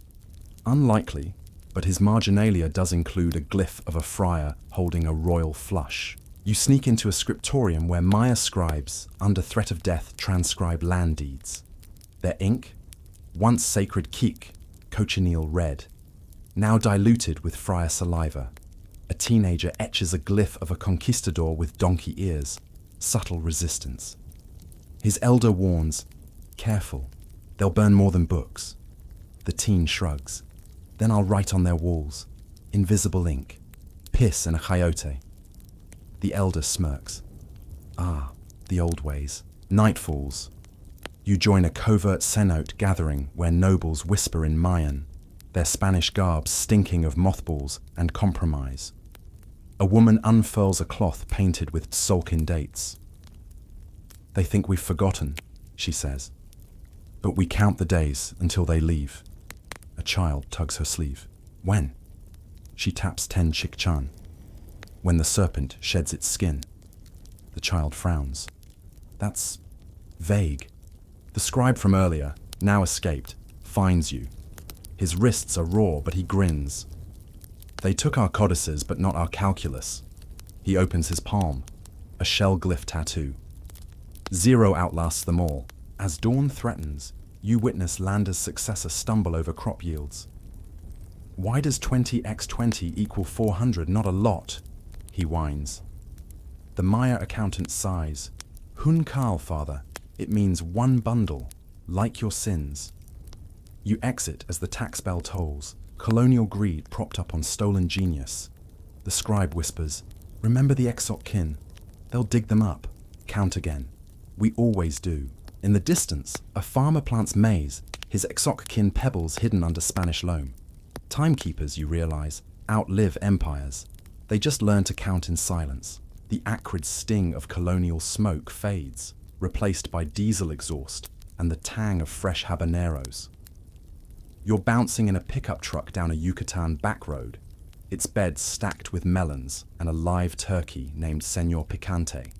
At the wheel, Don Tomas, AAJQIJ, daykeeper, in a faded Cancun tank top, who navigates potholes and the 260-day Tzolk'in with equal swagger. His iPhone pings, a reminder, for Ajepu, good day for arguing with mum. Tradition meets tech in the passenger seat, and neither's buckling up. Bueno, Tomas says, spitting a sunflower seed out the window. My abuela taught me the counts while milking goats. Now, he taps his phone. Google Calendar con Sazon. The screen shows a chaotic blend of soccer practices, dental appointments, and Tzolk'in alerts. Today's notification. 8 Khan. Fertilize corn. Avoid traffic cops. You glance at the turkey. He clucks in solidarity. Here's the mainstream heartbeat. Over 500,000 Maya still use the sacred calendar, syncing millennia-old rhythms with modern chaos. Births, harvests, even TikTok uploads get a Tzolk'in timestamp. Sube el video en 12 EB. Algoritmos locos, Tomas advises. But the real magic? Blending. His truck's dashboard holds a XOC kin pebble from Section 3 beside a Bluetooth speaker bumping cumbia remixes.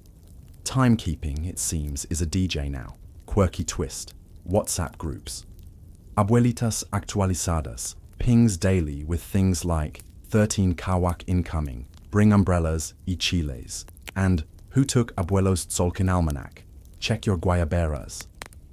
Meanwhile, scholars debate whether emojis count as modern glyphs. Tomas's take. Harvest lit, but Tio Pedro's ghost is grumpy. Classic Chilambalam. You pull up to a milpa, cornfield, where Tomas's nephew, Luis, flies a drone over crops.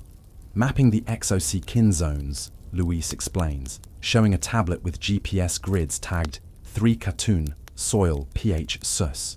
Ancient day bones meet drones. The future's a tamal of old and new. Tomas scowls. In my day, we read the iguana's shadow. Now? He gestures to the drone. Pendejo robot. But here's the friction. Tomas's mum, Abuela Rosario, insists on consulting the codices, or her photocopies, for everything. Last week, she delayed Luis's wedding because 6 manik is for divorces, mijo. Also, your novia's aura clashes with the chakmul. Luis eloped on 10 Ajpu. The family group chat still vibrates with scolding voice notes. You join a backyard temazcal, sweat lodge, where Tomas leads a ceremony, iPhone on airplane mode. Chants rise as steam curls around app notifications. Low battery, 20% remaining. A teen whispers, "Should we sacrifice the phone?" Tomas throws copal resin on the coals. The gods need Wi-Fi too. Historians still argue whether modern syncretism dilutes tradition or proves its resilience. Evidence.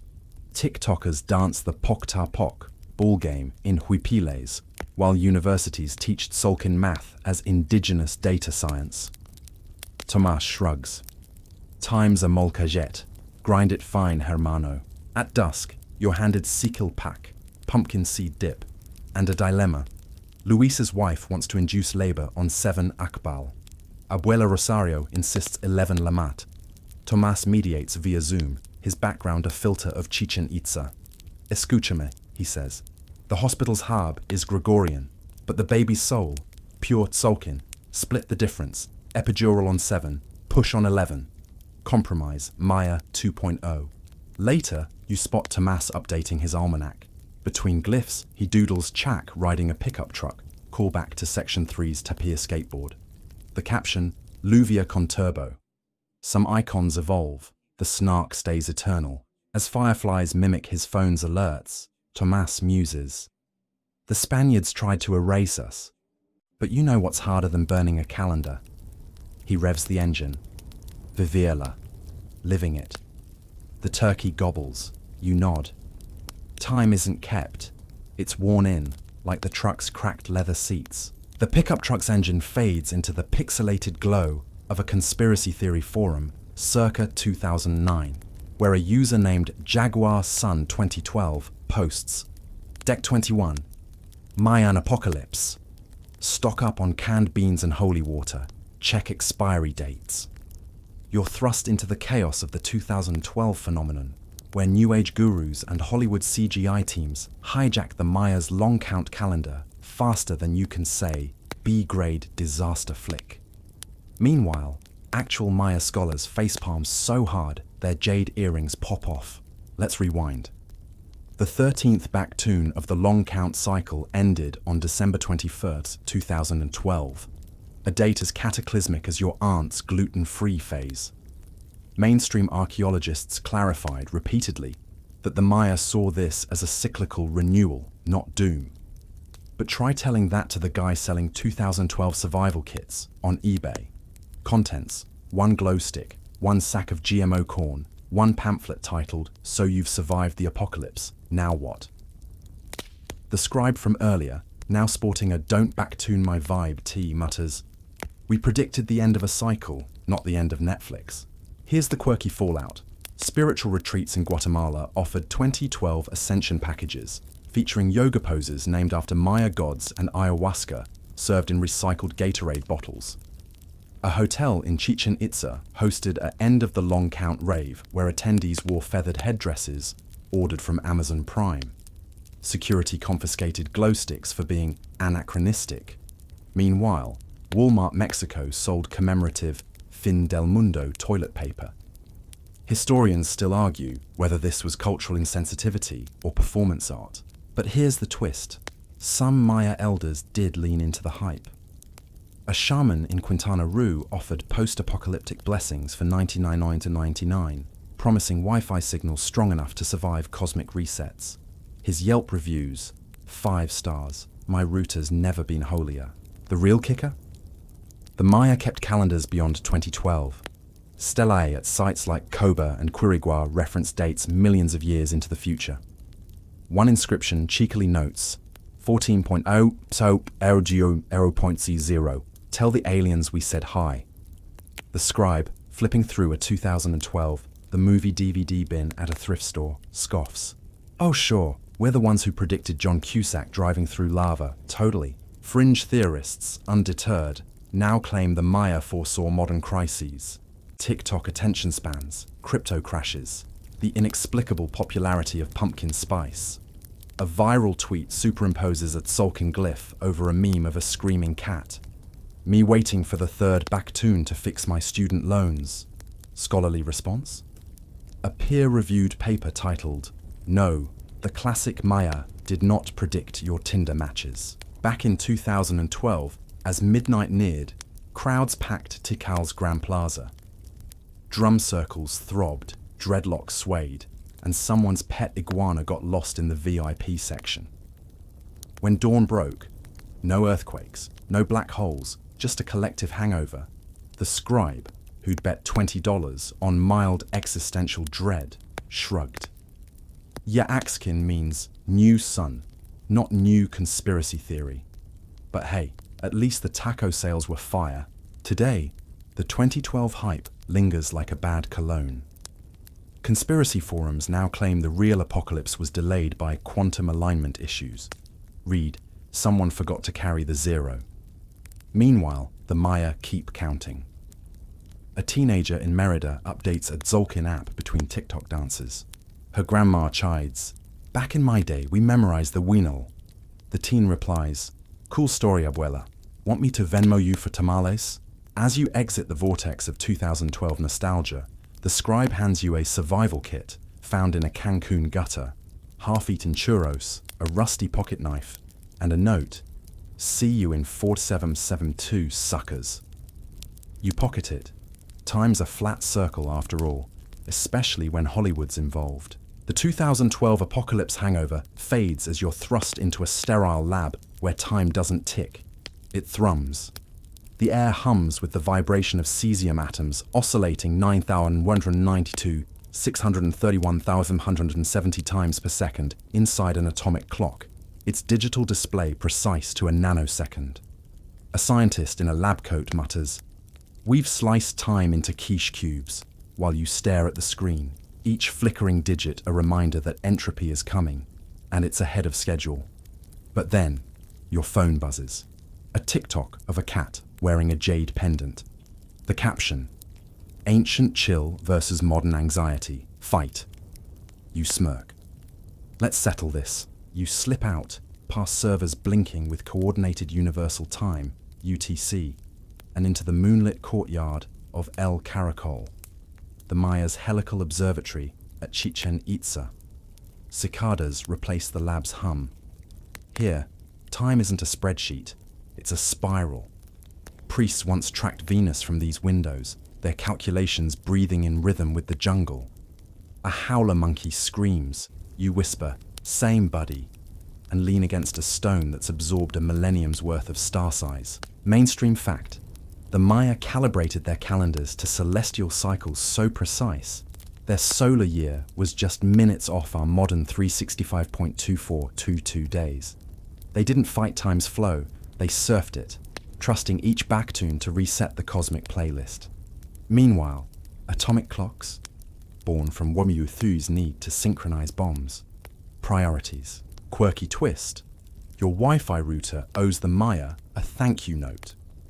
Their invention of zero, the shell glyph from Section 7, is the bedrock of binary code.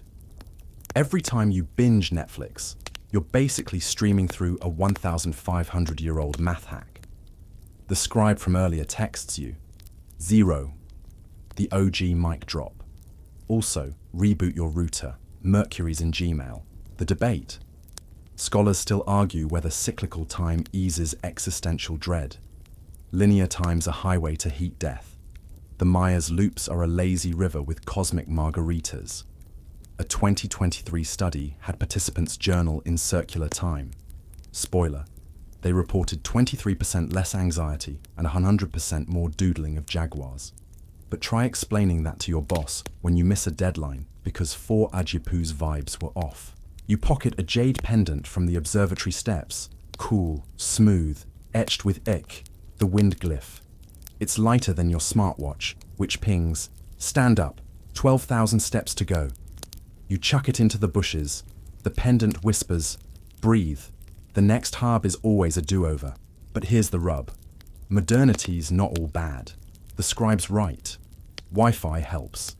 You can't meditate on Chakek cycles while your Instacart guacamole melts. Balance, amigo. Streamline cosmic terror with prime shipping. A grad student stumbles past, muttering about temporal dysphoria. Her t-shirt reads, "Your Zoom meeting could have been a glyph." You nod. The Maya had Wayeb. Their 5 unlucky days to hide and reset. We have Sundays.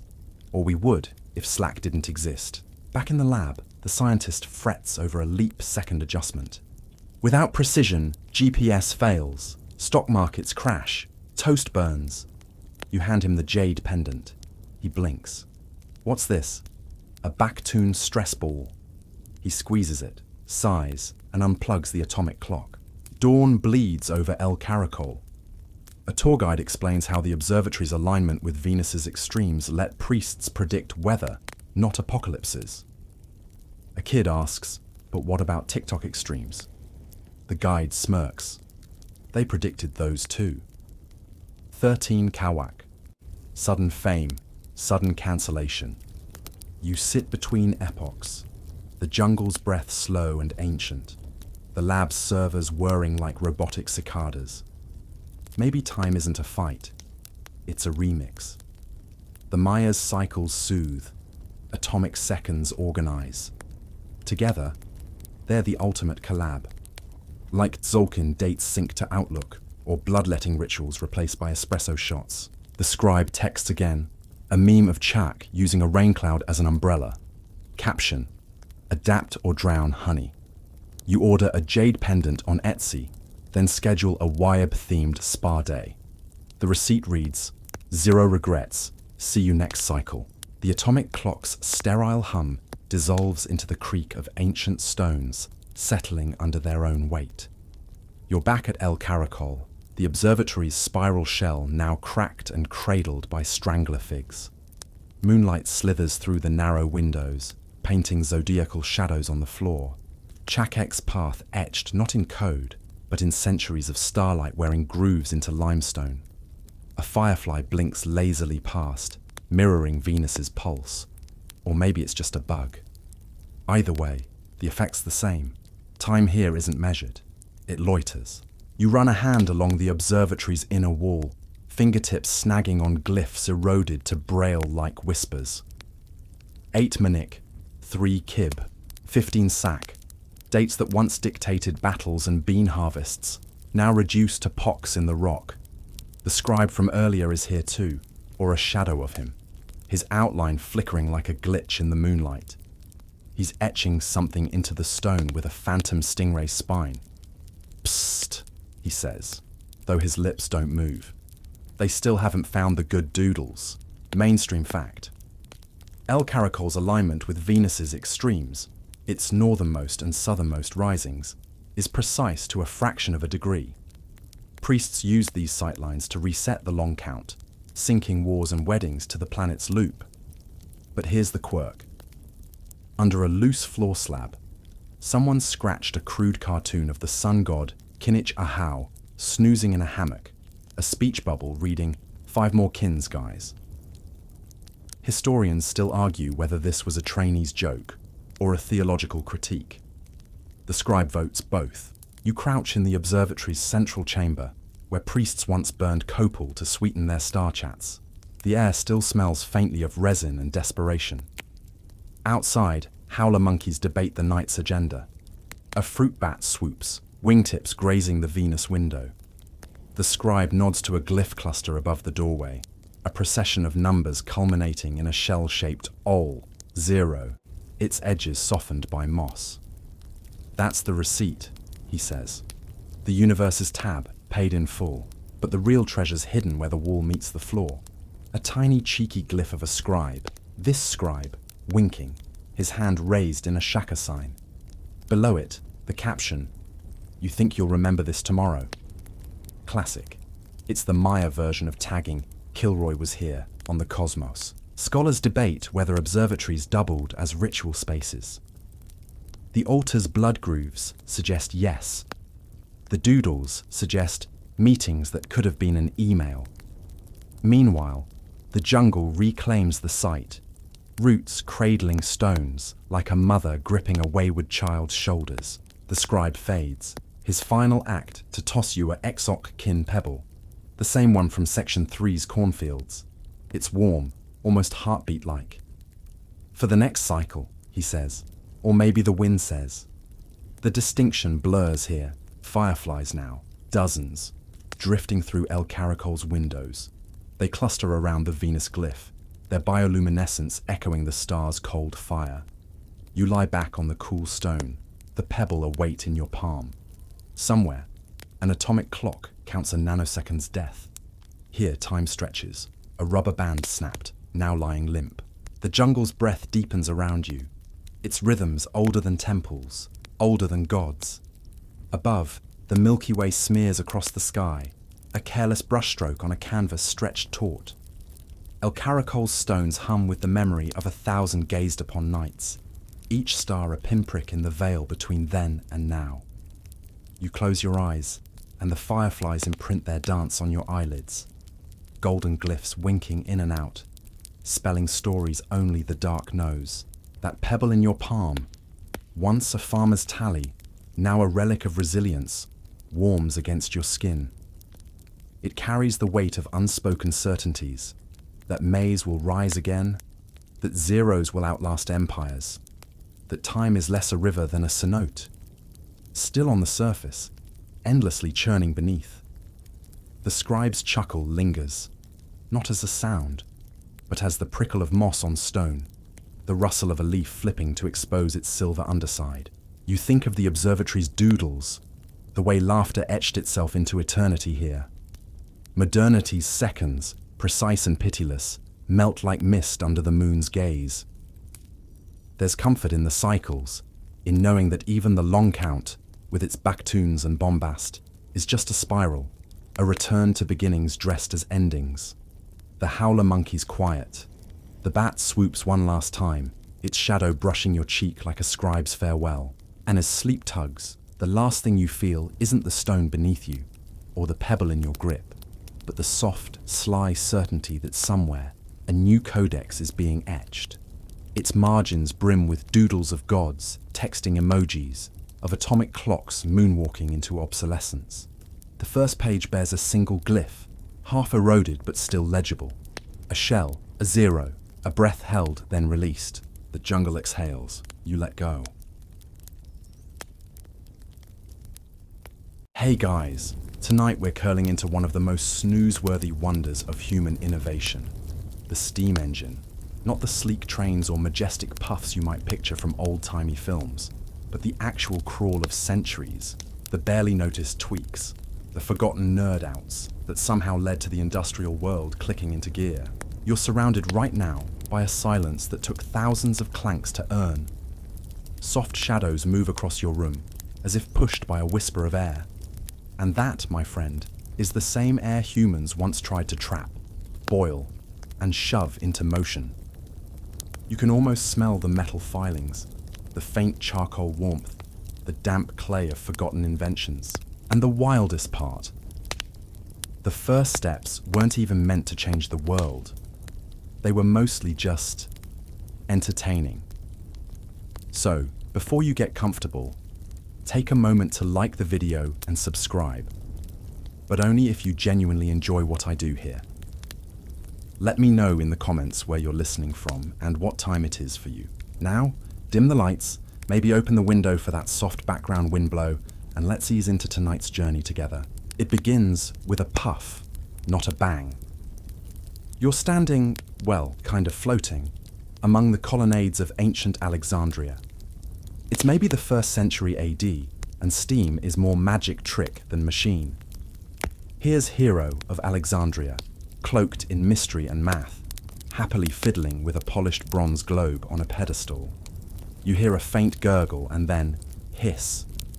The globe begins to spin on its axis, steam jetting from 2 tiny nozzles like a child's toy that got into Dad's plumbing kit. You're witnessing the Eolipile, often called the first steam turbine. It's not powering anything useful. No carts, no gears, not even a bread oven. But you can't help but grin. It spins, and that's enough. You feel the damp warmth of evaporating water on your fingers as you lean closer. It's clever, simple, utterly pointless. And yet, somehow, you know you're at the root of something massive. This device, despite its whimsical nature, showed the basic principles of pressure and propulsion. Steam exits, globe turns, motion from vapor. It would take another 1,500 years for anyone to do anything serious with it, but still, not bad for a glorified steam top. What's more, Hero also designed temple doors that opened seemingly on their own when fires were lit, thanks to hidden vessels, steam, and some weight-balancing wizardry. You can imagine the awe of ancient worshippers walking into a temple where the gods themselves opened the gates.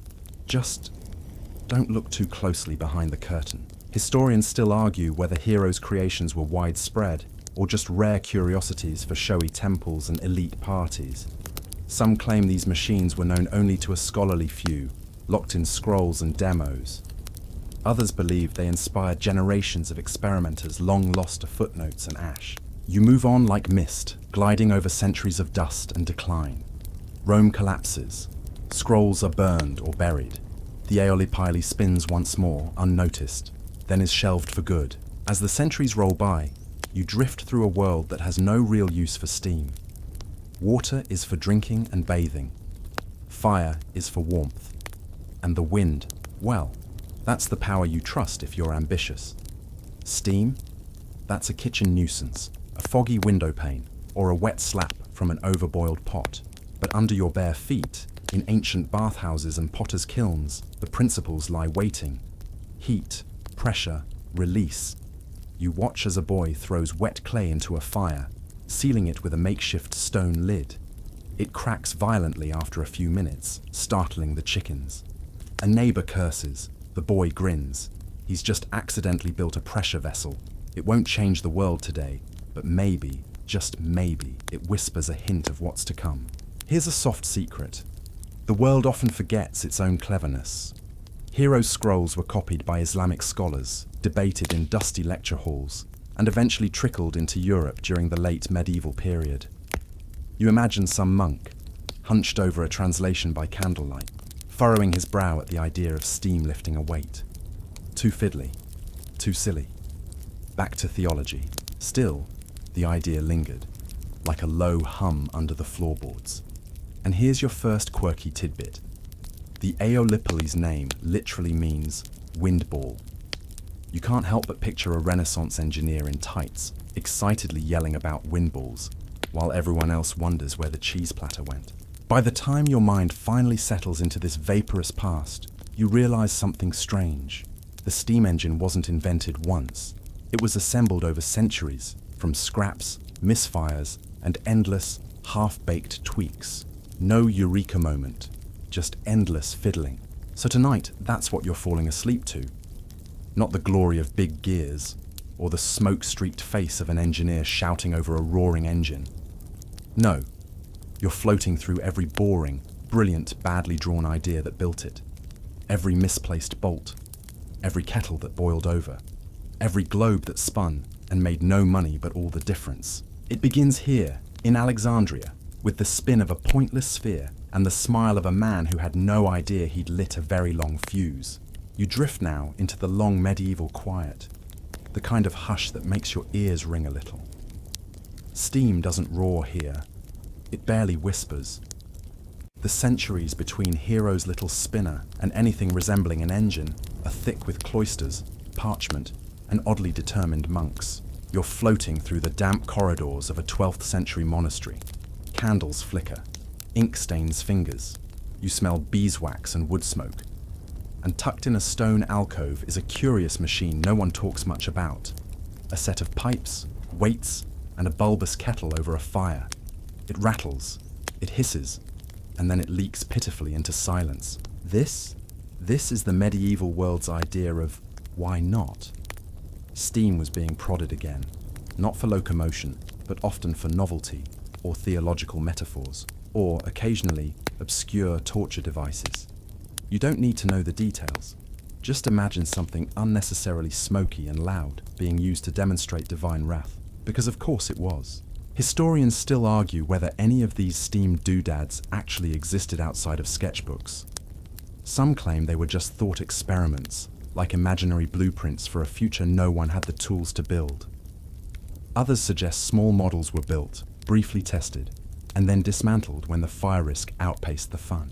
One such tinkerer's name floats up from the fog: Villard de Honnecourt, a 13th century Frenchman who sketched things that make no sense until you tilt your head and squint. Rotating machines, piston-like devices. One odd thing with a bird attached to a wheel. Not quite a steam engine, but you can feel the itch to make things move without hands. There's something oddly beautiful about this period. It's quiet, yes, but you can sense the pressure building, socially, mentally, even mechanically. Knowledge is trickling back into Europe from the Islamic world. Translations of Hero's work show up in Latin. A few monastic types start poking at the idea of heat and motion again, mostly to no result. But still, poking. The thing is, steam wasn't considered useful. Not yet.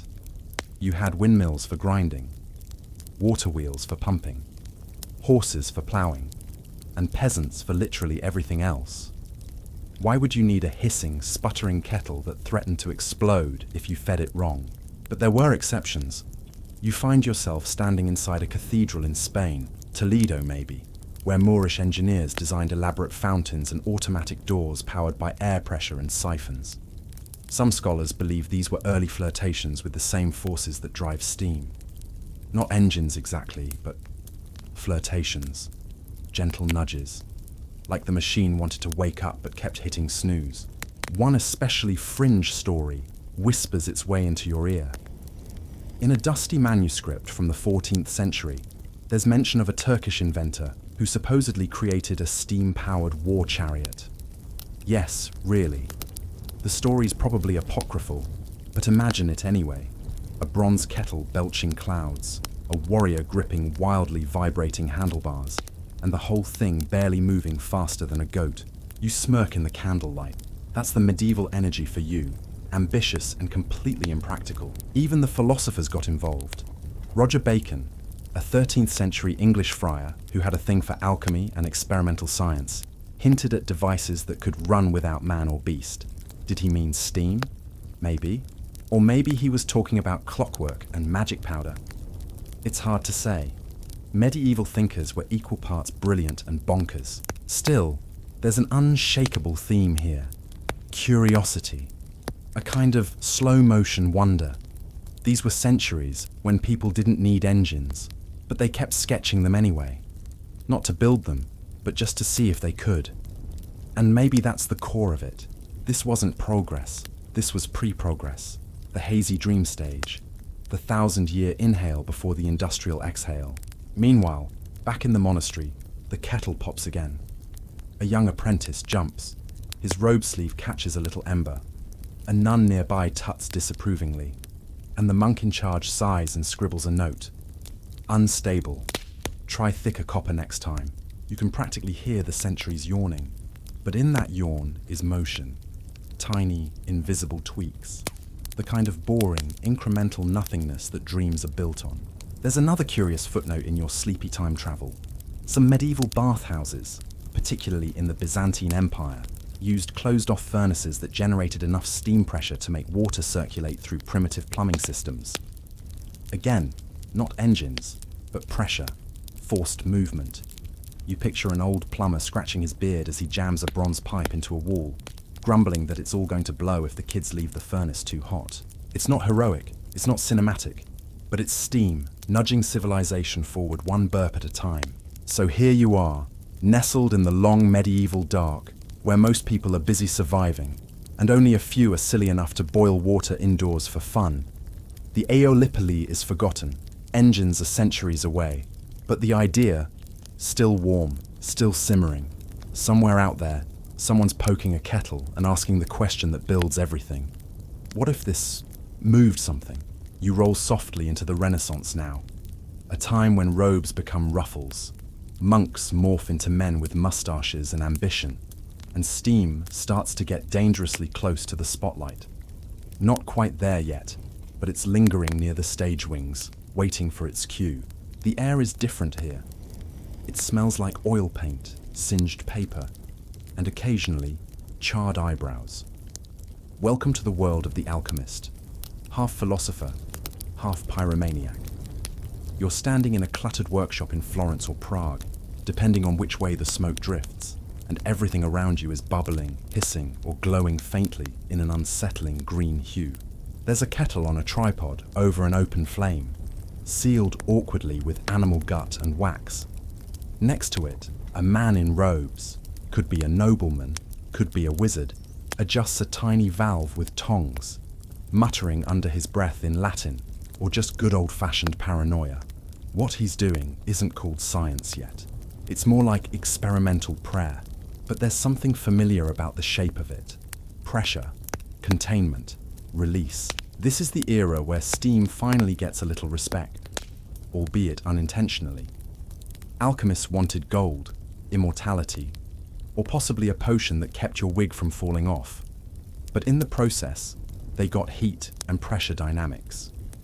You glance at their journals, filled with ornate diagrams of boiling retorts and swelling vessels. Every page seems to scream, danger, may explode. One name rises above the smoky chaos, Giovanni Battista della Porta. He wrote about machines using steam to lift columns of water, basically describing a piston mechanism, centuries before anyone built one properly. Historians still argue whether he actually tested such devices, or if he just dreamt them up while inhaling too much mercury vapor. Then there's Leonardo da Vinci, because of course.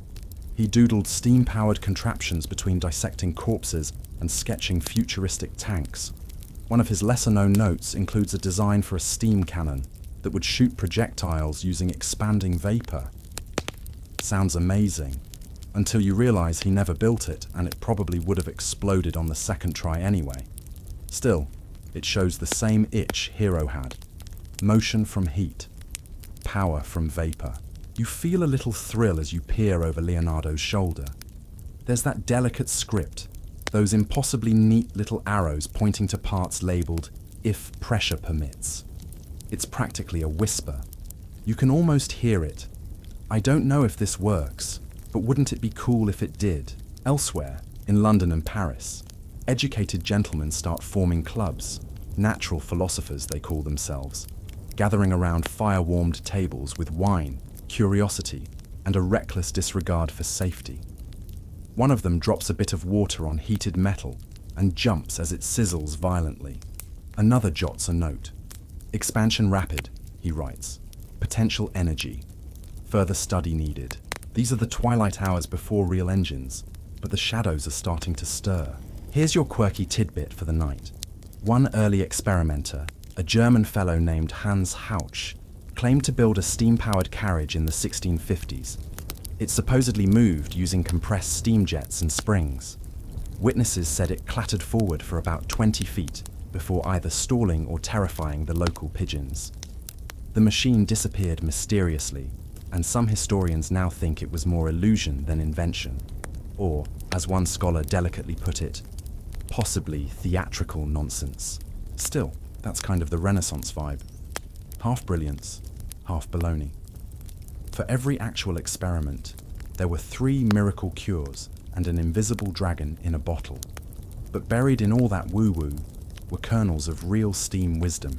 You follow a particularly excitable inventor named Geronimo de Ayans, a Spanish officer and all-around Renaissance overachiever.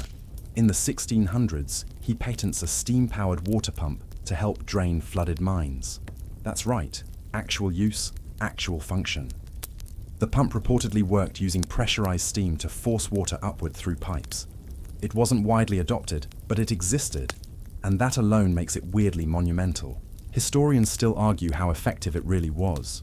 Some say it barely worked, others insist it laid the groundwork for later mining tech. The machine itself, gone, probably rusted into oblivion. But for a flicker of time, it pulsed and hissed deep underground, long before steam was supposed to matter. You're starting to notice a pattern. No one in this era is building a steam engine on purpose. They're solving problems, boiling things, moving fluids, lifting water.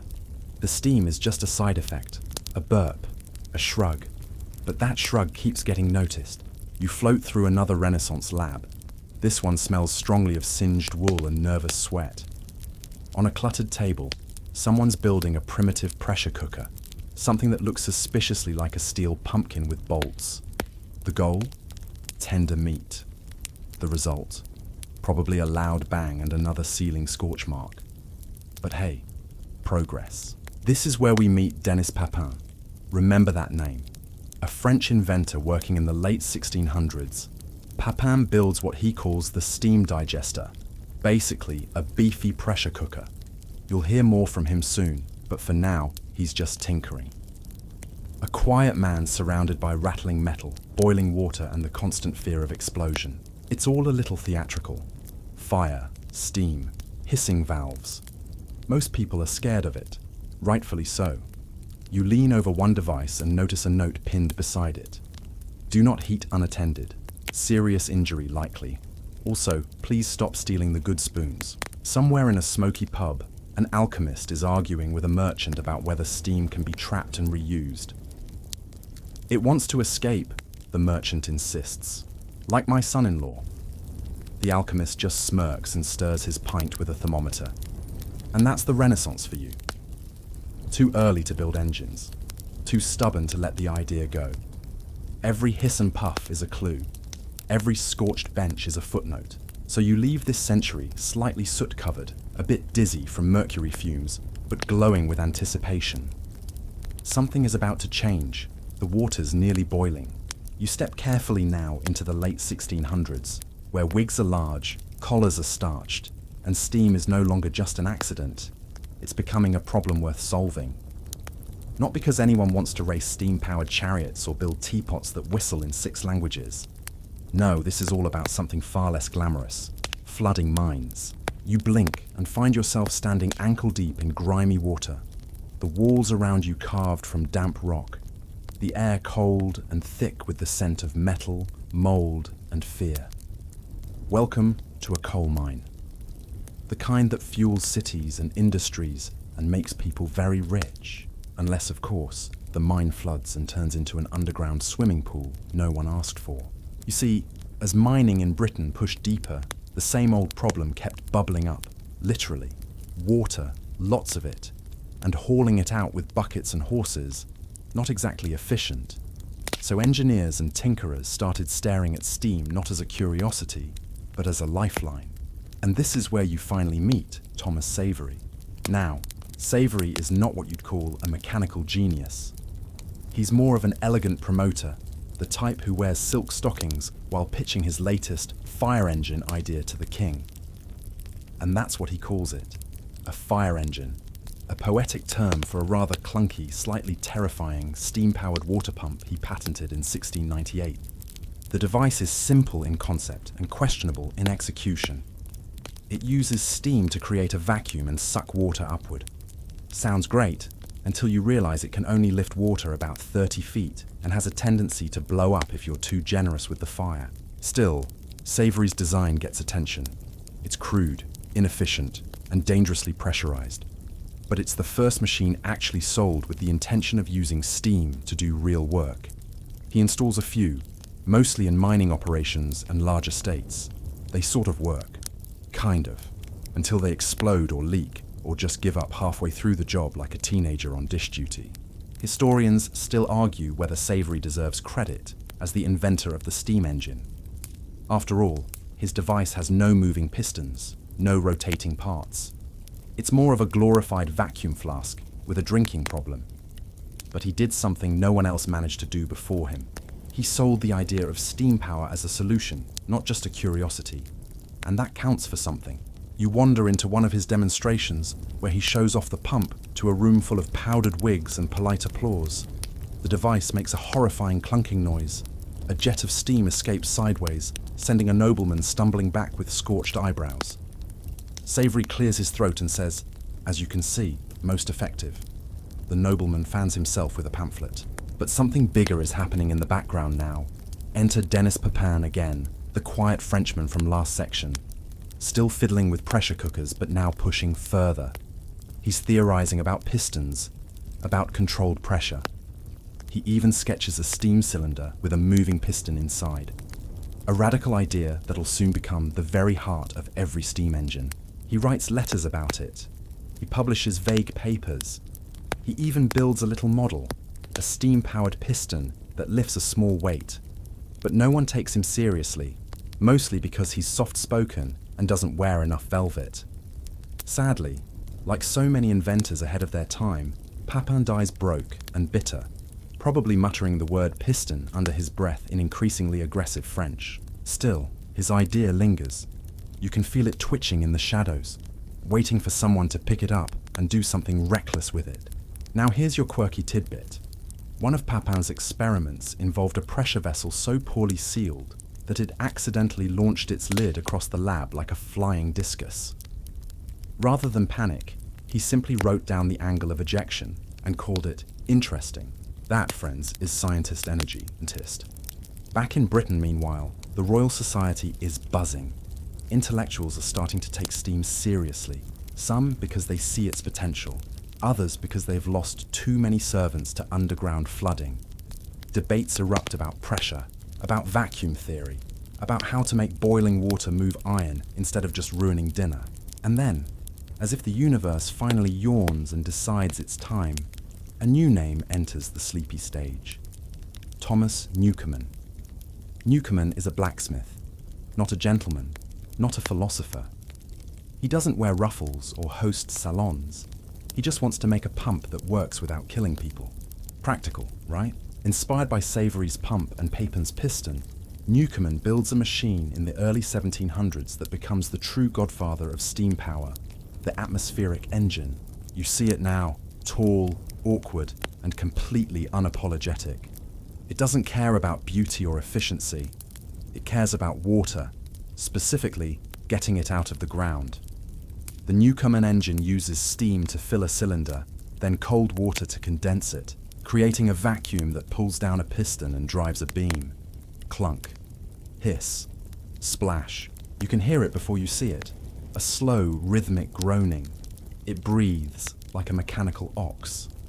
Not fast, not graceful, but tireless. It works, and it spreads. Mines across Britain start installing these clanking giants, not because they're in love with science, but because they need them, because they're tired of bailing out water with buckets and prayers. Historians still debate how much credit Newcomen deserves. His design was rough, his patents borrowed, and he never became famous outside engineering circles. But his engine did one thing better than any before it.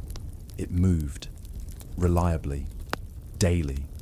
In the dirt and coal and fog, you lean in close, resting a hand on the hot brass pipe of one of these early machines. It vibrates faintly, alive in its own way. Somewhere far underground, water is being pulled up by the ton. Not with horses, not with men, but with pressure and timing, and the quiet, endless whisper of steam. Steam isn't a toy anymore. It's a tool, and it's only going to get louder. You wake now inside the rhythmic breath of metal and vapor. It's the early 1700s, and the Newcomen engine is wheezing away like an asthmatic dragon deep in the English countryside. You can practically feel the pulse of progress, though it's more of a damp thud than a trumpet fanfare. Still, you're witnessing something important. Steam has become a worker. You're standing beside one of these machines near Dudley Castle. Black soot clinging to your boots, the air damp with fog and coal dust. The engine is enormous, built like a wooden cathedral for vapor worship. At its core, a giant beam rocks back and forth, driven by steam and vacuum, pumping water out of a mine so deep you can't see the bottom without getting vertigo. It's not beautiful, but it is doing something, and that's the new twist. Until now, steam had been more curiosity than craft. But with Newcomen's engine, you get reliable labour, day in, day out, powered by boiling water and industrial-grade stubbornness. Of course, the engine has quirks. It's monstrously inefficient. requiring massive amounts of coal just to keep chugging. It leaks, it clangs, it needs constant supervision. You have to tweak it all the time, like an old man muttering about how kids these days don't know proper piston etiquette. But it's a start. And it spreads, first across mining districts, then into towns. It's no longer just inventors and philosophers messing with kettles. Now it's landowners, investors, foremen. The machine is crawling out of the lab and into the mud. You peek at a crude operations manual, probably handwritten by an engineer with calloused fingers and zero patience. It includes tips like, keep boiler topped up, or death may occur, and never stand here, with a helpful skull doodle beside it. You chuckle and step back 2 paces. There's something charming in the way people try to standardize this chaos. Every machine needs a caretaker, someone who listens for the changes in rhythm, smells the hint of steam leaks before they hiss, and coaxes the engine back into harmony. Like a blacksmith whispering sweet nothings to a misbehaving cow. But here's the bit that tickles your sleepy mind. Newcomen didn't patent his invention. He worked under Savory's existing fire engine patent, which had been sneakily extended by the Crown. So while Newcomen did the heavy lifting, Savory's name still lingered on official documents, like a particularly clingy watermark. Historians still argue whether Savory's legal shadow helped or hindered steam's growth. Some say it delayed real progress, others insist it protected steam tech from being prematurely monopolized. Either way, it was messy. Like most innovation stories are once money gets involved. Meanwhile, others were already eyeing improvements. You drift through a workshop in Cornwall, where engine builders tinker with cylinder size and timing valves.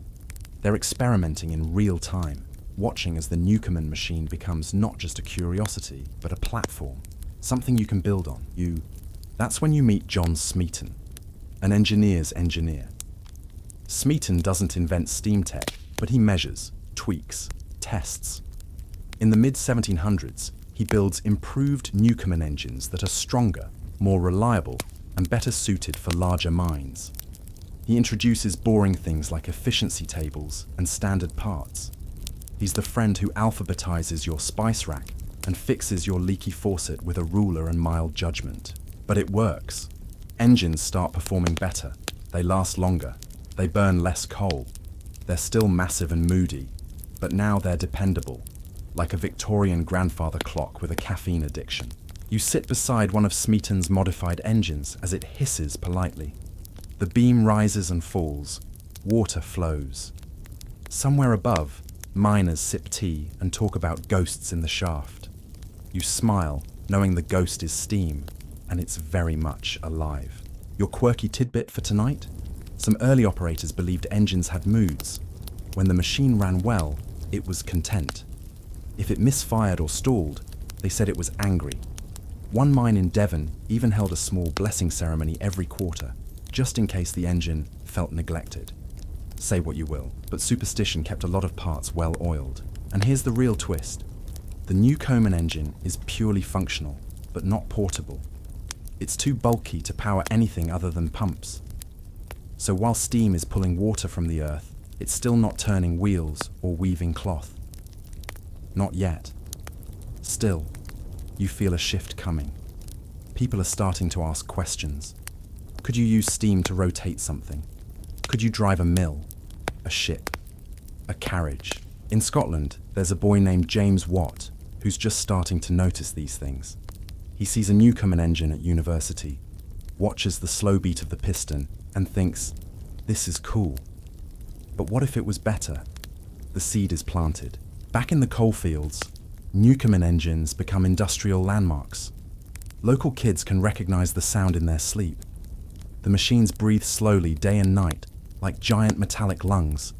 They're temperamental. They need fuel. They need love. But they do the job. Steam, for the first time in history, is useful. You lean back on a warm iron pipe, listening to the pulse of an engine in motion. It's imperfect, patched, and entirely too loud, but you sense what's coming. Invention is rarely sudden.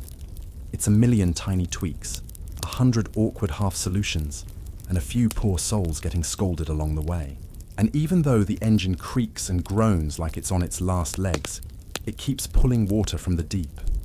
Drop by drop, it's draining the past and making space for what comes next. You're drifting now toward a colder coast, brushing past fog-thick alleys and frost-laced panes of Glasgow in the 1760s. The clatter of horse carts fades behind you, replaced by a soft hiss of something more precise. You're stepping into a room that smells of pipe smoke, wet wool, and ink, the laboratory of a certain instrument maker named James Watt. At first glance, Watt isn't particularly imposing. He's small, sharp-eyed, often sick, always thinking. He fiddles with lenses and barometers by day, but it's the broken Newcomen engine model he's asked to repair for the university that lodges itself under his skin like a splinter of destiny. You crouch beside him now as he stares at the machine in quiet frustration. It's the same atmospheric engine you've met before, large, noisy, and about as fuel efficient as setting coal on fire just to toast your eyebrows. And Watt is unimpressed. But here's where it starts. Not with lightning bolts or prophetic dreams, but with long walks. Watt takes the engine apart in his mind during strolls through the frost-bitten Scottish air. He doesn't want to just patch the flaws. He wants to rethink how steam does its job. You hear the idea land in his head one cold afternoon. What if the steam had its own place to condense? That's it. That's the pivot. Instead of cooling the whole cylinder down each time to create the vacuum, what if steam condensed in a separate chamber, staying hot in one place, cold in another? It seems almost too obvious once it's said, but no one's done it. Not like this. He sketches, mutters, tests. The separate condenser idea becomes real, an elegant, quiet revolution. You feel it. The moment steam becomes something sharper, controlled, measured, not just trapped and released, but guided with care. Historians still argue whether Watt's true genius lay in the design or the discipline. Sure, the separate condenser is clever, but it's the way Watt obsesses over every aspect that starts to transform the steam engine from a mind-bound slug to a tool that can power the world. You glance over his shoulder as he jots down pressure readings, cylinder dimensions, ratios for boiler sizing. He's not content to let steam do whatever it wants. He wants precision. He wants steam to behave. And he isn't alone. You hear a polite cough and look up. Enter Matthew Bolton. Rich, well-connected, charismatic. If Watt is the mind, Bolton is the mouth. He spots Watt's potential instantly and offers what every inventor dreams of: funding, facilities, and protection from creditors with questionable moustaches. Their partnership is a quiet marriage of brilliance. You wander the halls of their Soho manufactory in Birmingham, the air scented with machine oil, metal shavings, and ambition. This is no backyard lab. It's a factory that builds engines. Not one at a time, but systematically, with interchangeable parts, skilled workers, and careful planning. Together, Watt and Bolton turn the steam engine from a bespoke, temperamental beast into something repeatable, exportable, scalable, and yet, even as they build, they also guard. Watt's patents become legendary, ironclad and litigious. You notice the lockboxes of blueprints, the nervous hush among competitors. Some call them visionaries, others whisper monopolists. Historians still debate whether the long grip of their patent empire slowed innovation or ensured the engine matured before the market got messy. You run your fingers along the polished brass of a finished Watt engine. It gleams like a golden idol. It's not just for pumping water now. It can turn wheels, grind grain, power looms. The steam is no longer just pulling. It's pushing forward, and Watt isn't done yet. Ever the tinkerer, he adds a centrifugal governor, a spinning set of balls that automatically regulates speed. It wobbles like a drunk ballerina, but works with uncanny grace. Steam, once chaotic and jumpy, now purrs with consistency. That alone makes factory owners swoon. Your quirky tidbit. Watt was so obsessed with secrecy that some of his drawings were written in mirror script, Da Vinci style. A petty precaution, maybe. Or maybe he just didn't trust anyone not to steal his thunder. Can't blame him. Ideas were like currency. and steam was becoming gold. Factories bloom, mills hum, and slowly, cities begin to wake earlier and sleep later, their schedules sinking not to sunlight, but to the hiss and grind of engines. What was once the domain of Coal Street miners is now slipping into textile towns and urban centers. You step outside into a street glowing orange with gas lamps. Somewhere nearby, a Watt engine ticks beneath a mill floor, turning spindles. Workers file in. Time is money now, and steam keeps time. And here's a quiet truth. Watt never built a railway engine. Never saw his steam used to launch ships or power trains. That came later. But without him, none of it would have happened. He didn't just build a better engine, he taught the world to trust steam. You sip imaginary tea in a drawing room lit by firelight and science. You think about how one tweak, the separate condenser, unlocked an entire era. How all this industry began not with explosions or grand declarations, but with a cold walk, a warm idea, and a man who wouldn't let steam off the hook. Outside, you hear the steady clunk of an engine working through the night. You smile and let your thoughts drift like mist from a kettle spout, rising into what's next. You open your eyes to the thrum of gears and the buzz of looms, and suddenly, you're surrounded by the rhythmic heartbeats of a rising machine age. Factories stretch like metallic forests, their smokestacks coughing black clouds into a sky that's forgotten the color blue. It's the late 18th century now, and the steam engine, tamed and polished by Watt and Boulton, is no longer a novelty. It's a revolution hiding inside boilerplate. You step into a cotton mill in Manchester, where a Watt engine spins great wheels that power entire floors of machinery. The walls tremble with motion, threads stretch taut, cloth flows endlessly. It's hypnotic, the way steam has been domesticated to serve this strange new god, productivity. But not everyone is thrilled. Factory owners may swoon over steam's consistency, but workers flinch. Machines never tire, never argue, never get hungry. They also don't flinch at taking jobs. You hear muttering from the weavers. Some call the engines iron devils. Others blame them for making the work colder, faster, less human. Historians still argue whether the steam engine directly caused the breakdown of artisanal trades, or whether it merely accelerated what was already unraveling. Either way, you sense the tension. Something intimate is being replaced by something scalable. And steam, it doesn't care, it just spins. You drift past rows of spinning jennies and power looms, each one twitching and clattering like mechanical insects. The Watt engine in the basement hums along steadily, regulating its rhythm with the governor's gentle sway. You notice how the walls are now built around the engine, not the other way around. It's the heart of the operation, a hidden beast tethered in iron. Upstairs, clerks tally production figures. Managers argue over output charts. Somewhere in the corner, a child climbs into a crawl space to retrieve a jammed thread. You wince.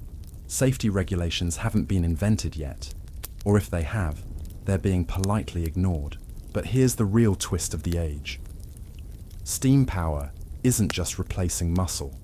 It's redefining time. No longer does work bend to daylight or the weather. It bends to the machine's tempo.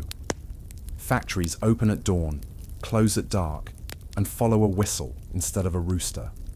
Lives are now measured in shifts, not sunrises. And speaking of movement, the question of mobility is stirring again. You slide into a workshop belonging to a man named Richard Trevithick. He's different, bolder, brasher, and a little less cautious than Watt. Trevithick doesn't want to make engines better. He wants to make them move. That means pressure. High pressure, dangerous pressure. Watt detested the idea, thought it too risky. But Trevithick, he thrives on the hiss of barely contained potential. You peek under his workbench and find engines with reinforced boilers, meant not just to sit still, but to pull, push, even roll. Your quirky tidbit, one of Trevithick's early engines, lovingly named Puffing Devil, actually took passengers down a road in Cornwall in 1801. Arguably the first steam-powered vehicle ever to carry people. Of course, it promptly exploded a few days later when left unattended. But hey, firsts are rarely graceful. You hop aboard one of Trevithick's contraptions, its iron wheels clanking awkwardly along a makeshift track. The smoke stings your eyes. The engine huffs like it's alive and slightly annoyed. But it moves. For the first time, steam isn't just pushing gears. It's carrying you. The implications are staggering. What if goods could be hauled faster than horses? What if passengers could travel without wind or sails? You feel the stirrings of a new idea, locomotion, not as metaphor, but metal. But adoption is slow. Trevithick's engines are strong, but unreliable. His investors are nervous. His roads aren't ready. And so, while he builds the first real railway engines, he dies poor, his genius mostly unrecognized. Another reminder that history doesn't always reward the first. It rewards the ones who arrive with blueprints and a business model. Back in the cities, factories are booming. Coal is vanishing from hills faster than it can be replaced. Trains are whispering in dreams, but they're not quite real yet. Still, you feel it. The world is moving towards something faster. Steam is no longer just a marvel. It's a momentum. You lean against a soot-covered wall outside a textile mill and watch the workers file out. Their hands are stained with grease and thread. Their lives are more mechanical than human, some say. But the steam engine has done something strange to society. It's equalized fatigue. Rich or poor, master or apprentice, all now rely on the hum of pistons. And still, steam pushes deeper. It enters breweries, paper mills, sugar refineries. It starts heating homes, running elevators. Every industry it touches changes, then changes everything around it. It's the ultimate butterfly effect, but instead of wings, it has a flywheel. Your boots crunch on gravel as you follow the tracks outside the factory. They're still wooden rails now, but you know where they'll lead.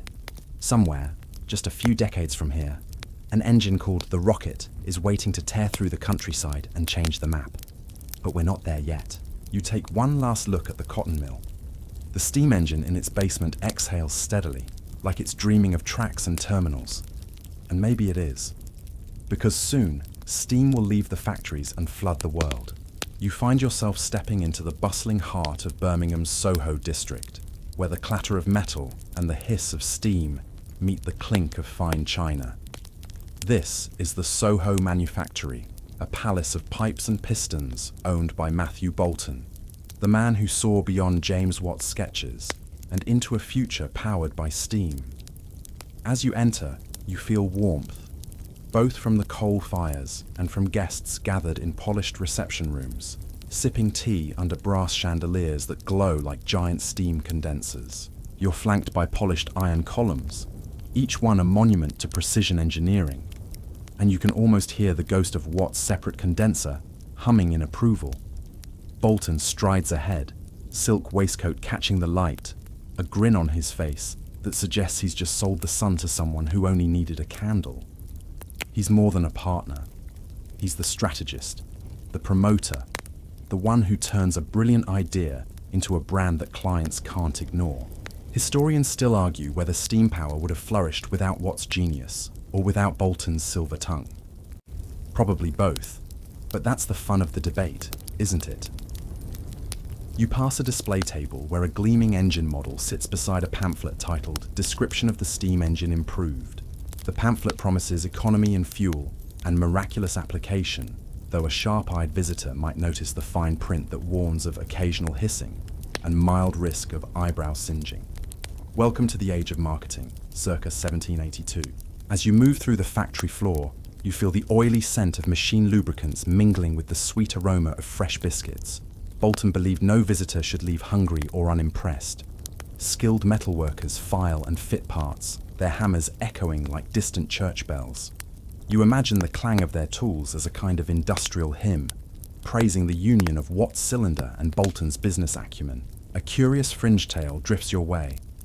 Some say Bolton kept a pet rhinoceros in a secret courtyard to astonish investors. An odd way to say, we're wild about steam, though there's little proof beyond a few scandalous letters, and the faint smell of pachyderm oil rumoured to linger in the basements. Whether or not the rhino existed, you can't help but smirk at the image.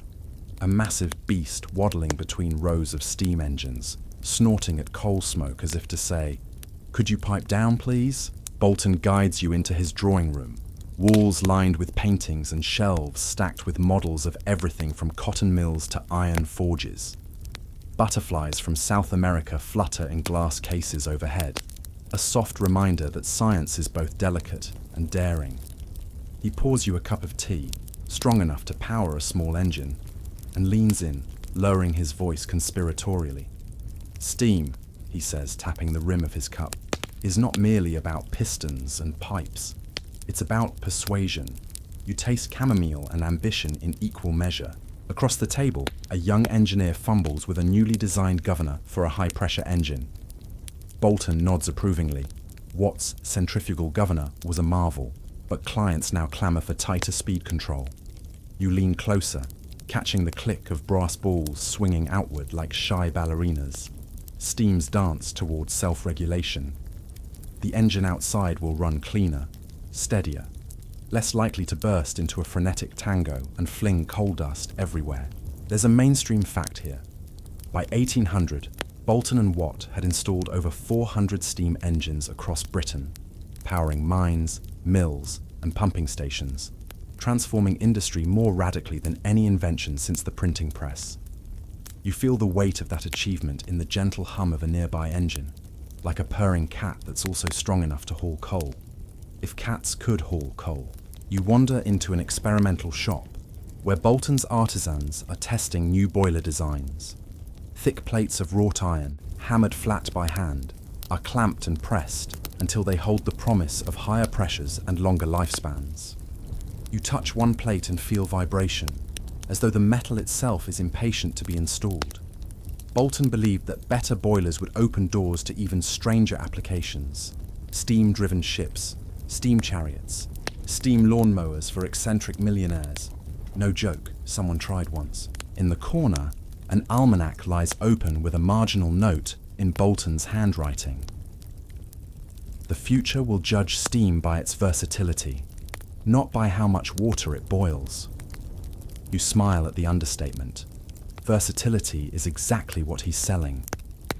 You remember earlier sections. Heroes Aeolipile spinning for show. Newcomen's clanking lump in damp mines. Watt's quiet genius condensed. Now here's Bolton, wrapping it all in polished promises. Your quirky tidbit. Bolton once hosted a gala where he unveiled an automaton orchestra powered by a miniature steam engine. The tiny musicians played a medley of Handel, their puffs of steam synchronized like clockwork yardbirds. Guests left convinced that steam could animate not just machines, but art itself, though many later claimed they'd simply had too much punch. Through large windows, you glimpse the smokestacks rising against a charcoal sky, each one a testament to engines built in this very foundry. Birmingham's skyline is no longer dotted with church towers alone. It's punctuated by pipes that breathe day and night, urban lungs fueled by coal and ambition. You hear the city's pulse, a syncopated rhythm of progress unevenly spread, rewarding some and ignoring others. Before you depart, Bolton presses a small brass key into your hand, a token shaped like a piston rod. There's a secret smile in his eyes. It's a reminder that every engine built here has its own lock and must be started by someone who understands its quirks. It's security and symbolism, something only Bolton could devise. Stepping back into the street, you feel the night air crisp against your skin. Steam drifts overhead in delicate plumes, like soft-winged ghosts released from factory chimneys. You sense that the partnership of Watt and Bolton is more than business. It's alchemy of a different kind, transmuting ideas into industry. And as you drift onward, you carry their legacy. The spark of invention, the craft of persuasion, and the understanding that even the mightiest engines need a little charm to truly roar. You drift onward through the humming corridors of innovation, feeling the low-frequency rumble of pistons, as though the earth itself were breathing. It's the turn of the 19th century, and you're surrounded by an orchestra of valves, gears, and curious contraptions, each one a tiny rebellion against chaos. This is the age of endless tweaks, where inventors fine-tune steam's temper, like clockmakers coaxing time from springs. You're in a dimly lit workshop cluttered with metal shavings and oil-stained blueprints. The scent of heated iron mingles with the sharp tang of lubricating grease. Around you, engineers of all stripes, some in frock coats, others in soot-blackened smocks, tinker and measure, each intent on making steam behave just that little bit better. At the center of it all sits a row of engines, each one an evolution of its forebears. There are flyball governors slowing or speeding engines automatically, pressure gauges inscribed in tight script that give operators their first real look at steam's invisible force, and bizarre gear trains that translate linear piston motion into the circular rotations of mill shafts. You lean in close to one of those governors, watching its brass balls wobble gently outward, then drift inward, as if breathing in time with the engine's heartbeat. Here's a mainstream fact to anchor your floating mind. James Watt patented his centrifugal governor in 1788, a device that automatically regulated engine speed by balancing steam admission according to centrifugal force. That invention alone made it practical and safe for engines to run continuously, powering factories through the night without constant human adjustment. Yet with each improvement came a fresh set of headaches. You overhear a grumbled conversation between two engineers. These governors never account for load changes unless we redesign the linkage. And the pressure gauge still lags by a hair, making the boiler sing too hot. Their voices echo against the clanging backdrop, like a pair of reluctant duet partners. Historians still argue whether these incremental advances, the steady drumbeat of minor inventions, were more critical to the Industrial Revolution than the grand breakthroughs. Some say it was the big ideas that mattered. Others insist it was the daily grind of tiny fixes that truly unlocked steam's potential. You recall the fizzing clay jar from ancient Alexandria, the Aeolipile, and smile at the distance traveled. Back then, one spinning sphere was a novelty. Now, you're amid a symphony of metal, each instrument honed to precision. A peculiar fringe story drifts through the workshop. A Lancashire millwright once crafted a musical speed gauge by installing differently sized toothed wheels, so that as the engine accelerated, it played a rudimentary tune on an attached bell.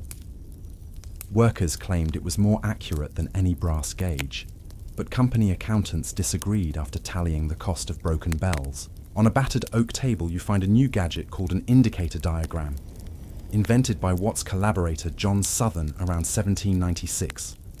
It traces the pressure inside a cylinder over time on a moving drum of paper, giving engineers a visual record of the steam's performance cycle. You watch the paper roll beneath a pencil, the curve rising and falling like a mountain range in miniature. It feels intimate, almost personal, the engine confessing its secrets in ink.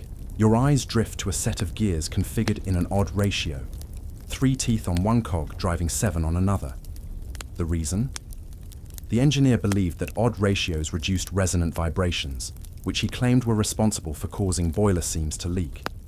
Whether that theory holds true is debate fodder today. Some scholars point to metal fatigue as the real culprit.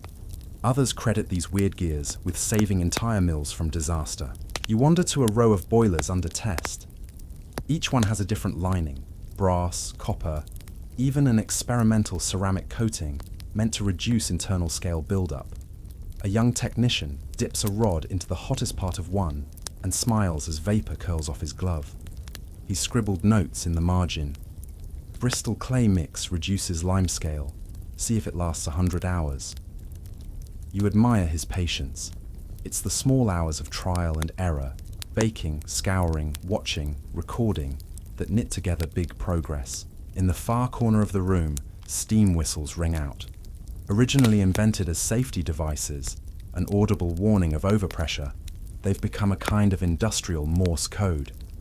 Engineers tap out messages about maintenance schedules, lunch breaks, even warnings to keep curious children away from the boilers.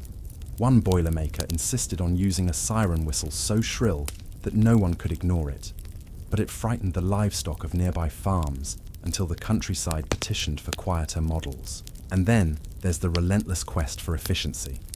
You find yourself drawn to a blackboard scrawled with thermodynamic equations, early attempts to quantify steam's enthalpy and predict performance.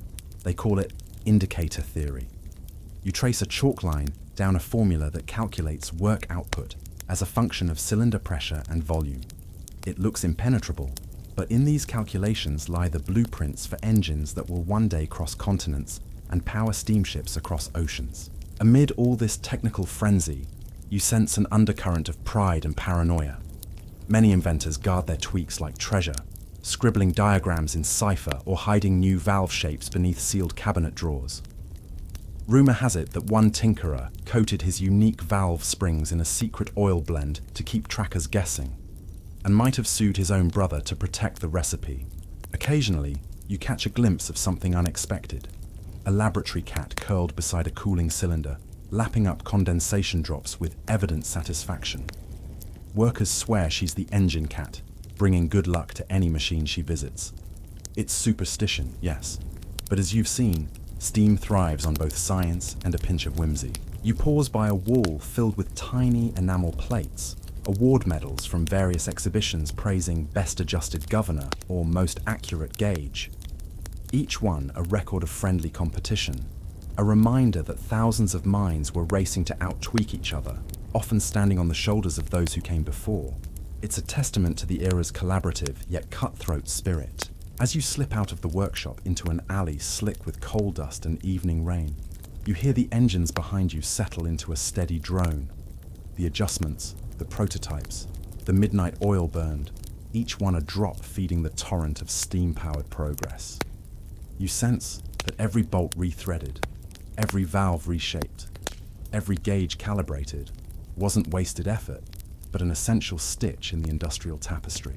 Steam, once a playful toy in ancient temples, has become a precise instrument, tuned, regulated, and endlessly fussed over by generations of engineers. Each tweak was a tiny whisper. A bit more here, a little less there, until the clanking chaos smoothed into harmony. And tomorrow, somewhere in Britain or beyond, another engineer will cradle a newly patented gauge or governor in gloved hands, thinking they've found the final fix. But you know better. Steam's story is written in notes of adjustment, in quests for better control, in the infinite patience of tinkerers. So you stroll on, letting the distant hiss of cylinders lull you forward, carried by the gentle insistence of progress. The age of the steam engine was never a single thunderous note. It was a symphony of minor chords, each one essential, each one barely heard over the last, carrying the world inexorably into motion. You drift now into a dimly lit chamber, lined with leather-bound ledgers, legal briefs, and the faint metallic tang of burned quills. Welcome to the underbelly of steam's rise, where ideas are both currency and camaraderie, and sometimes both spark litigation. This is the world of patent wars and pressure games, a high-stakes theatre where ingenuity prowls alongside greed. As you settle into a high-backed chair, its velvet cushion worn by nervous elbows, you feel the tension in the air. On one side sits Matthew Bolton, polishing his patented Watt engine drawings as if they were royal portraits. On the other, a cadre of rival inventors, coils of schematics in hand, each convinced their own tweaks are the key to steam supremacy. You're in London's Court of Chancery, circa the early 19th century, where steam technology is litigated more furiously than any duel at dawn. Here's a mainstream fact to anchor your observations. Between 1790 and 1800, Bolton and Watt aggressively defended their patents, initiating over 20 lawsuits against engine builders they believed infringed on the separate condenser mechanism or other critical improvements. Their legal campaigns stretched patents and patents stretched minds. And for years, many small workshops dared not touch steam innovation for fear of a summons rather than a handshake. You watch as a plaintiff's counsel unfurls a large parchment, accusing a defendant of stealing the very breath of invention by replicating the condenser without a license. The defendant's side retorts that Bolton and Watt's patents are so broadly drawn they cover nothing and everything, an iron net meant to strangle competition. Historians still argue whether this legal siege actually stifled innovation or merely funneled it into Bolton's coffers. But there's no denying it made the patent office a battlefield. You lean forward as the judge, powdered wig, trembling slightly, reminds both parties that To err is human, to patent is profitable. Though you suspect he said something more archaic. Each time someone references Watt's bold claim, "I have done more work in these engines than any man alive," the courtroom ripples with shouts. You can almost feel the air pressure shifting, as if the steam itself is simmering in frustration. Beyond the courtroom, the skirmishes spill into workshops and drawing rooms. You slip into a small foundry in Leeds, where a machinist nervously hovers over a newly cast cylinder labelled Improved Anti-Condensation Design, swearing it's wholly original. He glances at his cat, yes, another one, as if it might testify on his behalf. This machinist subscribes to the fringe belief that a single scraped fingerprint on a blueprint could invalidate an entire patent, and he's taken to carrying a small bottle of ink to blot any unintended smudges. Meanwhile, in Bristol, an eccentric inventor quietly registers a patent for a variable expansion valve, convinced it will circumvent the Bolton and Watt fortress. He packages his design in ciphered text and scatters dummy schematics to throw off spies. He even employs a private detective, a rather dapper fellow in plume-feathered hat, to trail potential infringers, noting suspicious trips to libraries and taverns alike. Amid all this skullduggery, something unexpected happens: open innovation. A few brave operators decide to share improvements in public forums, publishing articles in Philosophical magazine, and hosting informal salons in Birmingham parlours. They argue that steam's growth depends on collaboration, not litigation. Historians still argue whether these communal exchanges ultimately propelled progress faster than the locked-down patents. But regardless, they set a precedent for industrial networking. You drift into one such gathering in a candlelit backroom, where engineers pass around indicator diagrams and debate the merits of expanding steam early in the cylinder versus the later cutoff favoured by Bolton and Watt. You watch hands trace curves on paper, and you think of the Aeolipile that started it all, spinning aimlessly, yet pointing the way through centuries of legal manoeuvres and technical wrangling. A quirky tidbit wafts through the discussion. During one heated patent dispute, Bolton and Watt's counsel actually commissioned a counter-expert who presented a small steam engine boxed inside a violin case to demonstrate cultural appreciation for music and innovation. The engine whistled a few bars of Haydn before being decommissioned by a startled bailiff. Spectacle or proof? The judge didn't care, awarding damages to Bolton. You slip back into the courtroom just as the gavel falls on another contested case. The defendant, a once proud millwright turned defendant, bows his head and mutters that he'll never be an inventor again. Yet history reveals that those very workshops he sued went on to refine compound engines and high-pressure boilers, quietly skirting patents by altering valve timings by a fraction of a second. Outside the court, you encounter a weathered carriage painted with bold letters. Invention safe on board. It belongs to a travelling patent lawyer with a knack for turning obscure legal clauses into gold mines. He hands out calling cards shaped like tiny pistons and boasts of his iron-clad guarantee. You wonder if he's ever built anything that hisses. Through all the conflict, you sense a paradox. Patent battles were both a barricade and a catalyst. They protected investment, ensuring Watt's condenser wasn't stolen wholesale.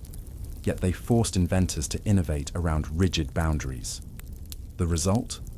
A surge of alternative designs, some brilliant, some bizarre, and a few downright combustible. In the end, you realize steam's narrative isn't solely about boilers and buried cylinders. It's as much a story of legal drafts, courtroom drama, and the clever workarounds born from necessity. Every injunction, every licensing fee, every sealed vault of drawings shaped the engine's evolution as surely as any piston stroke. You step out of the courtroom into the misty London twilight, the echo of shouted objections fading behind you. In the distance, a steam whistle calls across the Thames, a reminder that, regardless of lawsuits, the engine still breathes. Patent wars may have throttled some inventions, but they also taught steam to adapt, to find new paths, and to whisper its relentless drive through every legal crack. And so you drift on, carried by that enduring hiss, knowing that innovation often thrives not in spite of restrictions, but because of the pressure they create. You slip next into a workshop that feels more like an alchemist's den. Dark, cluttered, and thick with the smell of heated metal and varnish. It's the early 19th century, and steam power has proven its worth, but every boiler remains a ticking bomb. Hissing safety valves may release pressure, but catastrophic explosions still shatter ceilings, ruin fortunes, and scar the walls of towns. Now, you're here to see what people do when they decide that simply patching holes isn't enough. Fireproofing the future. You're standing on a grated floor above a test pit. Below, engineers fire up a newly cast boiler plate until it glows orange, then drench it with cold water to check for cracks. You feel the heat on your face and the rattle of rivets as steam explodes in miniature all around you. One miscalculation here, and the blast could rip this workshop to splinters. You clutch the handrail and watch with bated breath. Here's a mainstream fact. William Fairbairn and his colleague Eaton Hodgkinson in Manchester conducted systematic tests in the 1820s and 30s, subjecting iron plates to repeated heating and quenching to determine optimal boiler thickness and shape. Research that led to cylindrical boilers replacing dangerous flat plates. Their work raised safety standards across industry and saved countless lives. But progress never comes without a bit of weird. Your eyes catch an odd contraption. A leather-covered helmet mounted on springs, connected by tubes to a tiny boiler. Legend says it was a prototype engineer's safety cap, designed to release pressure upward through exhaust vents instead of sideways in an explosion, thus protecting the wearer's vision. It never went into production, partly because the valves tended to jam, and partly because no one wanted to explain a boiling helmet to insurance underwriters. Meanwhile, metalworkers experiment with different alloys. Some coat plates with a thin layer of copper or tin, believing the softer metal will absorb microcracks and prevent brittle failure. Others dab a paste made of clay, graphite, and animal fat onto seams, convinced it forms an invisible shield. Historians still argue whether these early coatings truly improved boiler longevity or simply delayed the inevitable until after the warranty expired. You drift to a shelf lined with small canisters labeled in spidery script: tung oil emulsion, creosote compound, Barton clay. A technician dips his gloved finger into each and smears it across a hot rivet, watching how it chars, cracks, or peels. He jots notes on a clipboard. Creosote ignites at 200 degrees. Reject. Clay holds at 250 degrees. Monitor in next trial.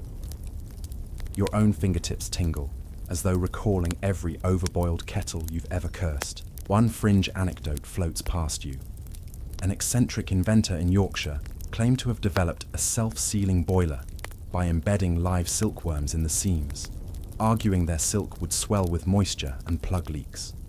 The experiment failed. Silkworms don't survive heat, but the inventor published a lengthy pamphlet anyway, complete with illustrations of puzzled worms in tiny Hessian pouches. Even the shape of boilers becomes a battleground. Flat-sided boilers are cheaper to make but prone to bulging. Round ones resist pressure better but cost more iron. Fairbairn's research favoured cylindrical designs, but some cottage industries persisted with boxy boilers out of frugal stubbornness. Historians still debate whether the shift to cylinders was driven by empirical data or simply by the persuasive power of Manchester's industrial lobby. Under one workbench, you find experimental rivets punched from soft iron mixed with trace amounts of copper.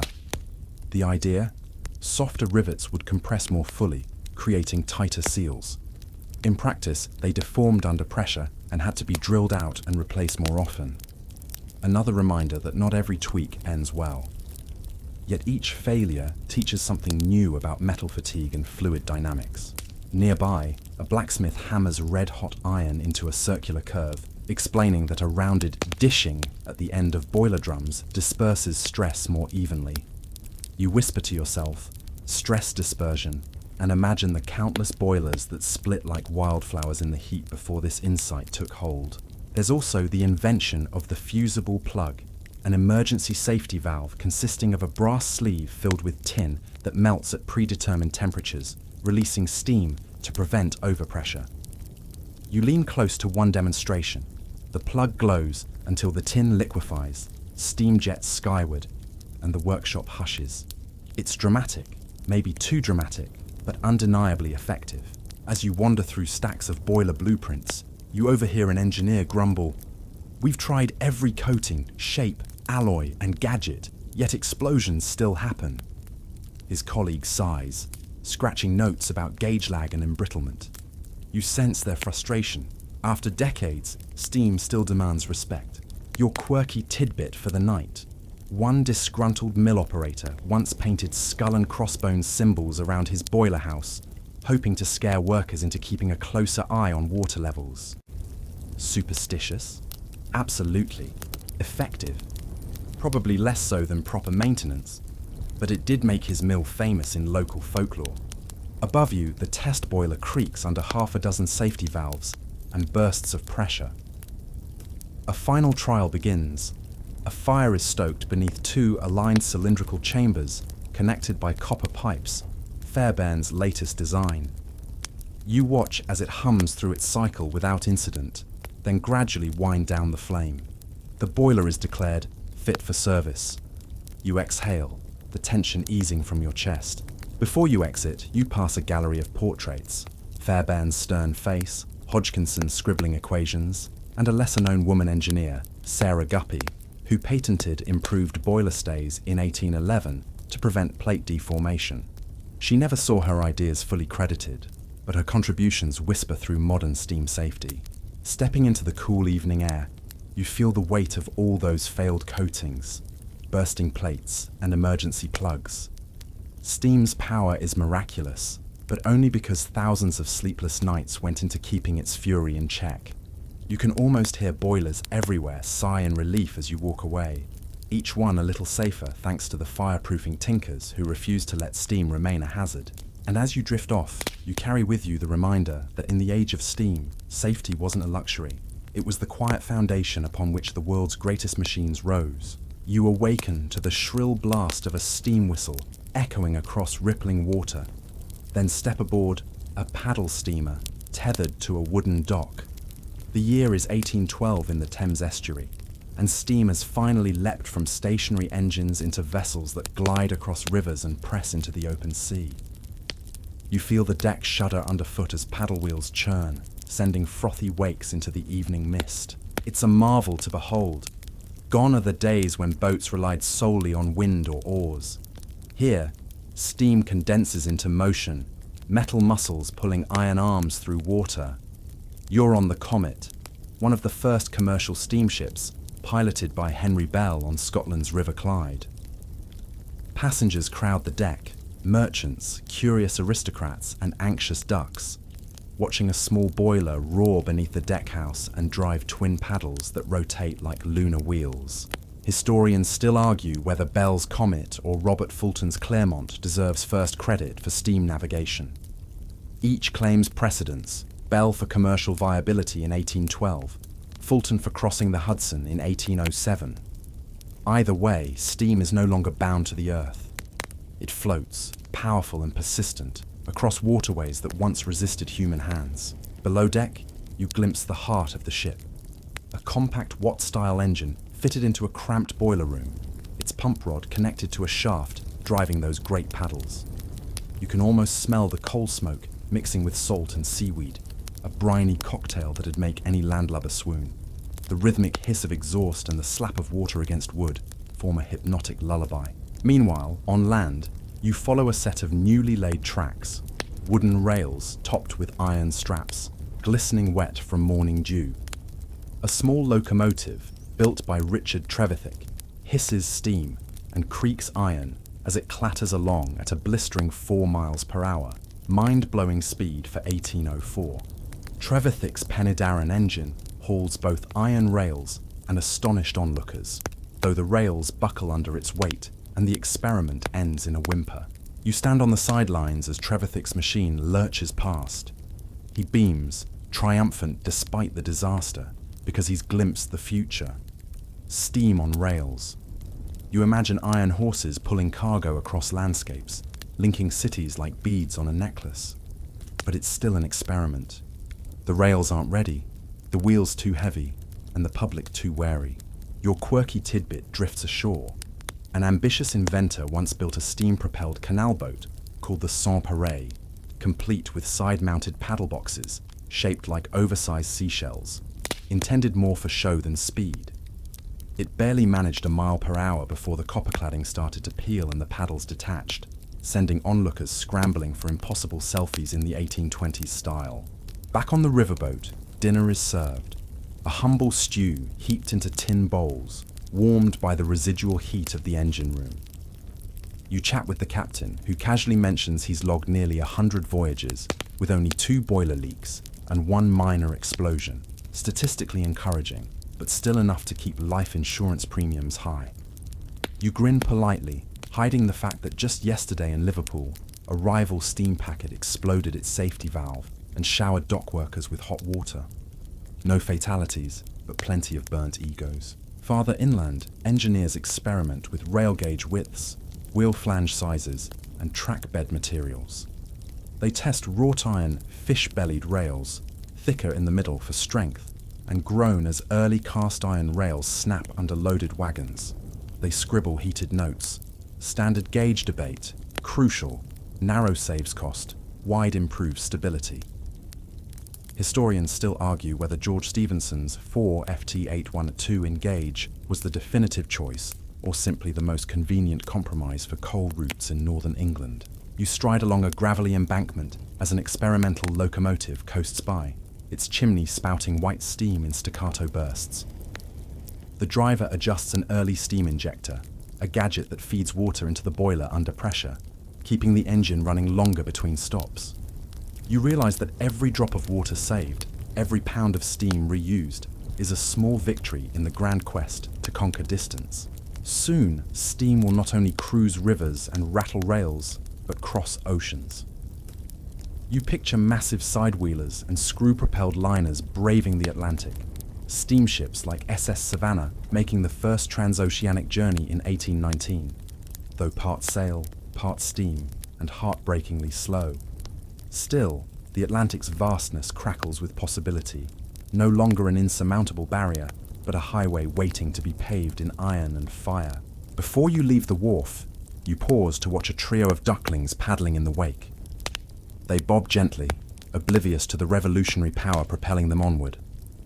They're only here for a ride, but you're here for the future. And that future is steamy, creaking, and unstoppable. You step off the deck and onto the quay, where rails jut from the mud and chug toward unknown horizons. Steam is no longer content with stationary labor. It's on the move, wrapping the world in iron networks and forging a new sense of time and distance. And as you wander off toward the rising tracks, the hiss of paddles and the clatter of wheels merge into a single, persistent call. Onward. You step through the threshold of a modest Victorian home on a crisp morning and instantly notice how steam has slipped into the quiet corners of daily life. Gone are the roaring factories and clanking engines. Here, steam puffs discreetly from small brass nozzles, ticking off errands you barely notice. You're in the parlour of a growing middle-class family, where coal fires burn low and steam-driven comforts hum like gentle lullabies. Imagine the room, patterned wallpaper, oil lamps flickering softly, and in one corner, a gleaming cast-iron box on legs, an early radiator. You lean in, running a finger along its ridged surface, feeling the warmth radiate outward. This hot water apparatus, patented in the 1840s by Angier March Perkins, quietly warms rooms without the smoke and soot of open fires. Historians still argue whether these systems truly improved urban living or merely shifted pollution from hearth to boiler. But there's no denying how seductive it is to feel heat without ashes beneath your feet. Nearby, a woman pours tea from a porcelain pot, steam curling in lazy spirals above her wrist. She doesn't even glance at the kettle. It's now an automatic, steam-regulated device that whistles a soft note precisely when the water reaches boiling. You remember how far steam has come since that first Eolipile. Now it's your kitchen's courtesy bell, not a novelty in a temple. In the hallway, a slender pipe leads down to the basement, where a compact Bolton and Watt boiler sits tucked behind a lacy curtain. You can hear it's alive. a soft psh each time the pressure valve ticks, a reminder of its steady work without the oppressive roar of Newcomen's dragon. This is steam you live with, not steam you fight, a background hum that defines domestic comfort. Across the hall, the laundry room invites you in with the smell of damp cotton. You watch as an assistant lowers a bundle of linens into a gleaming copper cylinder wrapped in coils. It's a steam-driven washing machine, one of the first to use injected steam and agitation to clean clothes. Before this, you'd scrub by hand, back aching, hands pruned, imagination wandering back to mills where power looms snapped threads and hopes alike. Now the machine does the work, and you sip hot chocolate by a nearby fireplace, astonished. Your quirky tidbit for the morning. In some upscale households, ingenious tinkers installed steam-powered vacuum systems, long iron pipes reaching into every room, all connected to a central exhauster in the basement. A servant would open a valve, and whoosh, crumbs vanished, and dust spiraled into hidden ash traps. It was the world's first built-in Hoover, though guests often recoiled at the suction noise and the idea of dust flying unseen through walls. Back in the parlor, someone adjusts a small, ornate engine clock. It's not just gears. This clock is driven by a tiny, oscillating steam piston that ticks in sync with a minute hand. It chugs with muffled precision, compensating for variations in household pressure. Patrons once debated whether such clocks offered true accuracy or simply impressed dinner guests. Scholars still argue whether steam-driven timepieces were precision devices or fragile parlor toys prone to seepage and misfires. You wander outside to a narrow garden terrace where steam joins leisure. A contraption resembling a miniature train chugs along metal rails, laid among the flower beds, powered by a tiny boiler in its tender. Children ride in tail cars cushioned with straw, squealing as the engine puffs along roses and peonies. The invention is the brainchild of an eccentric brewer who wanted to amuse customers in his beer garden. Now it pops up at country estates, a mechanical pet that entertains and astonishes, though maintenance costs rival the price of an actual pony. Steam's domestic march doesn't stop at cleaning and clockwork. In the drawing room, a visiting doctor demonstrates a steam inhaler, an apparatus that gently vaporizes herbal infusions for respiratory ailments.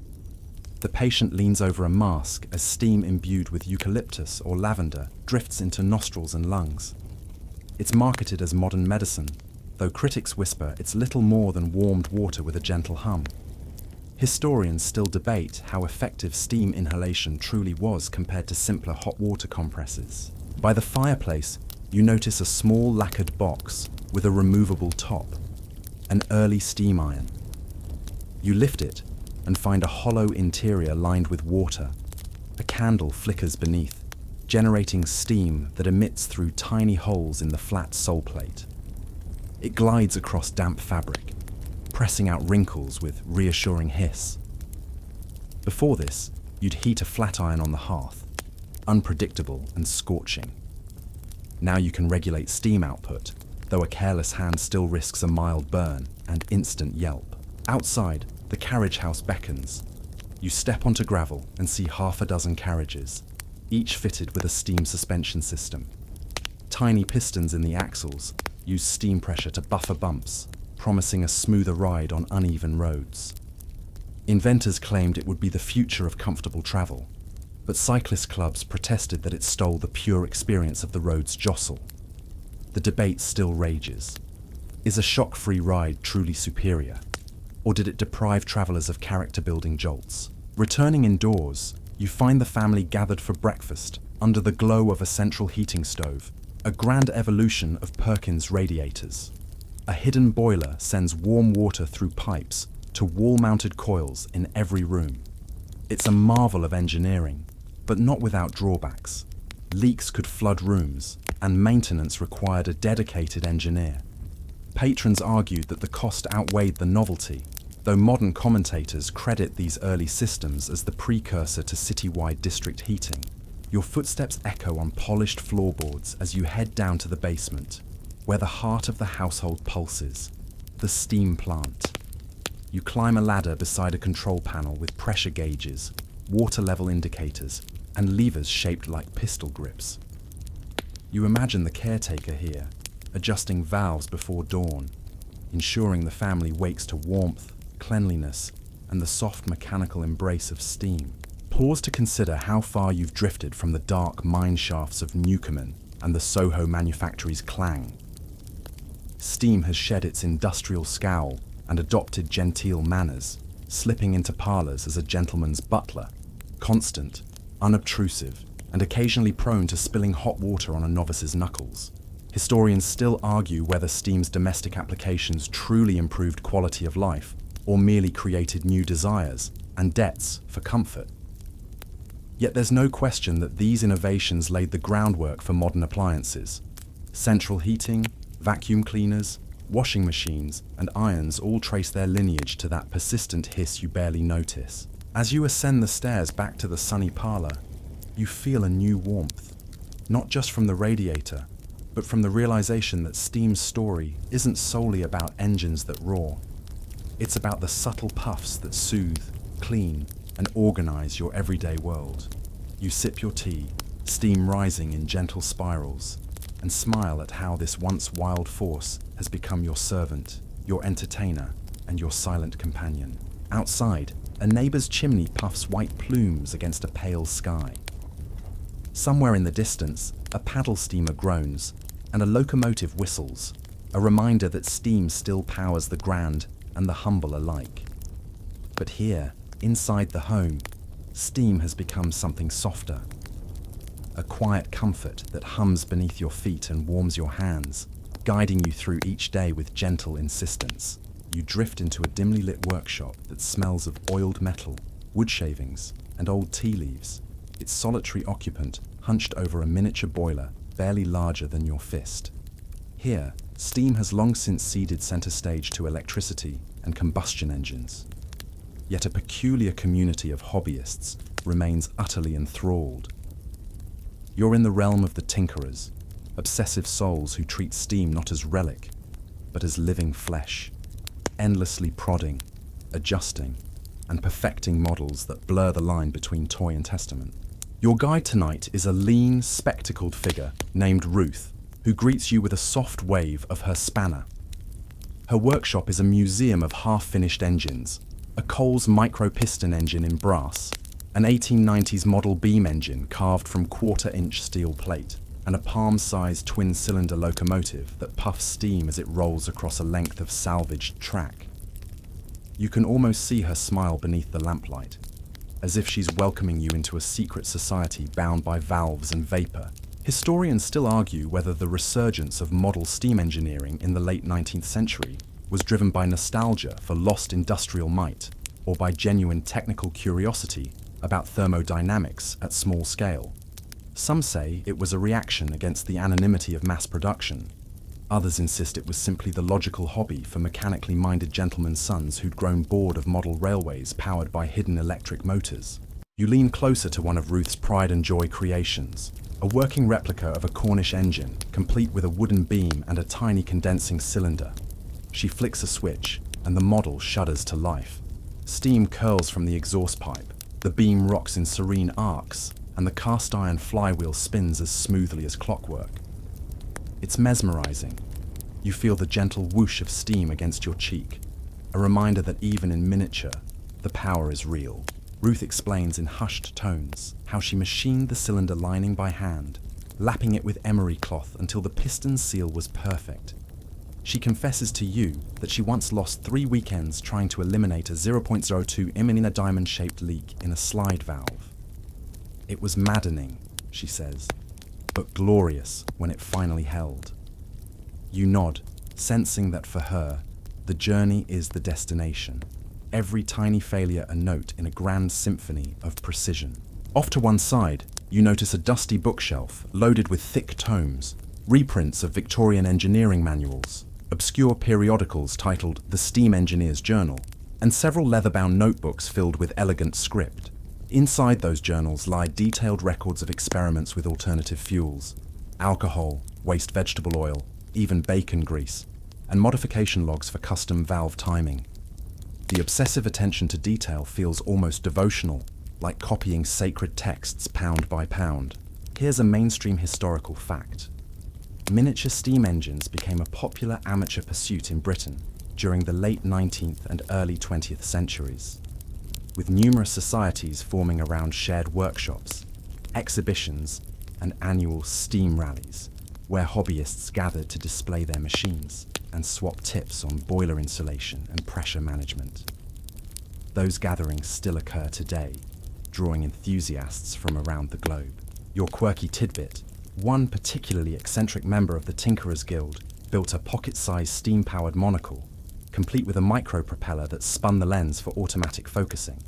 He claimed it would revolutionize reading, though aficionados mostly used it as a conversation piece, boasting about the gentle hum at their temple every time they read a newspaper. Ruth walks you to a corner where a larger, half-finished model locomotive sits on a section of dual-gauge track. Its boiler is wrapped in polished copper, hand-soldered in dozens of tiny plates. She tells you she's obsessed with getting the boiler's pitch exactly right, just enough slope to let condensed water drain away without impairing heat transfer. 6 degrees, she says, is the sweet spot. You blink at the precision. To most people, 6 degrees is a rounding error. To her, it's the difference between poetry and sputter. As you wander among the models, you overhear a debate between two tinkerers at a folding table strewn with gear wheels and springs. One insists that oscillating engines, where the cylinder itself pivots on trunnions, are the purest form of model steam because they require no valve gear. The other argues that true craftsmanship lies in miniature valve eccentrics and Stephenson linkages. Historians still argue whether such purist debates are essential technical discourse or just elaborate rituals masking the simple joy of tinkering. In another alcove, a display shows a series of small boilers tested under homemade pressure gauges. The logs note failures at unexpected seams, leading the inventor to redesign the rivet pattern in a cloverleaf arrangement. It looks bizarre, almost whimsical, but he swears it stopped a persistent weeping leak. You find yourself admiring the creative audacity, that willingness to defy convention and carve new paths through sheet metal and steam.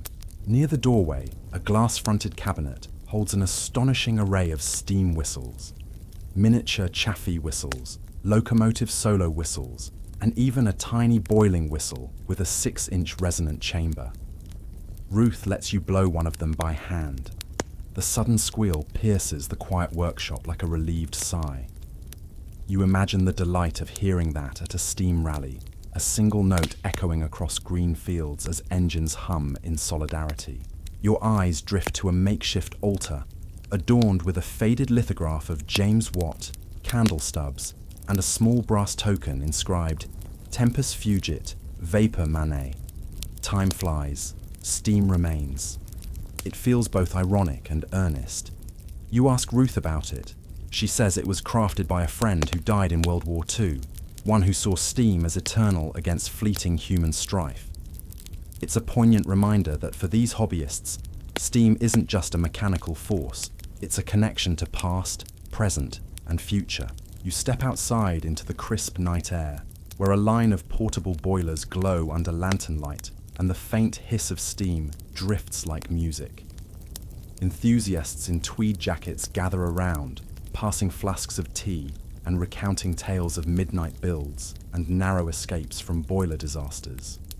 They trade spare parts like pilgrims exchanging relics, each edge-worn piece carrying stories of seasons spent in cold workshops and heads bent over blueprints. The scene feels timeless.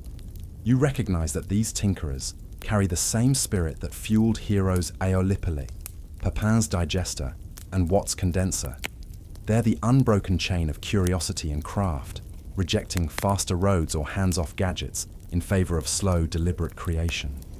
Their engines may never haul freight or heat a home, but each one embodies the soul of steam, perpetual motion, nurtured by countless small hands. And as you watch a tiny beam engine begin its gentle rocking beneath a lantern's glow, you realize why this cult endures. While the world moved on, embracing electricity, internal combustion, and digital wonders, these hobbyists keep steam alive at human scale.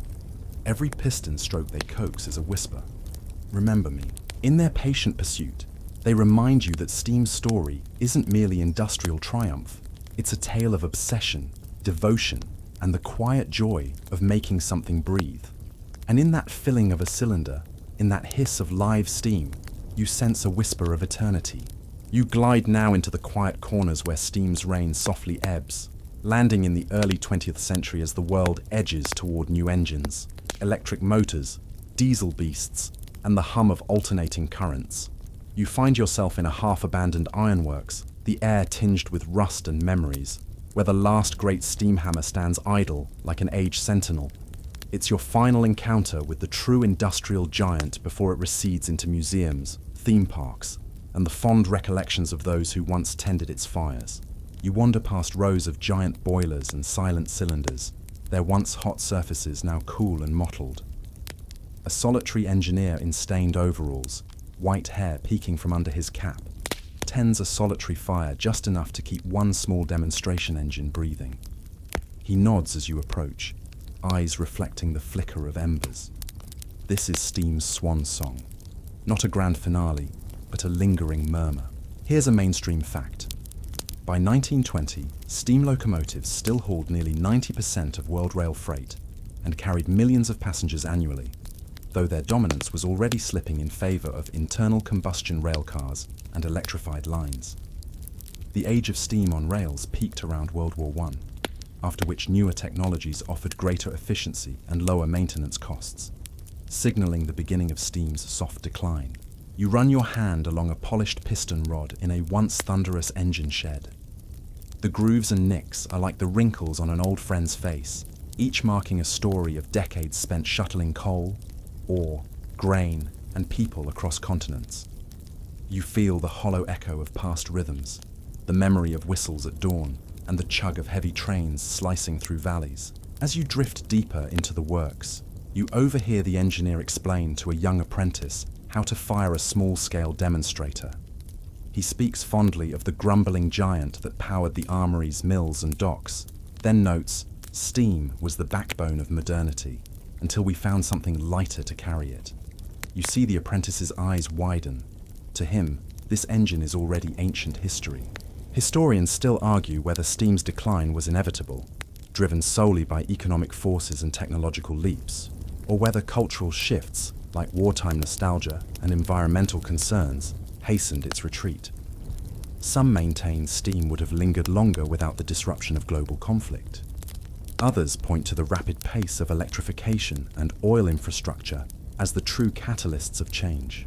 You pause beneath the hulking frame of a stationary coreless engine, its intricate valve gear frozen mid-cycle. This particular engine once powered textile mills around the globe, prized for its variable cutoff that saved fuel and smoothed torque. It's been silent for decades, but you sense the genius of precision in its design, the same devotion that's shown in every engineer who ever tweaked a governor or relined a boiler. Your quirky tidbit. In the 1940s, one eccentric collector in Scotland restored a decommissioned steam engine solely to power the household jukebox in his study. He rigged the engine to drive an improvised generator, ensuring that every time he played a record, a small piston would pump away in the next room. Neighbors complained about the rhythmic clatter interrupting late-night jazz sessions, but to him, it was pure charm. You lean against a steel column and watch dust motes dance in a shaft of afternoon light. Each particle seems to carry the scent of coal smoke, machine oil, and ambition. You think of the countless boilers that burst, the miles of pipes that hissed, and the generations of workers who coaxed power from water and fire. It all converged here, in these quiet cathedrals of iron and steam. And yet, you notice the strange softness now. Where once pistons roared, there are only occasional hisses, like a ghost clearing its throat. A few enthusiasts tinker with model engines in one corner, while elsewhere, a retired driver runs a miniature steam locomotive on a short exhibition track. The grand individualism of scale has shrunk to hobbyist devotion. You wander outside as dusk falls, and the great shed yawns behind you. A solitary lamp illuminates the silhouette of a locomotive wheel leaning against a wall. You recognize it. a driving wheel from a famous express engine that once broke speed records on the London-Edinburgh line. It's marked by heat and wear, and you imagine the thunderous revolutions of its prime. Historians still debate whether that record-breaking run in 1895 truly reached its claimed 70 miles per hour, or whether timing errors and eager reporters inflated the figure. Regardless, the wheel remains, a symbol of steam's final squeeze of velocity before slipping from center stage. You stand in the cooling air, letting the silence wrap around you like a soft blanket. Steam's story hasn't ended, it's simply retreated.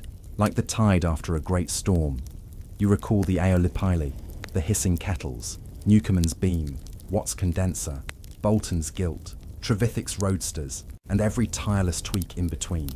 Each one led here to this gentle quietude. As you turn away, you catch one last note, the faint chuff of the demonstrator engine, laboured but alive, sounding its few remaining breaths into the evening. You smile and whisper, "Good night." Steam's final puffs have a certain dignity, an echo of an era that shaped everything from city skylines to steam baths, from cotton mills to coffee kettles.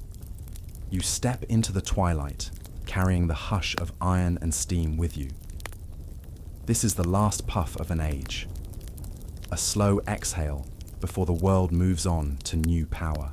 You feel the weight of centuries in the quiet hush that follows, a softness that cradles your senses and eases the pulse of invention. The steel structures and silent engines recede into shadow, leaving only the warm memory of purpose transformed into motion.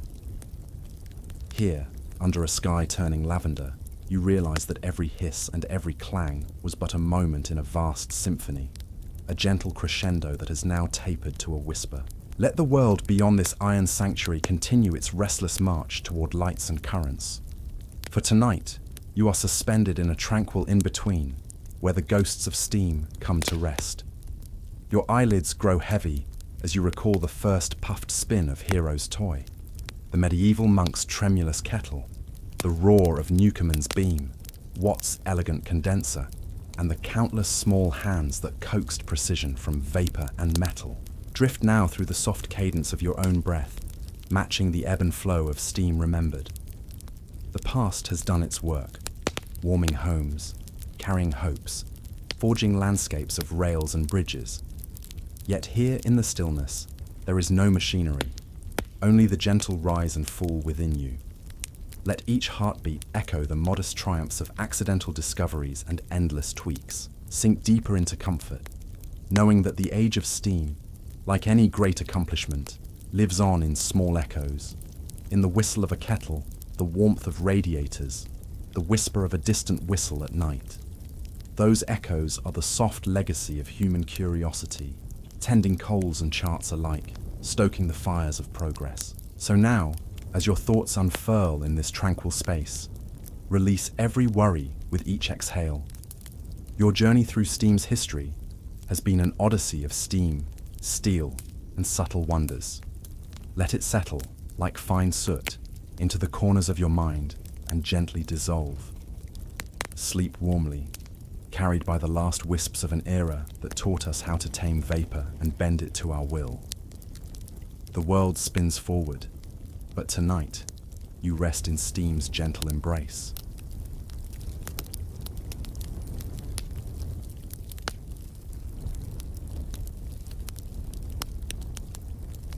Hey guys, tonight we slip beneath a velvet sky streaked with coal smoke, into a time when even your sleep was something to be examined, documented, and, if necessary, electrified. You're in Victorian London, where the gas lamps hiss and flicker outside your fogged-up window. Trains clatter past like mechanical thunder, and chimney sweeps whistle lullabies made of soot. But inside your narrow brick house, you toss and turn. Sleep refuses to come. You're not alone. Across the city, across the empire, thousands are wide awake with you, and the doctors are starting to notice. So, before you get comfortable, take a moment to like the video and subscribe, but only if you genuinely enjoy what I do here. And hey, If you're already lying down, let me know your time zone and what city you're listening from. Now, dim the lights. Maybe open the window for that soft wind-blowing sound. And let's ease into tonight's journey together. You tug the quilt over your shoulders and listen to the creaks of the house settling into silence. But sleep, she's elusive. In this era of railways, telegrams, and Queen Victoria's stiff upper lip, you're meant to be rational, industrious, morally upright, and fast asleep by 9 p.m. But under the stiff sheets and floral wallpaper, your brain hums like the gears of a factory. And as the Industrial Revolution whirs along outside, a quieter revolution is beginning inside your mind. The medicalization of sleep. Victorians weren't always obsessed with slumber.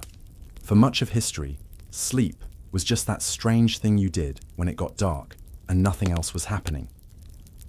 But now, doctors, thinkers, and enterprising hucksters have decided that how you sleep says something about who you are. Are you strong, virtuous, obedient to nature's rhythms? Or are you twitchy, decadent, and possibly French? You live in a time when insomnia isn't just a nuisance, it's a moral failing. And if you're caught yawning at the wrong hour, people might whisper that you've been reading too many penny dreadfuls, or worse, that you've been frequenting the growing number of curious sleep clinics, sprouting like mushrooms after the rain. These weren't hospitals as we know them. No blinking machines or orderly scrubs. The earliest Victorian sleep clinics were more like genteel prisons for the restless. You'd be ushered into a quiet room with thick velvet drapes and walls padded not for your safety, but for silence. Doctors believed that noise disrupted the natural nerve currents of your brain. So your room was soundproofed, your visitors restricted, and your diet bland enough to bore your body into unconsciousness. You're prescribed warm milk, stewed prunes, and a near-religious dedication to early bedtime. Not exactly thrilling, but for a Victorian insomniac, it was the first time anyone had taken your sleeplessness seriously. Of course, you had to be rich, or at least rich adjacent, to access these strange sanctuaries. Poorer folk? They were just tired, lazy, or overexcited by gin. Nobody was setting up silk-curtained clinics for them. No, this was a middle and upper-class problem, which, of course, made it fashionable. You lie there in your embroidered nightgown, the smell of lavender oil tickling your nose, while the physician sits beside your bed scribbling notes by candlelight. He is noting your pallor, the tremor in your fingertips, the time you finally drift off.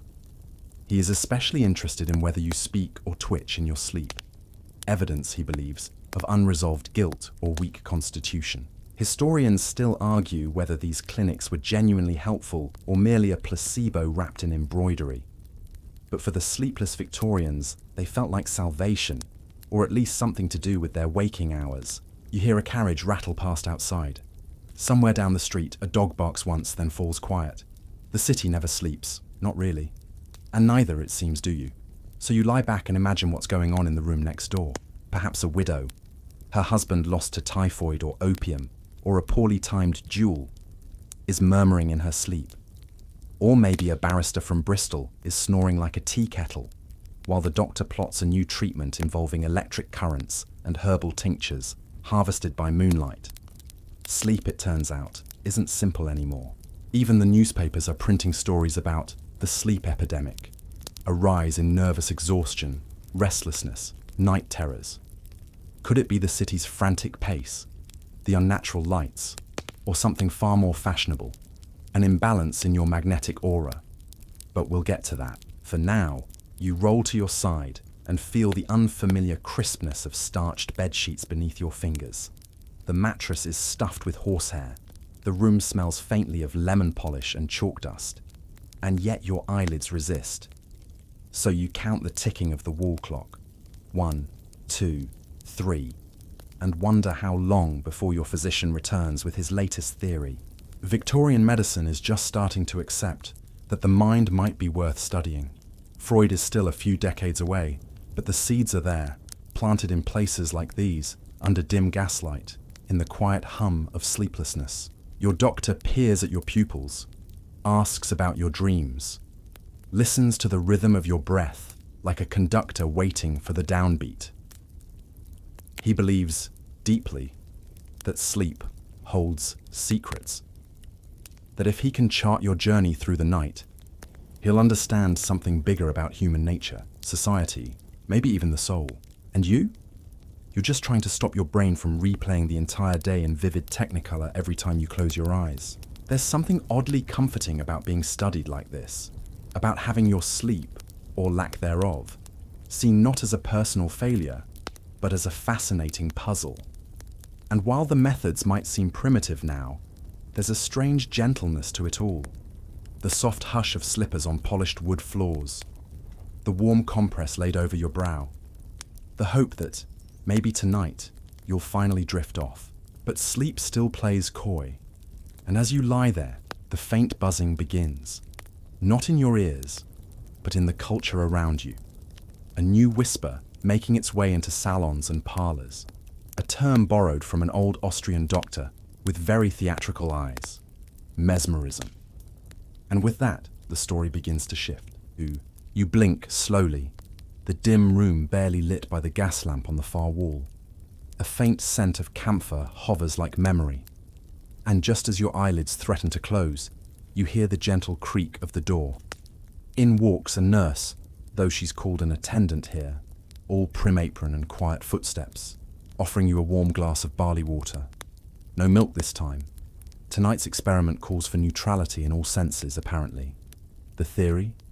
That a blank palate breeds a blank mind, and a blank mind can finally sleep. Welcome to the birthplace of the Victorian Sleep Clinic, where silence is a prescription, furniture is a variable, and you are the test subject. The room is austere, yet oddly plush. The bed is nailed to the floor. There's one chair in the corner, strictly for visitors. The curtains are double-lined, meant to muffle horse hooves and late-night street fiddlers. A ticking clock has been removed. Too aggressive, said your doctor with a slow shake of the head. You shift under your monogrammed coverlet and wonder, is this a clinic or a chapel? It's the 1850s, and physicians are growing alarmed. Nervous disorders are everywhere. Men of ambition, women of refinement, even schoolboys with dark-ringed eyes are succumbing to what's being called nocturnal derangement, which is Victorian for nobody knows what's going on, but we better look like we're doing something about it. And so enter the sleep asylum, equal parts spa, sanatorium, and stage set. The idea isn't new. Monks and mystics have long believed in seclusion as healing, but now it's been rebranded for the age of science. You're not a sinner or a saint. You're a patient, possibly a fragile one. One of the earliest such institutions in England was nestled on the outskirts of Bath, that spa town famous for its healing waters and social scandals. It started modestly, a private doctor's house, expanded into a retreat for nervous afflictions. By the 1860s, it boasted 7 bedrooms, a moonlight garden, and a tiny library stocked only with books that won't excite the brain. Think herbal almanacs and translations of Marcus Aurelius, not exactly page-turners, unless you're suffering from ennui and a lack of REM sleep. You weren't allowed to talk after sunset. Candles had to be snuffed by 9. If you woke up in the night, you were encouraged to ring a little brass bell, unless the bell itself caused anxiety, in which case, you were to hum. Quietly. And here's the kicker. It often worked. Historians still argue whether these early clinics were successful because of their methods, or simply because they offered wealthy people a socially acceptable reason to rest. Either way, patients frequently reported improvement, especially after a week or 2 of slow walks, boiled cabbage, and having absolutely no one to answer to. You'd think all this sounds dull. And it is. Delightfully so. The dullness is part of the design, because stimulation, according to the doctors, is the enemy of sleep. No music, no gossip, and definitely no novels with more than 3 characters. You're not here for fun. You're here to sleep like a proper, quiet, morally upright Victorian. The staff take your pulse. They measure your breath by holding a mirror to your lips. One doctor even claims he can smell disturbed sleep on a patient, like a bouquet of spoiled dreams. You're not sure what to think of that, but you've stopped questioning things ever since someone brought you a raw potato to clutch as a heat sink for nervous energy. You laugh softly now at the memory. Quietly, of course. Mustn't disturb the patient in the next room, who's probably humming into her pillow to summon a nurse with the wrists of a harpist. There's something oddly theatrical about the whole experience. You play the role of the afflicted. The doctor plays the sage. The nurses drift in and out like silent stagehands, rearranging pillows and replacing water glasses with all the ceremony of a royal court. And the language, oh, the language is spectacular. You're not tired, you're suffering from nocturnal discomposure. You don't nap, you enter minor periods of somnolent fugue. It sounds more dramatic than any opera, which is fitting because sleep itself has become the new stage, and you're in the spotlight, even with your eyes closed. Of course, not all clinics are created equal. Some are more scientific, others more spiritual. A few are openly experimental, hiring foreign specialists with strange accents and stranger tools. One Scottish facility reportedly bathed its patients in blue light, filtered through stained glass, claiming it calmed the electric temperament. Another in Kent insisted on barefoot walking through cold, dewy grass at sunrise, because nothing says relaxation like foot cramps at dawn. You try not to think about the fringe stories, the patient who never woke up, the doctor who claimed to harvest dream energy from sleepless women. Those sound more like penny dreadful material. Probably nonsense. Probably. Still, you pull your blanket a little tighter and glance at the small mirror across the room, just to make sure your reflection is still blinking. But the real quirk of these sleep clinics wasn't the treatments. It was the fact that they even existed. For the first time, society recognized that sleep wasn't just an act, but a condition. A diagnosable, treatable, possibly profitable condition. The idea that sleeplessness could be studied like an illness was revolutionary. And you, dear listener, are part of that first great sleep experiment. You stretch your legs beneath the starched sheets and let your thoughts wander. Back to the first night you arrived, pale and wide-eyed from London, your bags full of nightcaps and unopened letters. You remember the intake form asking about dream frequency, jaw tension, and episodes of spontaneous weeping. You ticked yes to all three. It seemed safer that way. And now, you're still awake. But it's quieter in your head. The chaos has become background hum. You're starting to understand why the doctors insist on the same soup every night, the same bedtime, the same lullaby of silence.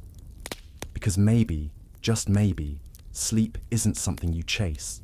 It's something you prepare a room for, a ritual, a performance, an invitation to forget. And just when your eyes finally begin to flutter, a whisper reaches your ear from the corridor. A hushed conversation, just loud enough to catch one strange phrase. Animal magnetism. You blink. You're not sure what it means yet, but it sounds promising and mildly ridiculous, which, as you're about to find out, is the perfect combination for the next chapter of your Victorian sleep story. You sit up slightly, propping yourself on one elbow, as the echo of that curious phrase, animal magnetism, drifts back into silence. It's as if your ears, weary of the doctor's soporific routines and the starch-heavy meals, have perked up for the first time all week. Animal magnetism, you whisper to yourself, letting the syllables tickle your tongue like a secret spell. You don't know it yet, but this phrase will soon become one of the most fashionable and most controversial fixations of Victorian sleep culture. The next morning, your suspicions are confirmed. Dr. Ellingsworth, your wide-waisted, pinch-nosed physician, presents you with a pamphlet bound in faux gold leaf and smelling faintly of ink and wet wood. It reads, "On the efficacy of magnetic influence in the restoration of natural sleep." It's written by a man with more vowels than should be allowed, Dr. Franz Anton Mesmer. The idea, he says, is that every living creature radiates a subtle, invisible force, an energy field, if you will, governing their physical and emotional states. Disruptions in this magnetic field cause illness, fatigue, and of course, insomnia. But fear not. Properly trained hands can restore your magnetic alignment and lull you back to the land of dreams. You raise an eyebrow. So sleep now depends on your personal frequency? Victorian science, still trying to shed its leeches and bloodletting habits, has a complicated relationship with theories like this. On one hand, Mesmer's animal magnetism is dismissed by many as quackery, a parade of performance dressed in pseudo-Greek.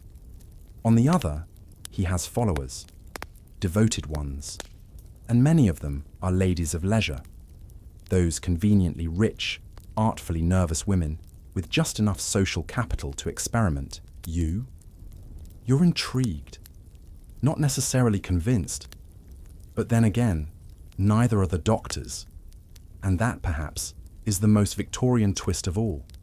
Belief wrapped in skepticism, optimism soaked in doubt. The magnetic treatments begin the next day. You're led to a different room this time, one decorated less like a sick ward and more like an esoteric salon.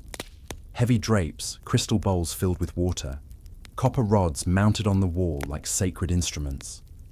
In the center sits a wooden tub filled with iron filings and mineral water. Around it, a ring of chairs, each with a patient waiting to be magnetized. You take your seat. A man in a velvet jacket with startlingly arched eyebrows enters. He doesn't introduce himself as Mesmer. He died decades earlier, but rather as a student of the craft. His name is Mr. Dalrymple, and he smells like rosewater and deep, unshakable confidence. He begins by waving his hands in slow, rhythmic patterns over each participant, pausing to stare intently at their foreheads. When it's your turn, you feel nothing at first, then a subtle warmth in your cheeks, a slight heaviness in your limbs. Or is that just the third bowl of barley soup catching up to you? Historians still argue whether these sessions actually influenced sleep patterns or simply induced a meditative calm that felt like healing. But at the time, the effect is real. Patients fall into trances. Some twitch. One begins to weep, which is gently applauded by Mr. Dalrymple as a release of magnetic blockage. You're not sure if you should laugh or join in. Instead, you close your eyes and try to feel the waves of energy he claims are dancing around your spine. What you do feel is a strange sense of attention. For perhaps the first time in your sleepless saga, someone is treating your body not as a malfunctioning machine, but as a mysterious radio tower, tuned to something invisible, powerful, and just slightly silly. Back in your room, your sleep comes easier.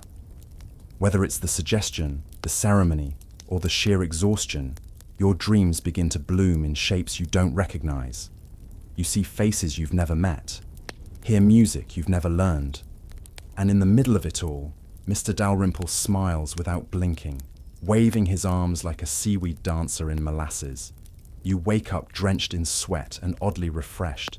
It's the best you've felt in weeks. You mention this to the attending nurse, Miss Bingley, who speaks only in half whispers and walks as if floating, and she nods with uncharacteristic enthusiasm.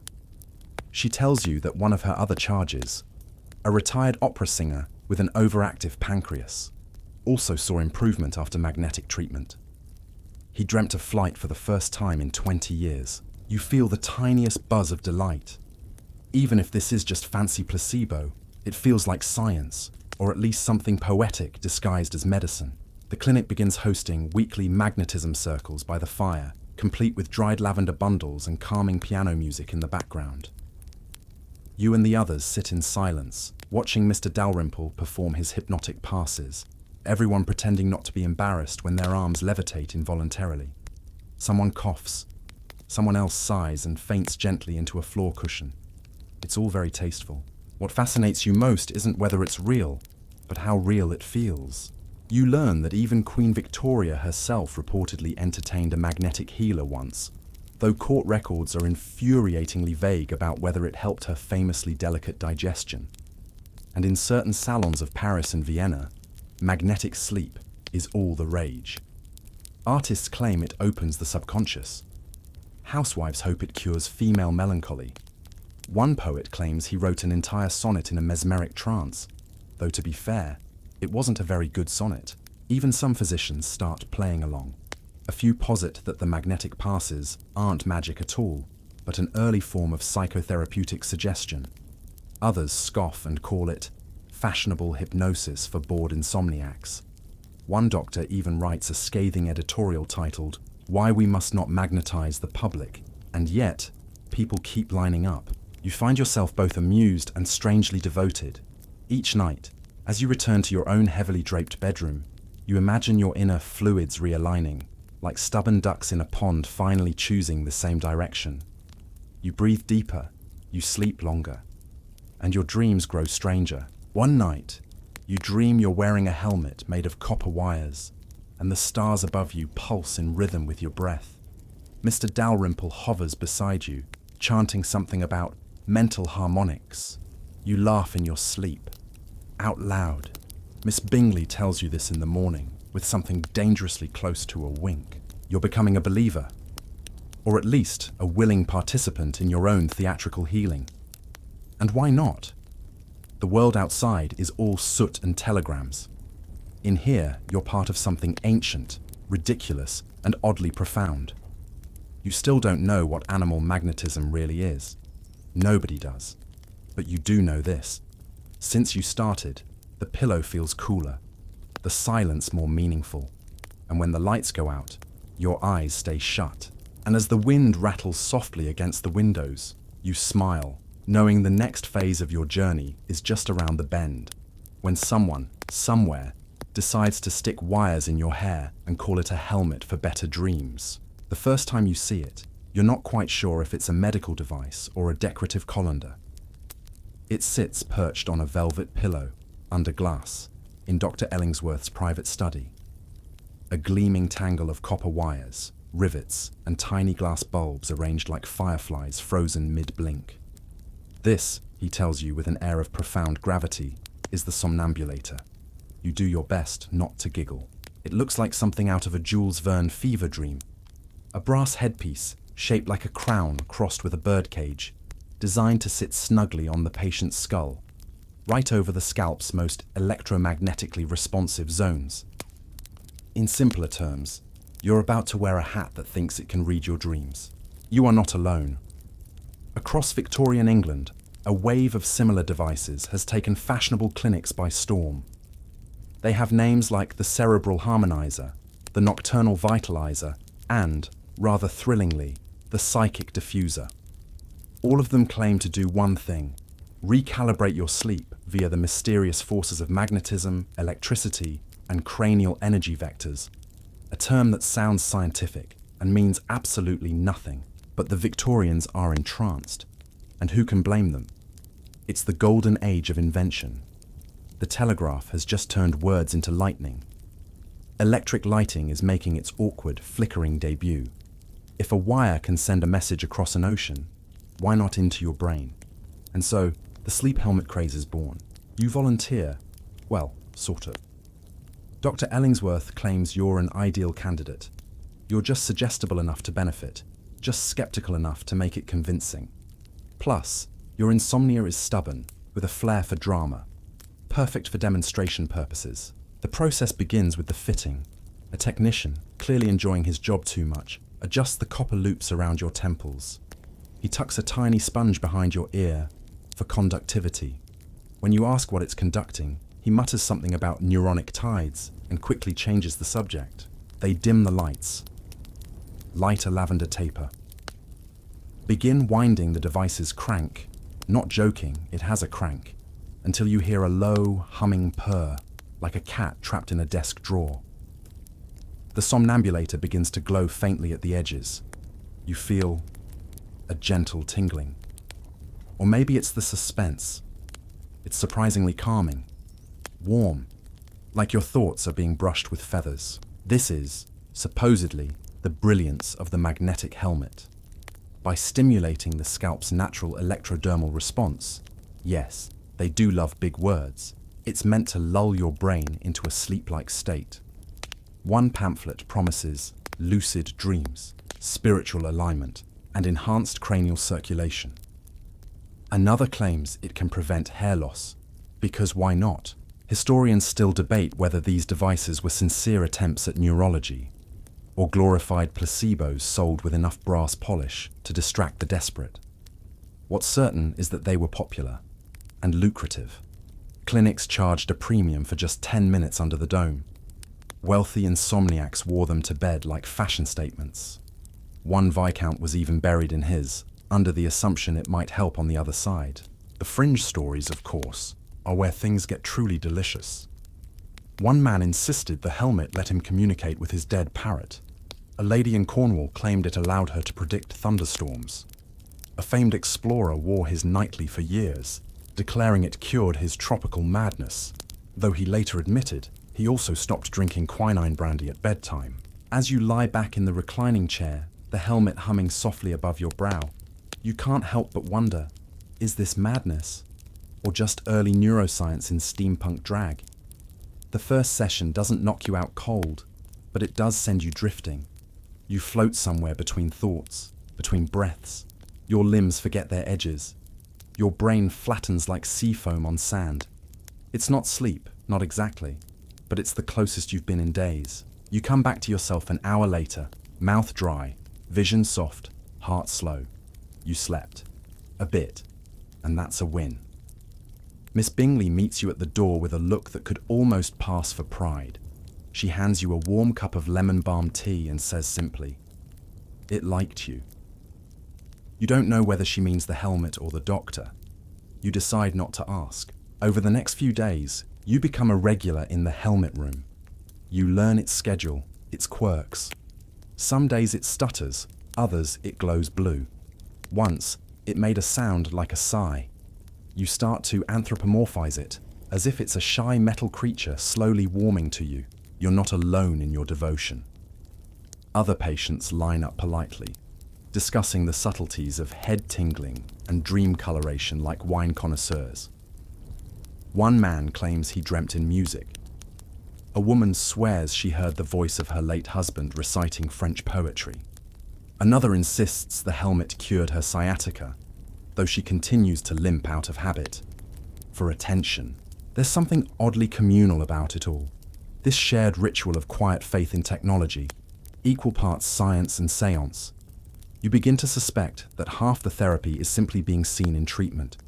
There's comfort in performance. Even if your costume includes dangling wires and electrodes that make your hair smell faintly of toast. Still, not everyone is convinced. A pamphlet is circulated by a rival doctor warning of cerebral overheating and spiritual leakage from overuse. Another publication argues that the helmets might cause dream contamination, whatever that means. And a particularly fire and brimstone preacher declares the devices instruments of moral dissolution, designed to turn honest souls into lucid dreamers with wandering imaginations. You smile at that one. If only. What nobody seems to mention, though, is the loneliness. Not the helmets, but yours. The aching quiet that comes in the minutes after treatment. When you return to your room, helmetless, head buzzing faintly, unsure whether you've been healed or merely distracted.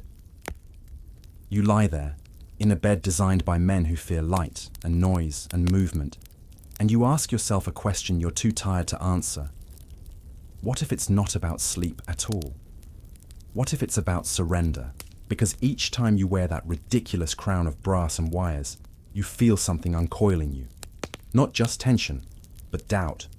Like you've handed your restless mind to a machine that doesn't know your name and doesn't care. And that apathy, the absence of judgment, is somehow the most comforting thing of all. So you keep going. Each night, each hum, each tingle. Until one day you find you no longer dread bedtime. You even look forward to it. You walk slower. Breathe deeper. And when Miss Bingley asks if you'd like to try the helmet with the experimental coil enhancement, you don't even flinch. Of course you do. You've come this far. And you know the next chapter is waiting. In a locked drawer, beneath a newspaper clipping, labelled simply, Mesmer's Airs and the Dream Machine.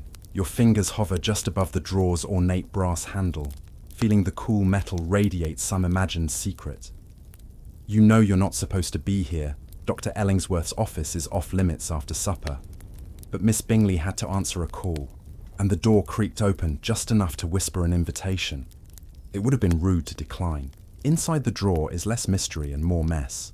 Quills, unused prescription slips, a tin of licorice pastilles, and then A folded newspaper article, browned at the edges like toast left too long. You unfold it delicately. The headline reads, "Mesmer's Heirs and the Dream Machine, the sleep revolution they don't want you to know about." Well, that escalated quickly. The piece is half editorial, half fever dream. It traces a lineage of dream engineers, descending from Mesmer's magnetic theories, culminating in an elusive cabal of Victorian tinkerers who believe that sleep isn't merely rest, it's contact. With whom? That's a little unclear. The subconscious, perhaps, or alternate realities. Or, more cryptically, the dreamer who dreams us all. You lean in, nose brushing the paper. Somewhere between paragraph and paranoia, it names a place, Finsbury Park. Specifically, an unlicensed laboratory operated by an eccentric clockmaker turned somnologist named Thaddeus Wren. He allegedly built a machine so powerful it could induce cross-memory sleep states, wherein one could enter someone else's dream with enough magnetic alignment and hummingbird-like precision. Historians still argue whether Wren ever existed, or whether he was simply a composite character crafted by nervous institutions desperate to discredit the surge in DIY dream experimentation. But during the height of Victorian sleep obsession, his legend gained traction. It became the kind of whisper you'd hear in drawing rooms after too much claret. Have you heard of the dream machine? You have now. Back at your bedside, the clipping tucked deep beneath your pillow like a secret talisman, you feel a change. Not in your body, still weary. Not in your mind, still tangled. But in your expectation. Sleep no longer feels like a blankness to be endured. It's an event, a journey, a nightly séance with your inner world. And so, the following week, when the clinic announces a special guest presentation, your ears perk up faster than they have since arriving. His name is Mr. Lysander Datchery, though his calling card simply reads Somnotect. He dresses like an undertaker and speaks like a stage magician. He arrives with a crate containing something draped in velvet, its corners ticking softly like an impatient grandfather clock. He's here to demonstrate the Wren device, or, as he dramatically calls it, the dream machine's resurrected descendant. The patients gather in a hushed semicircle as he unveils it. It looks more fragile than powerful, like a cross between a loom and a birdcage, laced with coils of fine silver and a single teardrop-shaped crystal dangling from its peak. There's a helmet, naturally, and what appears to be a series of dials labeled not in numbers, but emotions. Serenity, yearning, abyss, elevation.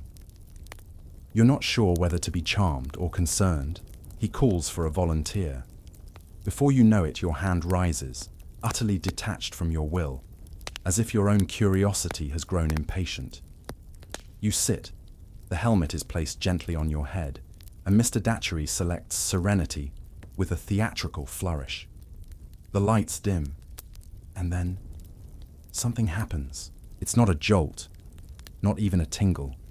It's a shift, like your thoughts suddenly have more room, like the background static of your waking life has lowered to a hush. You feel yourself being pulled, not downward like sleep, but inward, as if your consciousness is folding gently into itself like silk. You're not fully asleep. You know your name, the room, the eyes watching you, but you're also somewhere else. A hallway of velvet shadows, the scent of old parchment, the echo of your own footfalls, and at the end of the hallway, a door, ornate, familiar. You reach for it and then you're back, blinking, breathless. The room stares. Miss Bingley claps politely. Mr. Datchery bows. You sip water as your pulse returns to a polite tempo, unsure whether you just hallucinated, meditated, or brushed your fingers against some other plane entirely. Later, in whispered conversations over stewed pears, the other patients buzz with interpretation. One says it's hypnosis by another name. Another insists it's magnetic phrenology, which isn't a real term but sounds impressive. A third, the retired opera singer, claims she saw herself on stage again, though she was, oddly, singing underwater. You try not to obsess. But that hallway, its angles, its silence, haunts you. The next day, you request another session. Dr. Ellingsworth hesitates. He warns against overuse of evocative machines, as if dream mechanics were like brandy or prolonged eye contact. But Mr. Datchery smiles behind his fox-colored mustache and says, "The mind resists monotony. We offer it art. And so, you're allowed back in. This time, the dial is set to yearning. You barely remember the descent. Just the sensation of walking through a garden made of memory. Each plant is something you forgot. A birthday wish, a lost face, a decision unmade, and then a mirror, tall, curved, fogged, and behind it, your childhood bedroom glowing like a lantern. When you emerge, tears cling to your eyelashes like dew. No one speaks. No one needs to. Over the following week, demand for the machine skyrockets. The clinic enforces a schedule. Some patients hoard sessions like sweets. Others shy away, unnerved by the mirror effect of it all. You, though, you're transfixed. Because something is changing. Not just in how you sleep, but why. The nights no longer feel like an escape from wakefulness, but a return to something older. A home you forgot you had. And as rumors begin swirling that the device is being acquired by a private collector, possibly a duchess with a fascination for lucid dreaming and taxidermy, you know your time is running out. One last session then. You ask for Abyss. Mr. Datchery raises an eyebrow but obliges. This time, there is no hallway, no garden, just space. Black, silent, endless, and in that void a whisper. Not words, a feeling, something between gratitude and warning. Something like, you are not the first to visit, nor the last. You wake, trembling. Not from fear, from awe. Miss Bingley steadies your teacup and murmurs, "You went deep, didn't you?" You nod. Words seem irrelevant now. As you drift to bed that night, unhelmeted and unhurried, you find sleep waiting. Not hunting you, not hiding, just waiting. And it welcomes you like a cathedral welcomes footsteps. And somewhere in the far back of your dreaming mind, the dials still hum. You wake with the impression that something has followed you back. Not a ghost, exactly. Nothing dramatic like a swirling spectre in a mirror, but more like a faint echo of whatever you saw during that Abyss session. You can't describe it, but it tugs at your mind like a coat caught on a nail. And the weirdest part, you're not afraid. You're curious. The clinic has shifted. Not in appearance. The wallpaper is still faintly floral. The hallways still smell of rosewater and warm linens. But in atmosphere. The other patients glance over their shoulders more often. Whispers hang in the air a fraction too long. Even Miss Bingley, who once floated through the corridors like a ship on autopilot, now pauses when she passes the dream machine's velvet shroud. You overhear her murmuring to Dr. Ellingsworth one afternoon, her voice low and brittle. "I think the machine is inviting repetition." And Ellingsworth, after a thoughtful silence, replies, "Or worse, reflection." They say nothing else, but you catch that old fear under the surface, the kind that sounds like science, but feels like religion. Something has happened, or is happening. You aren't surprised when the sessions stop abruptly. Datchery vanishes, no goodbyes, no crates wheeled away, just gone, like a magician at the end of his act. The machine, disassembled, or so they say. The velvet cover remains, but what's underneath is anyone's guess. A few patients cry, one demands to see the wires, as if proof will return her stolen dreams. The opera singer locks herself in her room and sings Ave Maria backwards for half an hour. You try to go back to the regular treatments, the soft-lensed hypnosis sessions, the magnetic headbands, the peppermint foot baths, but it all feels like shadows of something greater. Comfort food after a feast of fireworks. Sleep, curiously, gets easier. But dreams, now those are stranger. You begin recording them, as instructed. A small, leather-bound dream diary appears at your bedside, initials already stamped into the cover. You don't remember asking for it, but the handwriting inside is yours. The entries grow weirder each night. In one, you're walking through a train made of mirrors. In another, you sit in a room with 100 clocks, all ticking backward. Sometimes, you see faces, some familiar, some not, but all wearing that same subtle expression. Recognition without context. One entry simply reads, "They know I'm awake." Historians still argue whether these kinds of group dream phenomena were collective suggestion, or if the dream machine tapped into some kind of shared subconscious archive.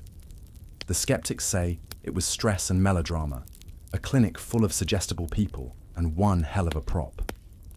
But there's something unsettling in the way everyone's dreams started blending into the same flavor. That can't be explained by lavender oil and persuasive lighting. One evening, Dr. Ellingsworth gathers everyone in the solarium. He looks exhausted, like he's been holding his breath for days. He announces a new initiative, something gentler, simpler. Acoustic somnotherapy. You blink. It's music, just music, but composed specifically for certain brainwave patterns. There's a gramophone involved, and, of course, an upholstered lounge chair facing a stained glass window. This is not treatment, he insists. It is return. He looks directly at you as he says it. You listen. The music is unlike anything you've heard. Notes that rise and fall like breaths, chords that sound almost animate, as if the composer wasn't writing music, but remembering it from somewhere deeper. You fall asleep instantly and dream nothing, which is somehow more disturbing. Miss Bingley checks your pulse the next morning, says you were a little too still, suggests you skip tonight's session. You pretend to agree, but that night you sneak back, again. You find the room dark, the record already spinning. The music is different, slower, sadder, and underneath the notes, something faint, like the whisper of reversed voices or the sigh of distant wind. You dream of the hallway again. But now the door at the end is ajar. You step through. It's your room. But everything's reversed. Mirror writing on the books. The window looks in on the hallway. And your bed is occupied by you, sleeping, peaceful. You try to wake yourself up, but you're already awake. And now you're not sure which version of you is the real one. You snap back, panting, sweating. The gramophone still spins. The record has no label. In the days that follow, things unravel quietly. One patient wanders into town and insists a shopkeeper is her brother, who died 20 years ago. Another starts painting the same image over and over, a single eye, suspended in fog. Miss Bingley begins to wear gloves indoors. She says they're for warmth, but you notice her fingertips are bruised. From what? You don't ask. A new rule is announced. No dream discussions in public spaces. A polite way of saying, keep your weirdness to yourself. But it's too late. The clinic has become porous, not in the literal crumbling wall kind of way, but psychically. Dreams leak, thoughts echo. You think of something, and someone across the room finishes the sentence. And that's when you realize the dream machine may have been disassembled, but its signal hasn't stopped.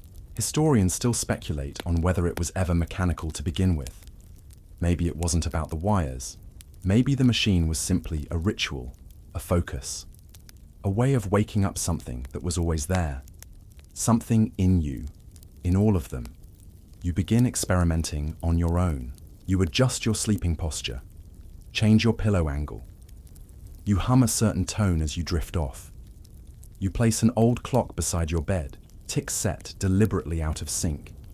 You dream more deeply. Sometimes you even lucid dream, but not in the flying or cake sort of way. More like entering a memory and changing the outcome. You apologize to someone. You relive a moment but choose differently. And each morning you wake with a sense of repair, until one morning you wake and feel done, not fixed, not cured, but complete. Like a book whose last page has finally been read. That's the morning you find your discharge letter. You hadn't applied for one, but it's waiting for you anyway. Signed, approved, no explanation. Miss Bingley hands you a small box. Inside, your dream diary, a vial of lavender oil, and a folded slip of paper. On it, in looping black ink. We dreamed of you first. You ask who wrote it. She says nothing. And for the first time in weeks, that feels like an answer. The carriage bumps along the cobbled path as the clinic fades into the mist behind you. Its ivy-cloaked silhouette dissolving like a memory you're not quite sure was yours to begin with. You hold the box gently on your lap, as if jostling it too much might disturb something fragile and still dreaming inside. Every so often, you feel the faintest pressure under the lid, like a heartbeat not your own. You tell yourself that sleep will return to normal now. You tell yourself that your dreams will stop speaking in riddles. You lie to yourself, gently. Back in London, the world moves differently. Faster, noisier, more insistent. Car horns, newspaper boys, coal dust on your collar. You re-enter your flat, where everything is just as you left it. The bed unmade, the kettle dusty, your slippers slightly askew. And yet nothing feels familiar. Sleep, when it comes, no longer feels private. The dreams continue, but now they seem aware of you.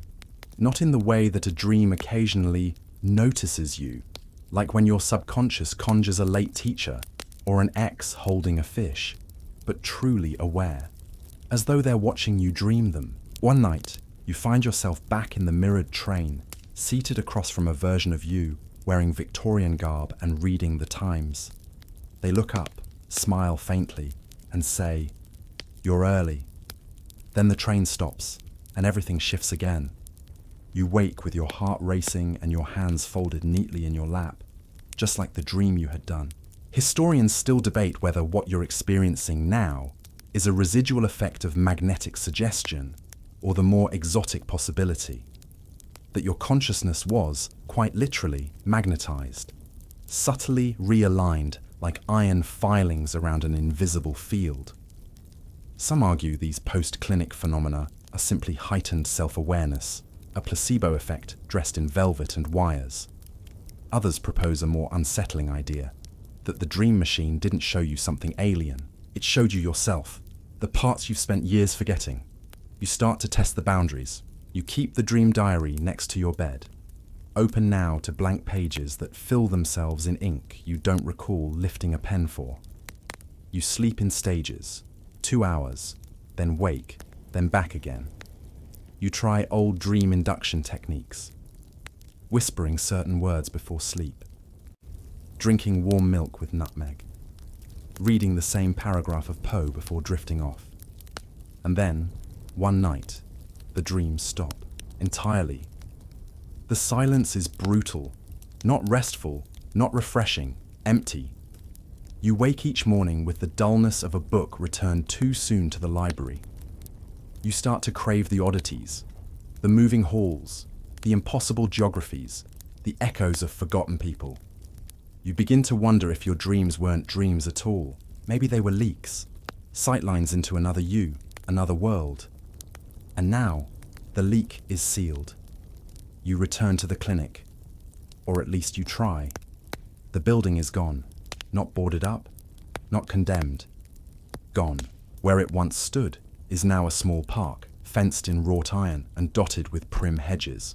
A sign reads, Ellingsworth Memorial Garden. A modest plaque at the gate says, "In gratitude to those who dreamed the world gentler." No one remembers the clinic, not even the constable who surely must have walked past it daily. Not the tea vendor who used to supply Miss Bingley's Earl Grey. Not even the postman who swears he's never delivered to a sleep clinic in that district. Your name is not in any registry. You check your belongings. The box from Miss Bingley is still there. The diary, the lavender oil, the note, all real. But the rest? You begin to write letters to universities, to historical societies, to any place that might have archived alternative therapies or non-standard Victorian instrumentation related to somnology. Most reply with kind rejections or confused inquiries. One, however, writes back. The letter arrives without a return address, just your name and street, handwritten in a narrow, formal hand. Inside, a single sentence. "We dreamed of you again last night." You don't sleep that night, or the next. But on the third, just as your body begins to shut down from sheer exhaustion, you dream. Not a full sequence, just a fragment. A hand reaching for yours through fog, familiar, gloved, and a voice, Miss Bingley's, unmistakable, murmuring. Not everyone wakes up the first time. You begin to realize the dreams were never random. They were messages from something or someone that doesn't operate on time the way you do. A consciousness that exists in sideways logic and shadowed repetition. One that may have once been human, or may simply wear human faces to be kind. And now, whether by accident or design, you've been brought into its fold. You start to see patterns. A street sign flickers between names when no one else is looking. A man on the tram hums the same lullaby that once played from the gramophone. You overhear a child whispering about a room full of ticking silver hats. And when you turn, she's staring at you with the sort of calm that belongs in old portraits. A part of you wants to run, but a bigger part, the one that stepped through that hallway door in the dream, leans forward. You stop fearing the dreams. You start preparing for them. You meditate before bed. Light a lavender candle. Place the note from Miss Bingley under your pillow like a charm. You hum the somnotherapy tune softly under your breath as your head sinks into the pillow. And finally, the hallway returns. But now, it's brighter, wider.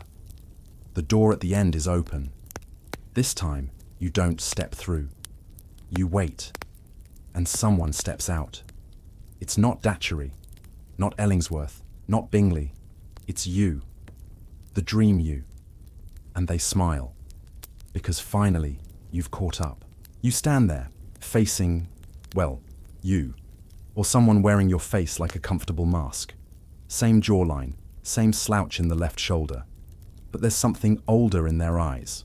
Not wrinkled old, but echo old, as if they've stood in rooms that haven't existed yet. This version of you doesn't speak. They simply nod, as if you're late to a meeting you've both known about for years.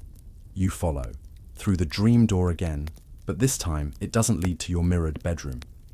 It opens into a vast room that stretches beyond geometry. Victorian wallpaper lines the walls, but the angles bend wrong. Corners curve subtly inward, like the room is exhaling in slow rhythm. A chandelier hangs from the ceiling, but it drips light instead of casting it, little golden droplets evaporating before they hit the floor. This is the dream space behind the dream, the one the machine may have only partially accessed. And you've made it back. Your double gestures toward a table. Set atop it is a collection of strange objects. A tarnished magnetic helmet, one of those copper sleep regulators from Ellingsworth's early days, a pair of opera glasses filled with shifting ink, and, of course, the dream machine's velvet cover, folded neatly, like a flag from a war no one remembers fighting. You pick up the magnetic helmet, and just like that, you're flooded with sensation. Memories that don't belong to you. At least, not all of them. Men in stiff collars watching sparks leap between coils. A woman laughing as lightning hits a copper rod. A child sketching a crescent moon-shaped bed with wires leading to the stars.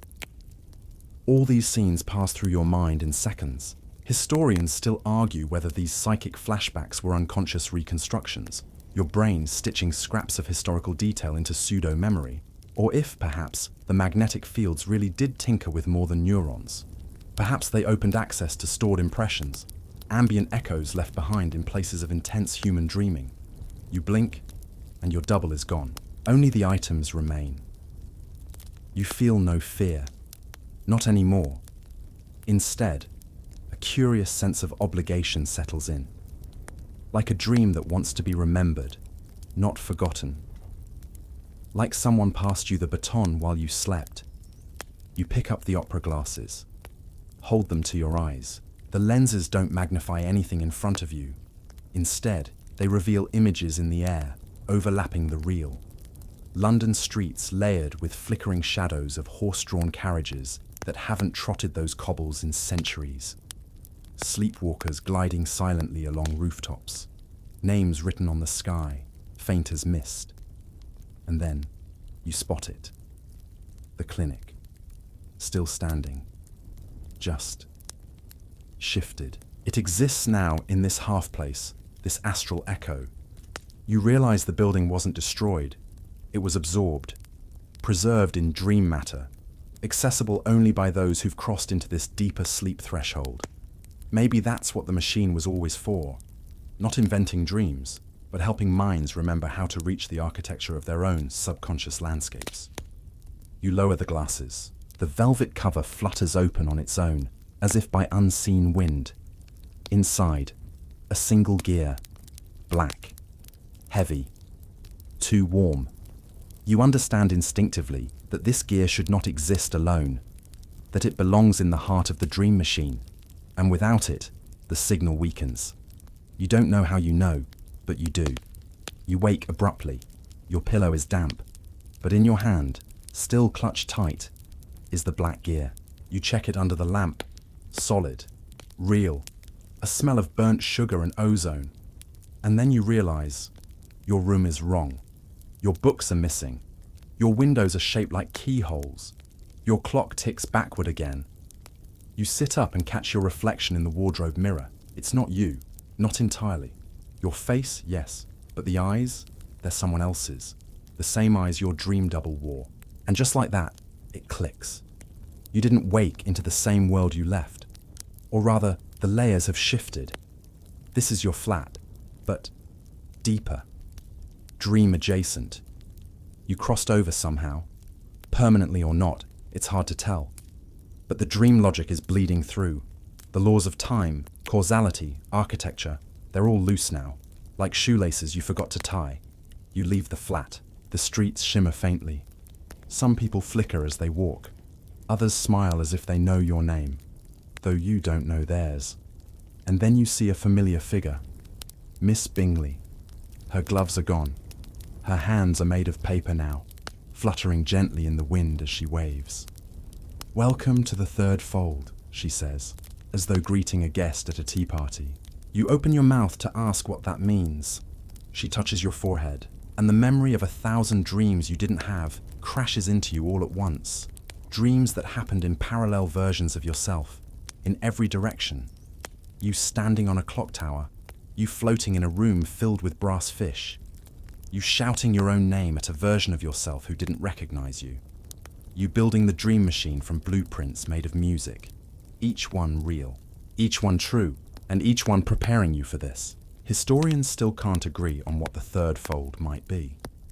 Some suggest it was an advanced theta state unlocked by hypnosis and electromagnetic resonance. Others think it was a hallucination fed by prolonged sensory deprivation, ritual sleep fasting, and mild mercury exposure. But there's another theory, less academic, more whispered, that the dream machine didn't take you anywhere. It just removed the blindfold. And now that you've seen, you can't unsee. You walk with Bingley through a corridor that stretches on without end. Each door opens to a moment from your life, only twisted slightly. A conversation you never had, a lover you didn't choose, a child that might have been yours. And behind it all, ticking gently, the machine, still dreaming, still calling, still unfinished. You blink, and you're standing in front of the dream machine again, but it's different, larger now, organic in places. Brass plates curved like ribs, breathing slowly. The gear you brought pulses softly in your palm, eager to return home, and part of you is no longer surprised. Of course it's alive, in a way. Not alive like a cat or a crow, but like a song you can't get out of your head, or a memory that feels older than your own blood. You step forward and gently insert the gear. It clicks into place with a sound like a distant bell underwater. And suddenly, the room exhales. The lights dim, then shimmer violet. The walls ripple with symbols, sigils maybe, spelling out languages you don't recognize but somehow understand. It's like reading emotion itself, translated through shape and shadow. They tell you the dreaming isn't over. They tell you you're not alone. From somewhere above, the ceiling opens like a blooming flower, revealing a sky that isn't quite sky. Stars move too quickly. Constellations rearrange themselves mid-blink. You remember the child's drawing from earlier, the moon-shaped bed, with wires leading to the stars. Maybe that wasn't fantasy. Maybe it was blueprints.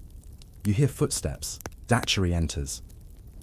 His pocket watch glows amber now, a slow and steady rhythm. His face is tired, and his eyes scan you like he's checking for cracks in a window pane. "You've gone farther than most," he says, voice rough as gravel soaked in ink. He sits, motions for you to do the same. Then, like you're both old friends catching up after too many lifetimes apart, he begins.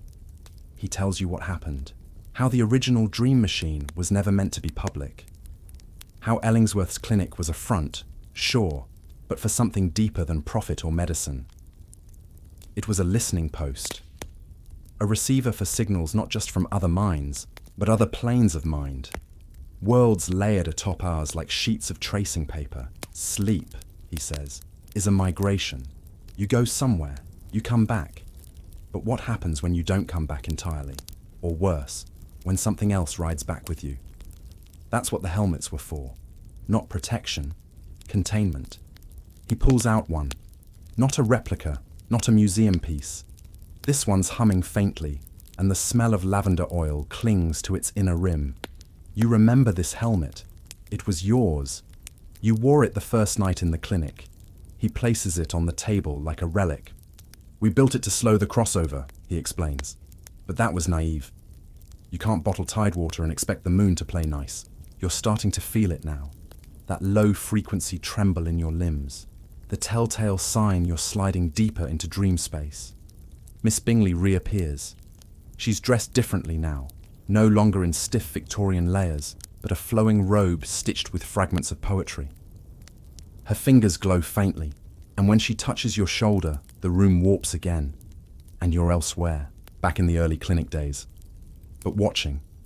Not in the scene, but observing it like a spirit through glass. You see Ellingsworth arguing with a woman whose face is half covered by a brass mask. They're standing over the prototype dream machine. It's sparking wildly, coils glowing red hot, and someone, possibly a test subject, is convulsing gently on a velvet couch. You can almost hear the man's dream leaking out. A parade of silver birds marching backward through fog, and just like that, you're yanked out again, back into the machine room. "You've seen too much," says Bingley gently. "But that's the point."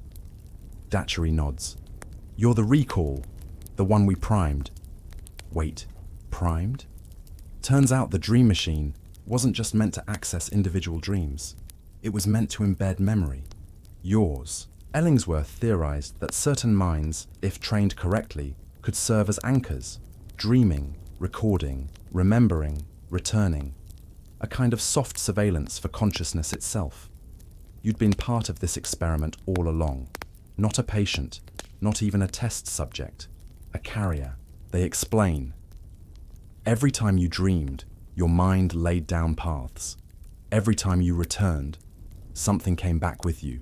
Data, shapes, maps of unconscious terrain. And now, with the gear returned and the machine whole again, those maps can be read, not just by you, but by all who sleep. Historians still can't decide whether Ellingsworth's theories on communal somnautics had any real scientific basis. Some dismiss them as metaphor, wishful thinking encoded in pseudoscience. Others believe fragments of the original dream machine plans were hidden in old patents, electrical treatises, even children's fairy tales. You lean back in your chair. The machine hums louder now, glowing softly in pulses that sync with your breath. Bingley places a finger on your temple. "You've earned one last glimpse," she whispers, and suddenly you see them. All of them. Every sleeper who's ever entered the third fold. Every patient. Every dream walker. Their faces spin around you like constellations. Some from your world. Some from parallel ones. Some distinctly not human. You see the other versions of yourself too. One building a smaller machine in a basement filled with moths. One writing a diary in a language made of light. One standing in front of a child, whispering bedtime stories laced with magnetic truth. It's overwhelming. And then, silence. Perfect, womb-like silence. You're back in your flat. Everything is as it was, but different. The mirror no longer reflects, it projects. Your diary now writes itself in ink that glows briefly before fading. The magnetic helmet sits calmly on your desk, quiet, inert.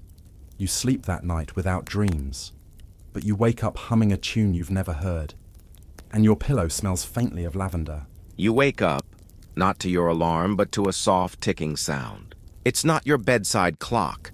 That one's silent. Its hands frozen at exactly 3:33. No, this ticking comes from somewhere deeper, behind the walls maybe, or beneath the floorboards. And yet, it doesn't feel threatening. If anything, it feels reassuring. Like a grandfather clock in a familiar house.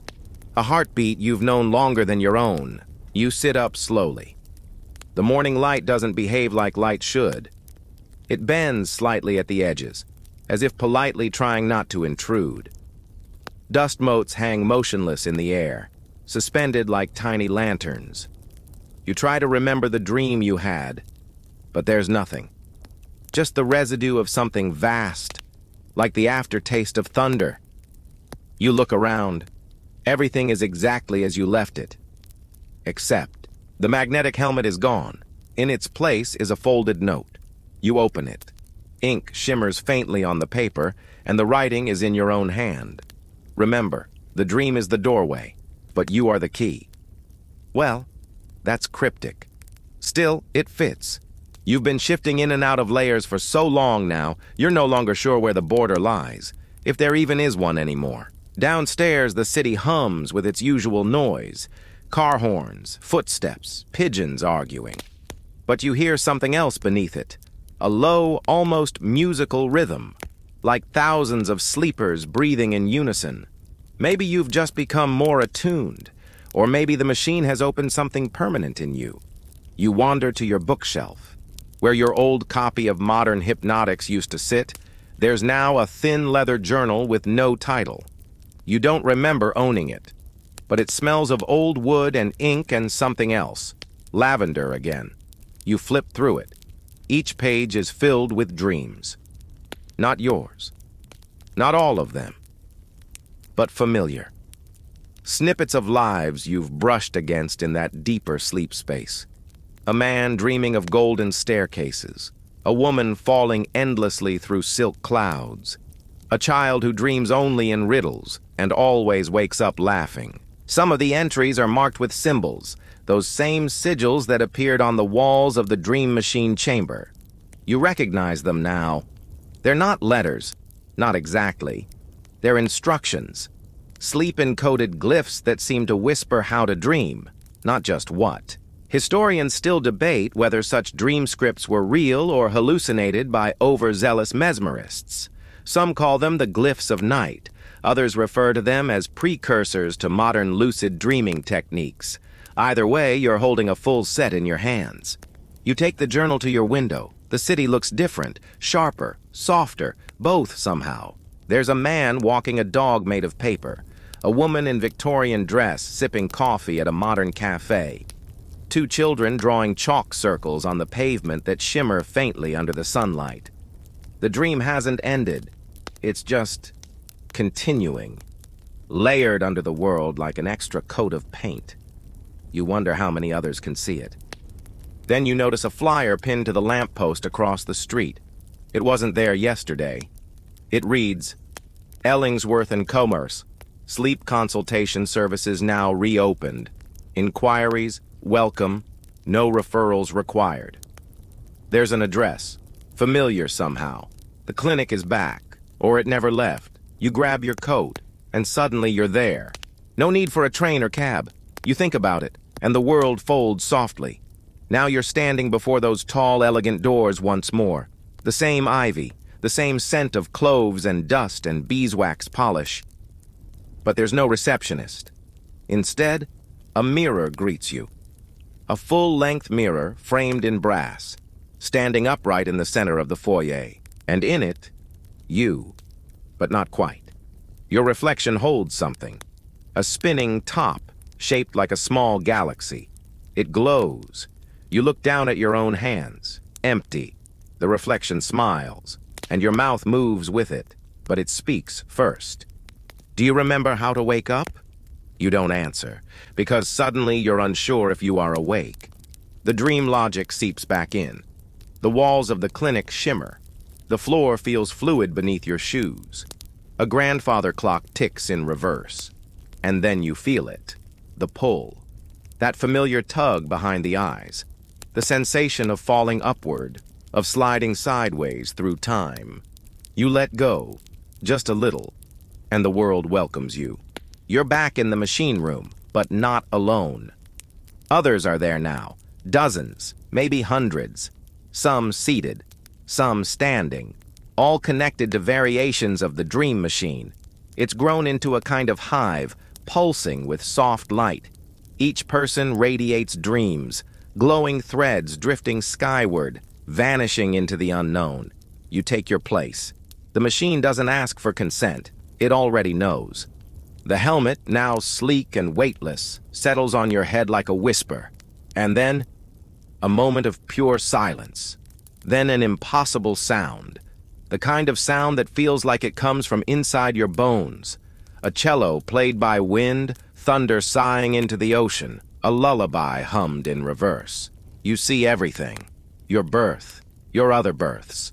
Lives where you never existed. Lives where you were everything. You see the origin of the dream machine, not as invention, but as remembrance. Someone dreamed it long ago, before wires, before copper, before words, a shape in the collective unconscious, waiting to be built. You see Ellingsworth, not old, not young, not even human anymore, just presence. A kind smile behind 1,000 eyes. You're doing well, the voice says. And just like that, you're home. Wherever that is now. The dream machine fades. You open your eyes. And you're in bed.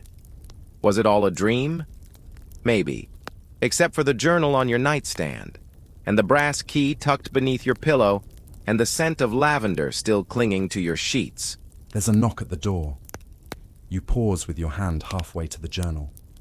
You weren't expecting anyone. It's early, or late. Time doesn't exactly behave anymore. Not since the helmet, the dream machine, and whatever that last phase was.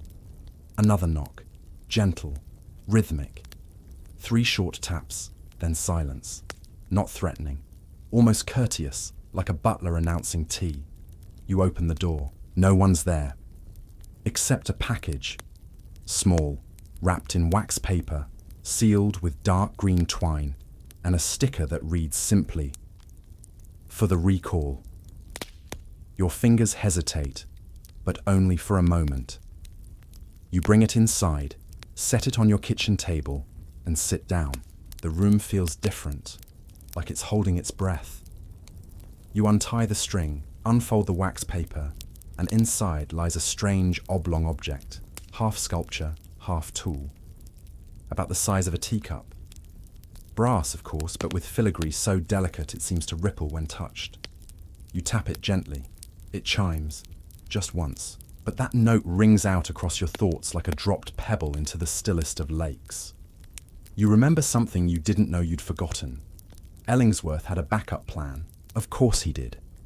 Because dream technology, even semi-spiritual, quasi-biological dream technology, always runs the risk of slipping out of control.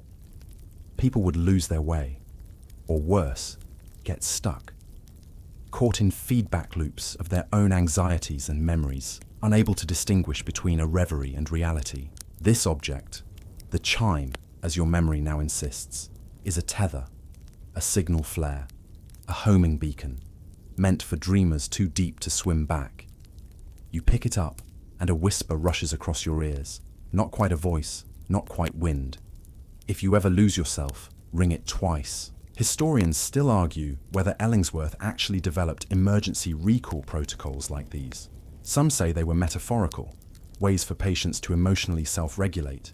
Others believe he encoded mechanical rescue systems in every machine, like the brass equivalent of a panic button. But those who believe most deeply, they say the chimes aren't tools at all, but entities, dream intelligences hardened into metal, waiting to be awakened. You set the chime down. Its faint glow subsides, like a nightlight for your subconscious. The journal on your nightstand flutters open. A new page appears, freshly inked, only a few lines. Phase 3 begins tonight. Do not resist the static. Let the mirror show its second face. You try not to overthink that last line. Second face? You glance at your hallway mirror, catching yourself looking a bit too long.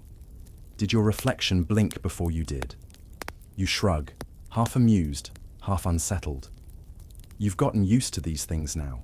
The weirdness has become familiar, like a roommate who rearranges the furniture in your head while you sleep. Still, the phrase echoes, do not resist the static. So, you make tea. Lavender, naturally. You sit cross-legged on your bed, helmetless this time, journal open beside you, chime nestled in your palm. You close your eyes, and instead of falling asleep, you tune in. You feel it, like a dial adjusting. Not your body, but your perception rotating, like you're changing stations on an old radio. Through the static, dream fragments start to break through. A woman balancing on a tightrope made of Morse code. A man peeling the sky like wallpaper. An elephant sitting in a Victorian waiting room, reading Scientific American. You smile. They're back. The dreamers. All of them. Broadcasting again. Not scattered, not separate. Connected. You realize now, the dream machine didn't just reveal this realm, it amplified it. Now you can hear the dreaming collective. Their frequencies overlap and harmonize, forming a symphony of subconscious noise. You tune deeper, the mirror shimmers. That second face starts to appear, not visually, but emotionally, like a vibe, a presence behind the glass. You step closer. Your reflection winks, not cheekily, knowingly, and then speaks. You're ready. The words don't emerge from lips. They vibrate directly into your bones, and before you can respond, the glass ripples and pulls you in. Suddenly you're back in the clinic. Not the building, though. The concept of it. Its ideal form. A platonic version rendered in light and memory. The hallway extends infinitely in both directions, lined with doors. Hundreds, maybe thousands, each labeled with dream motifs instead of names. You walk slowly, reading them. The bed of clocks. Chalk garden of the forgotten. Library of unspoken apologies. Room with the laughing typewriter. You stop at one labeled simply, recall. Inside, a bed, one you recognize. You lie down, and the walls start to whisper. They tell you that you've reached the memory core of the dream machine, the very seed from which it grew. Not wires, not gears, just a simple idea.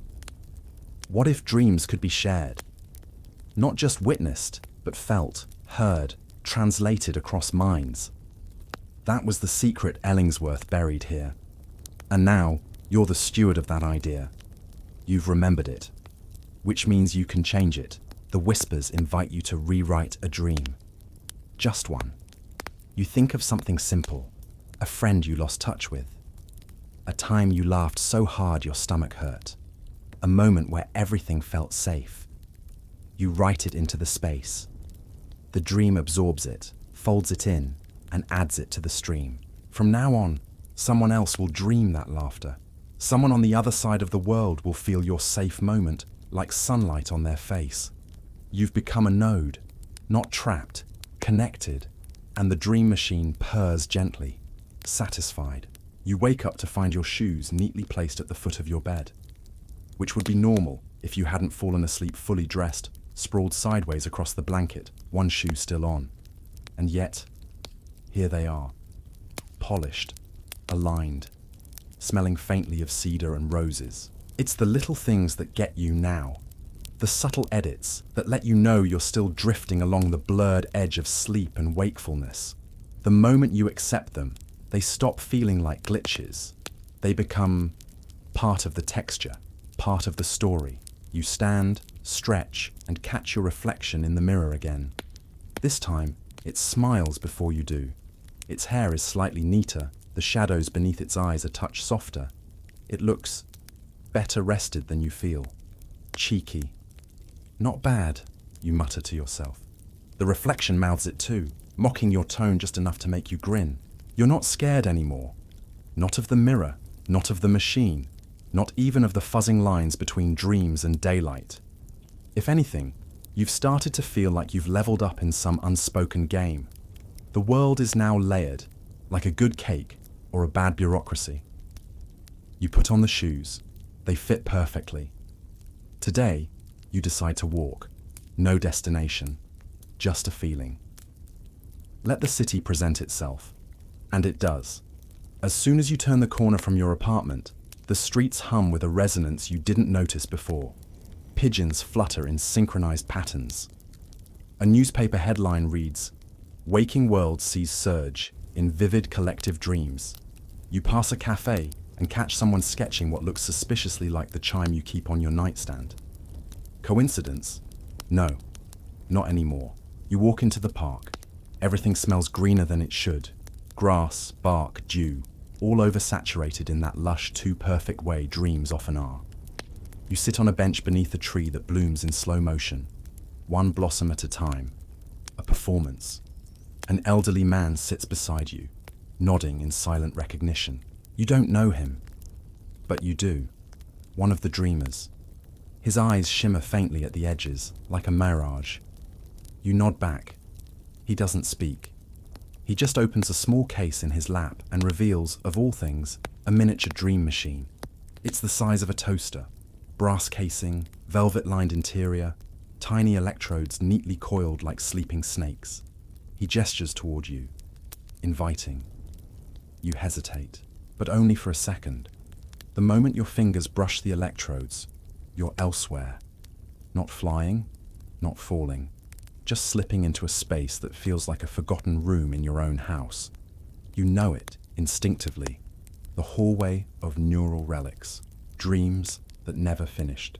Projects that never launched. Conversations that paused and never resumed. And right there, on a plinth made of folded intentions, sits another helmet. Sleeker. Organic. It pulses softly, like it's breathing. You put it on, and your thoughts, all of them, go silent. For a blissful moment, you exist only in sensation. A warm breeze that smells like orange peel and candle smoke. A rustle of fabric, maybe velvet, against your skin. Footsteps, not yours, pacing around your awareness. Then, a question, voiceless yet clear. Do you wish to wake everyone? It's not metaphorical. You know instantly what it means. You've been syncing with the global dreaming network this entire time, gradually, incrementally, like sliding puzzle pieces into place. And now, with this upgraded conduit, you could, hypothetically, ping the entire dreaming population, ring the bell, sound the chime, jolt the sleepers into semi-awareness, not to fully awaken them, but to remind them that they are dreaming, that they can influence their internal worlds, rewrite the scripts, adjust the channels, lucidity on a mass scale. Historians still debate whether Victorian mesmerists ever intended for their work to affect humanity at large. Most scholars agree the early sleep clinics were about treatment, not transformation. But some fringe researchers argue there were always hints, encoded blueprints, unspoken missions, magnetic signatures designed for network resonance. They believe Ellingsworth and his peers knew about the dream lattice, and that the machine wasn't just for healing, it was for evolution. You consider this now. The man in the park, the one with the toaster-sized device, waits patiently. His face softens, as if he already knows your answer. You don't need to say it out loud. You touch the side of the machine, and just like that, the signal ripples outward. You don't see it with your eyes. You feel it in your chest. A concentric wave, like sonar. A bass note felt more than heard, traveling through the subconscious highways of sleeping minds. A gentle knock on the inside of every skull, and they respond. Slowly, then all at once. Around the world, thousands, maybe millions, of dreamers look up from their inner dramas. Some pause mid-flight. Others step out of war zones, out of love scenes, out of cosmic labyrinths. Just for a moment, they become aware, and they smile. Because now, they remember. They are not alone in their dreaming. There's a network, a constellation of minds. And it started with you. You open your eyes. The man beside you is gone. But the mini-machine is still humming on the bench. You pick it up. It's warm, familiar. A small plaque on the bottom reads, "Once rung, never unrung. Once seen, never unseen. Thanks for playing." You laugh, out loud, in the middle of the park. Because of course even the dream realm has a cheeky sign-off. As you walk home, people pass you with glints of dreamlight in their eyes. A child skips while drawing imaginary runes in the air. A cyclist hums a lullaby that feels pulled from your own childhood. An old woman pauses at a fountain, stares into the water, and whispers something in a forgotten dialect. You catch only one word. Ellingsworth. You're not the only one anymore. You were never the only one. You just helped everyone remember. The sky changes color while you're brushing your teeth. Not in a dramatic, end-of-days way, just subtly wrong. Shades of periwinkle and copper weave across the clouds like someone spilled mood paint across the atmosphere. You blink, spit, glance again. Still there. You tilt your head out the bathroom window, half expecting to hear celestial harp music or a voiceover from some unseen narrator. But the world hums on as usual. Birds, traffic, wind chimes, somewhere a dog barking at nothing in particular. You lean on the windowsill and think, so this is what happens when dreams leak. And they are leaking, aren't they? Dripping from the minds of 1,000 freshly lucid dreamers into the corners of reality. Small changes first. Color, timing, mood. The temperature of a doorknob, the unexpected kindness of a barista, a smell in the air that reminds you of a memory you haven't had yet. You dress carefully today, not out of fear, out of respect. The boundary is thinner now, and you sense it, like the difference between deep water and shallow when your foot brushes the sand. Your clothes fit better than usual, not because they're tailored, because your self-image is syncing with something deeper.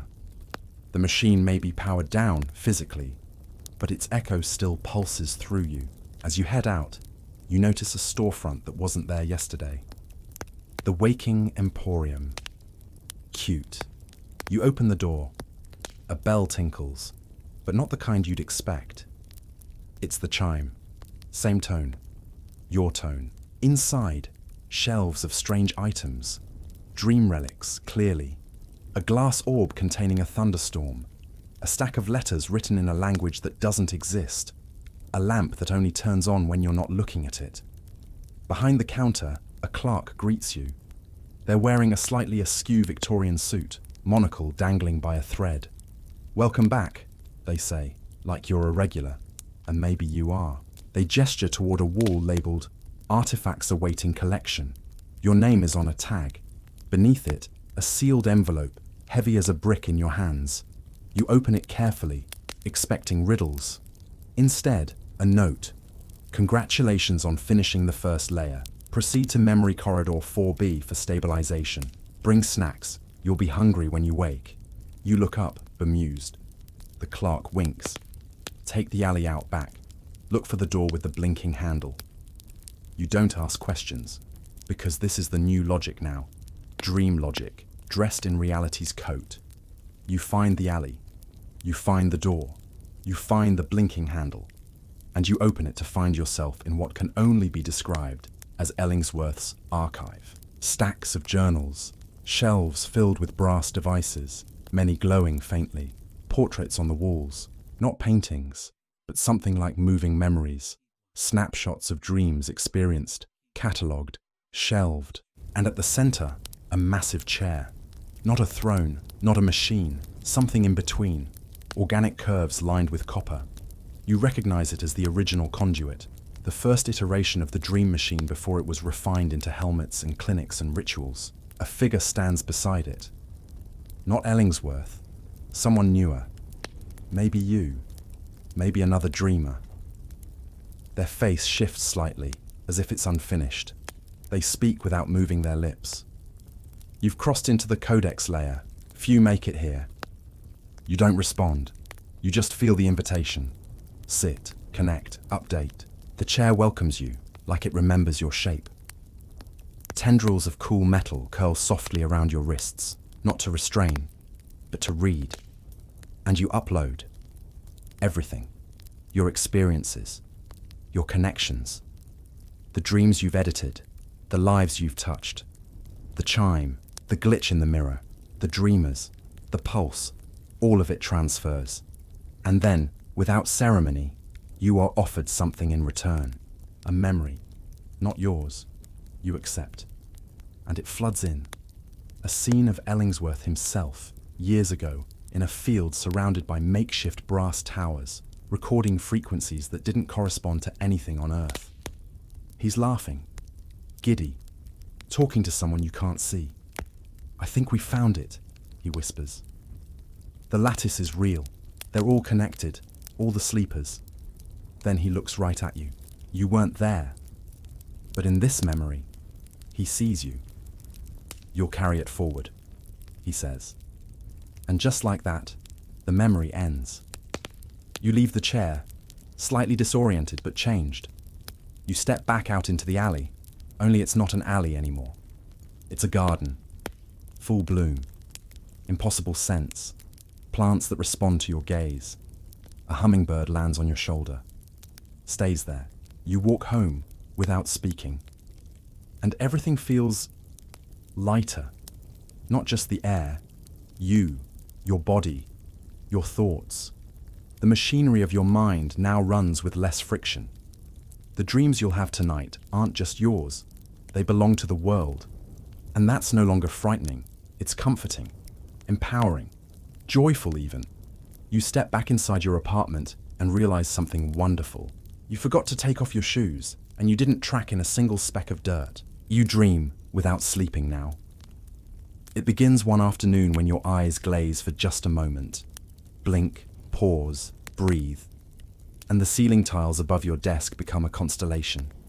Not painted, not metaphorical. An actual swirling field of stars, softly pulsing, bending around a single dark core like your own personal black hole of focus. Nobody else notices. Not in the cafe. Not in the subway. Not even the dog across the street who usually barks at leaves.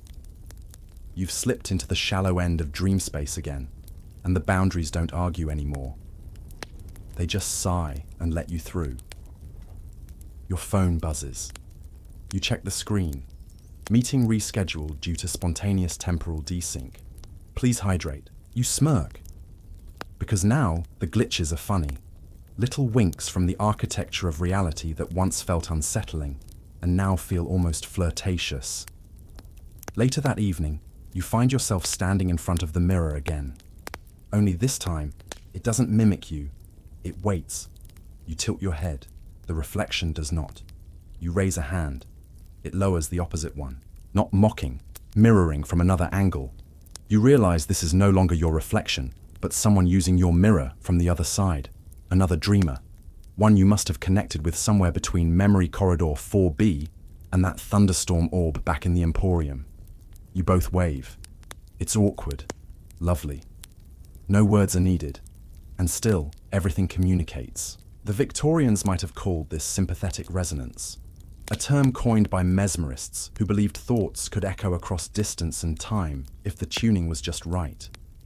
Historians still argue whether their crude instruments were detecting brainwaves or just wishful thinking, but you've felt the resonance now. It's undeniable. You and your mirror twin press palms to the glass. A ripple, not wet, but warm. Connection made, not an illusion. Not a metaphor, a literal handshake through the shared bandwidth of imagination. Your dreams that night are panoramic. You're in a city made entirely of ideas, not buildings that look like ideas. Actual concepts rendered in material. A post office built from the feeling of an unopened letter. A fountain that cycles historical regret into vapor. A library where the books whisper gossip from unfinished thoughts. You walk into a tavern labeled The Unremembered Conversations. Inside, people speak in echo. You order a drink by recalling the taste of something you've never had, and the bartender hands you exactly that. Cool, bright, with a fizz like a mood lifting. A stranger sits beside you and opens a small notebook. Do you remember when this all started? They ask, not looking at you. You think back to Ellingsworth's lecture, to the early sleep clinics, to the murmuring helmets, to the skepticism, the breakthroughs, the rewiring of dreams and expectations, the day the chime sounded, the garden alley, the codex chair. You nod. The stranger smiles. Their face shifts. Briefly, it becomes yours. Then you're ready, they say, closing the book. You wake up in your own bed. Only, it's not quite your bed. It's cleaner, more elegant, Victorian wallpaper, soft ticking of a grandfather clock, and a soft electric hum, barely there, as if something old and mechanical is keeping pace with your heartbeat. You realize you're in the clinic now, one of the originals. You sit up and see brass fittings on the walls, gears still turning, and just above your pillow, a perfectly polished, elegantly shaped magnetic helmet. You touch it and feel it purring. Like a cat, you put it on without hesitation, and suddenly, you understand. This wasn't about dreams leaking into the waking world. It was about waking life, migrating into the dream, one slip at a time. The machine wasn't just a device. It was a training wheel, a focusing lens. And now that you've merged your layers, you don't need it anymore. But putting it on again now, it's like hugging an old friend. You don't have to, but you want to.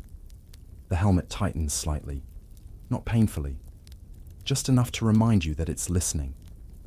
And then, through the magnetized hum, a voice, clear, velvet smooth, possibly Ellingsworth himself, or an archive of his best thoughts. You are not dreaming, you are not awake, you are in between, and this is where the work begins.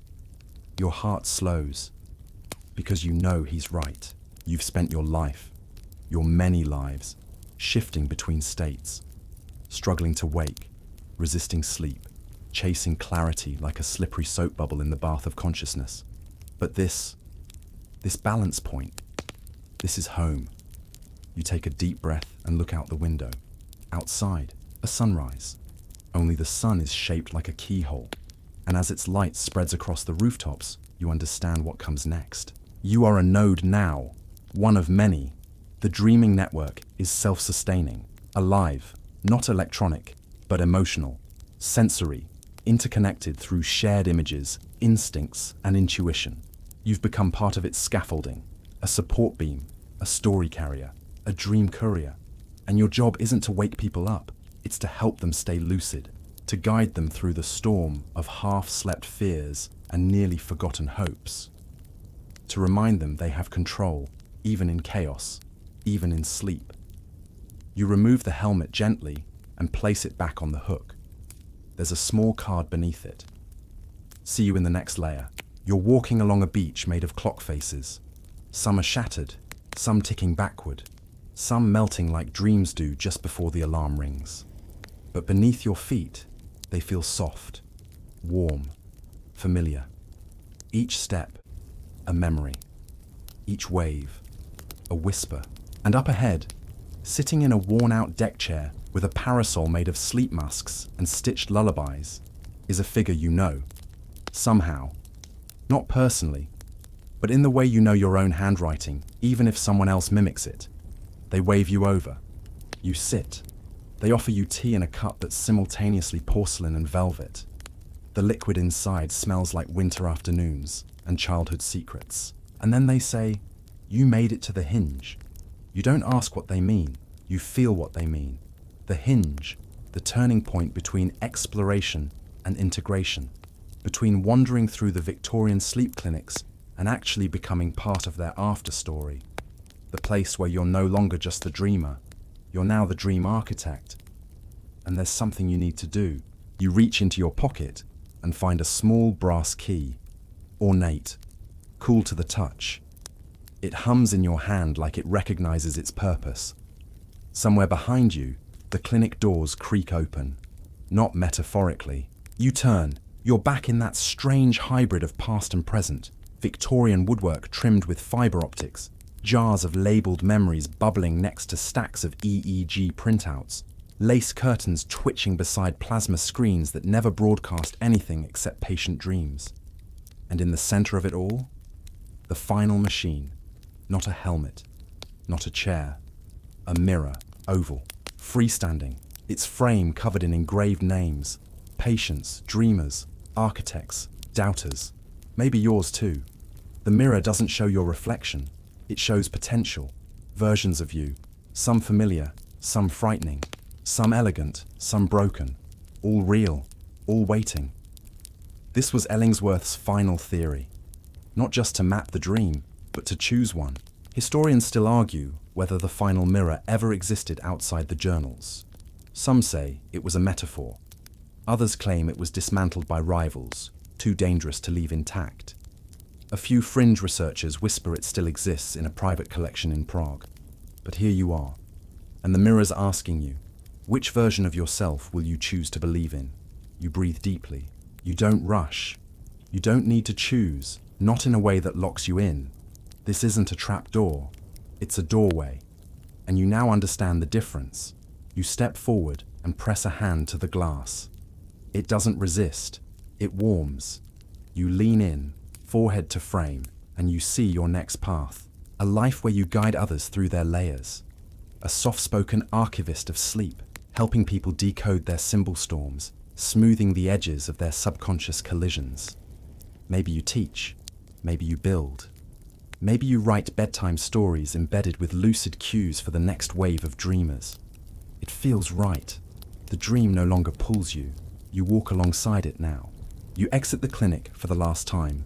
No fanfare. Just the gentle closing of a heavy oak door and the soft whir of unseen gears retiring with grace. Outside, the world is quieter. Not empty, settled, balanced. You walk home, barefoot. The cobblestones feel like affirmations.